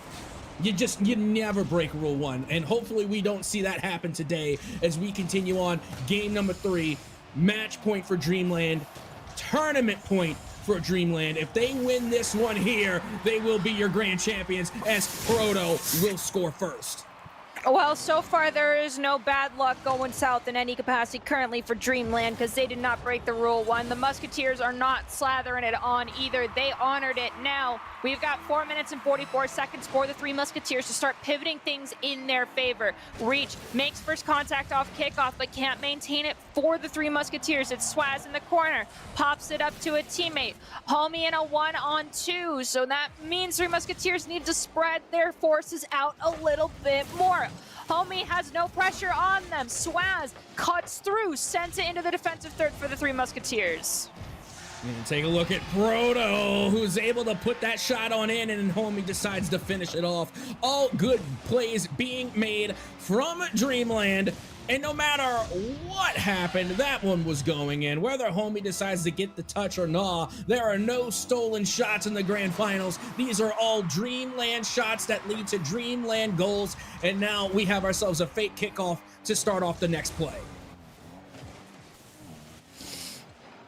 Proto, up and over, it's Bima.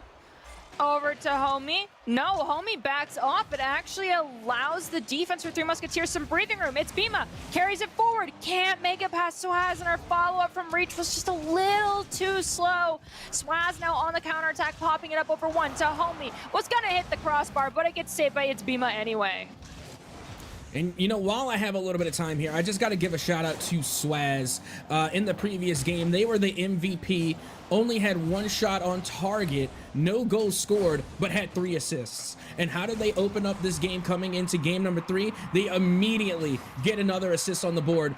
And I got to say, Swaz has been, again, the playmaker there, but being the playmaker for the Three Musketeers, it has been Fisher and Reach to finally get a goal on the board here for the Three Musketeers.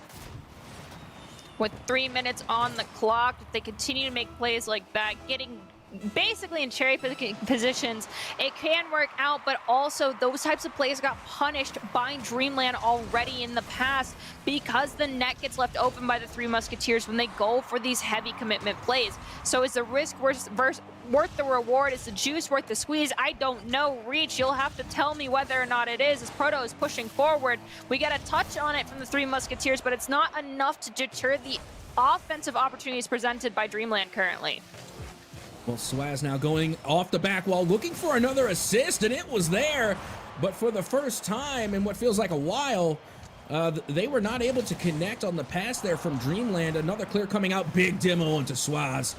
As now you see Fish, unfortunately, not going to be able to maintain possession, going back the other way. And look at the mind games coming from Homie, taking their time, playing the slow ball here as this one goes out into the corner. And now the pressure beginning to mound onto Three Musketeers as that ball gets closer and closer to their net. We are at the halfway mark here of game number 3 of Proto's shot getting saved by Fish. It's Bima demoing Swaz. Reach going in for the shot on goal. That's goal number 2 and the equalizer. 2 minutes, 26 seconds on the clock. Three Musketeers have tied us. Can they start pulling ahead? They've got plenty of time actually on the clock, but this is their last life. These next 2 minutes and 26 seconds. They either got to bring this back in their favor or this series is done and dusted, and their hopes of the championship title taken away by Dreamland. As they take away Swaz's life for the next couple of seconds, can they turn this into an offensive opportunity? They will not, as Homie is going in for the shot on goal. Nearly got it too, but now here comes the rebuttal from Three Musketeers, and I like what I'm seeing from them. A lot more tenacity and a lot more control as well. They were formerly playing somewhat like a loose cannon, you know, playing a lot of aggression, but with not a lot of accuracy, to say the least. Now, you can see they've slowed things down a bit. They have that aggression, but with a little bit more of a temperament, a little bit more control. As now the counterattack once again going the other way. And also got to point out that Three Musketeers have stepped up their physical play. Their last goal came from the demolition goal. and it paid off. Let's see now if they can keep up that tenacity, keep up that physicality in order to take their lead back against Dreamland. It's Bima, has pressure, little breathing room, follow-up touch from their teammates. Unfortunately, just as another shot, but it does get saved. Ball is still here in Dreamland's defensive third. Can we keep it here? Reach is trying to. Ball stalemates the midfield stripe. A demo onto Homie. In the air is Reach, gets the flip reset. Has to get it around Swaz, but loses all of the gas in their tank. Unfortunately, that is a death sentence and is an opportunity for Dreamland to cut through and find goal number 3. And look at the control. I mean, Homie now coming from the side, able to get the 50 across, and then Proto just dead center. Again, open net opportunity taken advantage of by Dreamland in order to take the go-ahead goal, get the lead with just over a minute remaining. Proto has a teammate with them, but Reach comes in, jumping over one, cannot disrupt enough to stop this forward push coming in from Dreamland. It's Homie off the ceiling, down to 2 members of the Three Musketeers. Shot on goal, stopped by It's Bima outside of even the goal arc. It's Bima coming back in, might have over-rotated, saved by the crossbar. Crossy coming in clutch for 1 save for the Three Musketeers. You cannot rely on a stagnant object every time, though. Reach trying to bring this out of their own defensive third at midfield stripe, has it taken by Swaz. Less than 30 seconds left to go. Still definitely doable here for the Three Musketeers. Now's the time where you can't panic. You have to lock in. Big demo from Reach to clear the way through the midfield. They have the 2v1. They get the bump. It crossbars down, but it does not go in. That coulda, woulda, shoulda been the play that tied the game, but it will go the other way. Dreamland get a 2-goal lead with only 8 seconds to go. The overcommitment from the Three Musketeers to get that final goal left their net wide open. Dreamland saw the weakness and went for the critical hit off kickoff. Homie is going to get demoed. We need to push this into the air. Swaz takes a shot.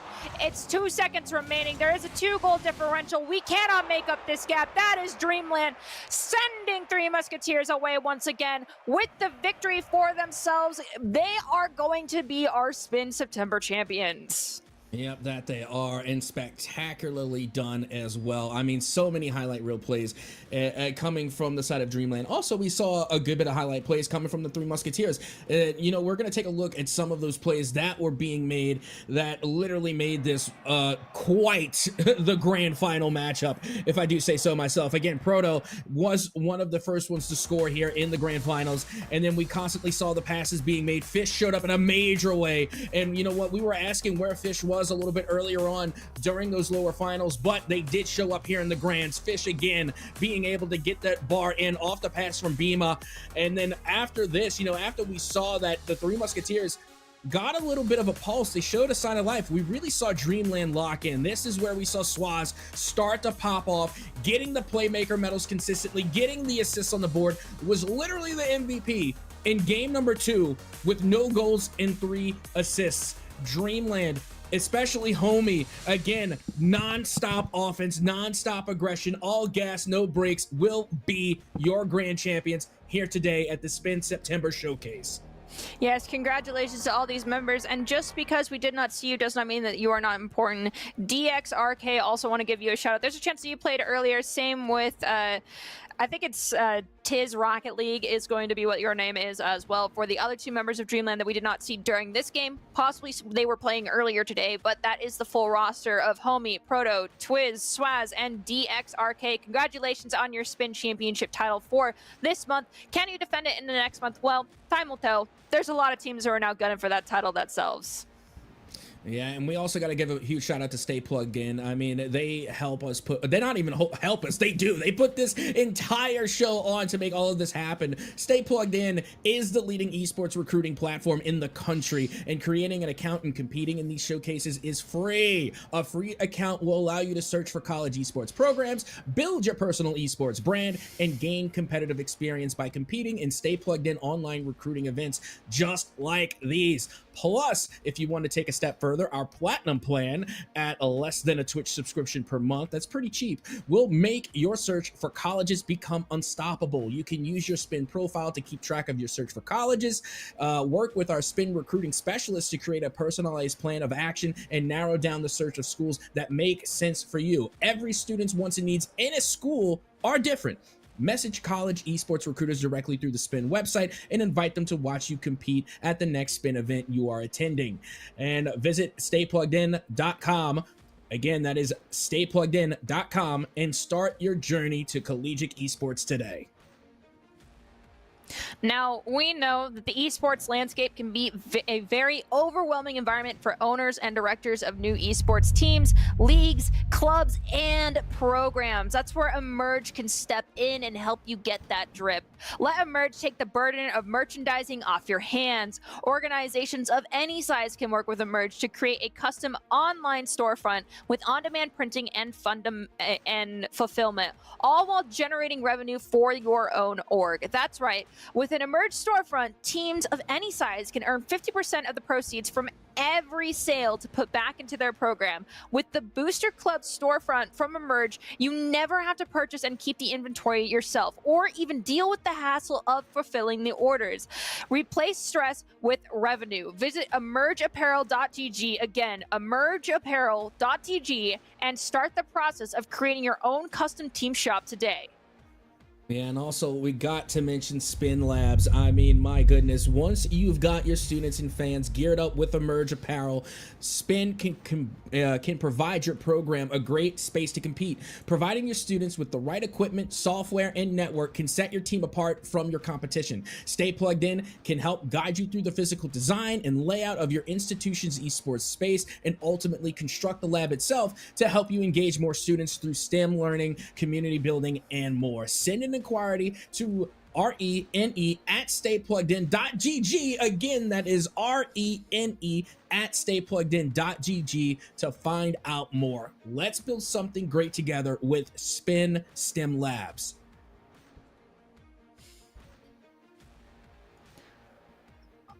Now let's transition into some more important info, and that is more opportunities for y'all to compete here as part of the Spin Showcase. That is right, the Stay Plugged In Showcase series happens every month. You can register for these events at staypluggedin.gg/events. The next one will be Valorant and Super Smash Bros. Happening on October 12th with a $1,100 prize pool for those two games as a whole. Now, of course, just like this weekend, there is 2 days of competition that will occur during this next weekend for the month of October, as Sunday will be Overwatch and Rocket League again with a $1,000 prize pool happening on October 13th. And just if you want to have the chance to look for these big prize pools, get your name out in the crowd and have some recruiters take a look at you, be sure to register with you and your squad at staypluggedin.gg/events. Yeah. And now we got to take a look at probably one of the most hypest trailers I've ever seen. We got to roll that Coca-Cola Spin All-Stars video, and we just got to take a look at that. Let's see. The most highly anticipated high school esports competition returns in 2024. 40 students chosen, honored, as having exemplified the true meaning of the phrase All-Star. Through your hard work and undeniable passion for Valorant or Rocket League, I call on every U.S. high school junior and senior to rise up, take game, and shoot for the stars. Start your nomination now.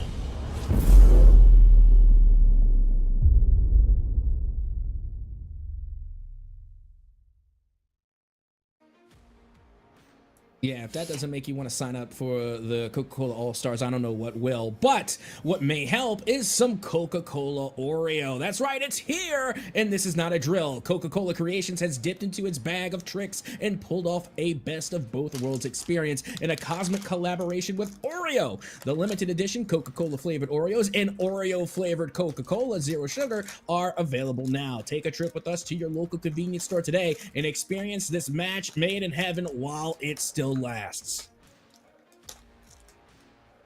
My goodness, Nerdy Birdie. It's been a weekend. Do I deserve a cookie for that? I think so. Okay, cool. I'll eat my cookies later because yes, I was curious and I did go out and buy them. They're pretty gosh darn good if I do say so myself, but definitely make sure you have something to drink because Oreo cookies at the end of the day are still Milk's favorite cookie. I advise you have a drink, whether it be Coca-Cola, water, or milk, because they need a liquid. Exactly. I actually myself, I'm gonna take a sip of my Coca-Cola and join you in that one because we deserve a refreshing mouthful of Coca-Cola.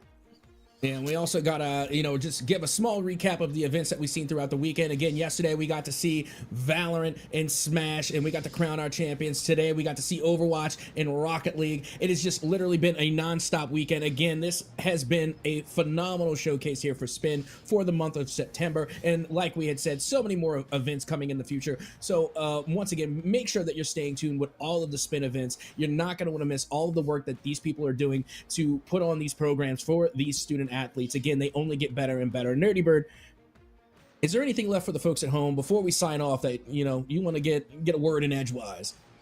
I just want to say thank you so much to our production, our TOs, the players, the coaches, the parents that were here to support their players, and those friends that were watching everyone today and yesterday. Thank you so much for joining us.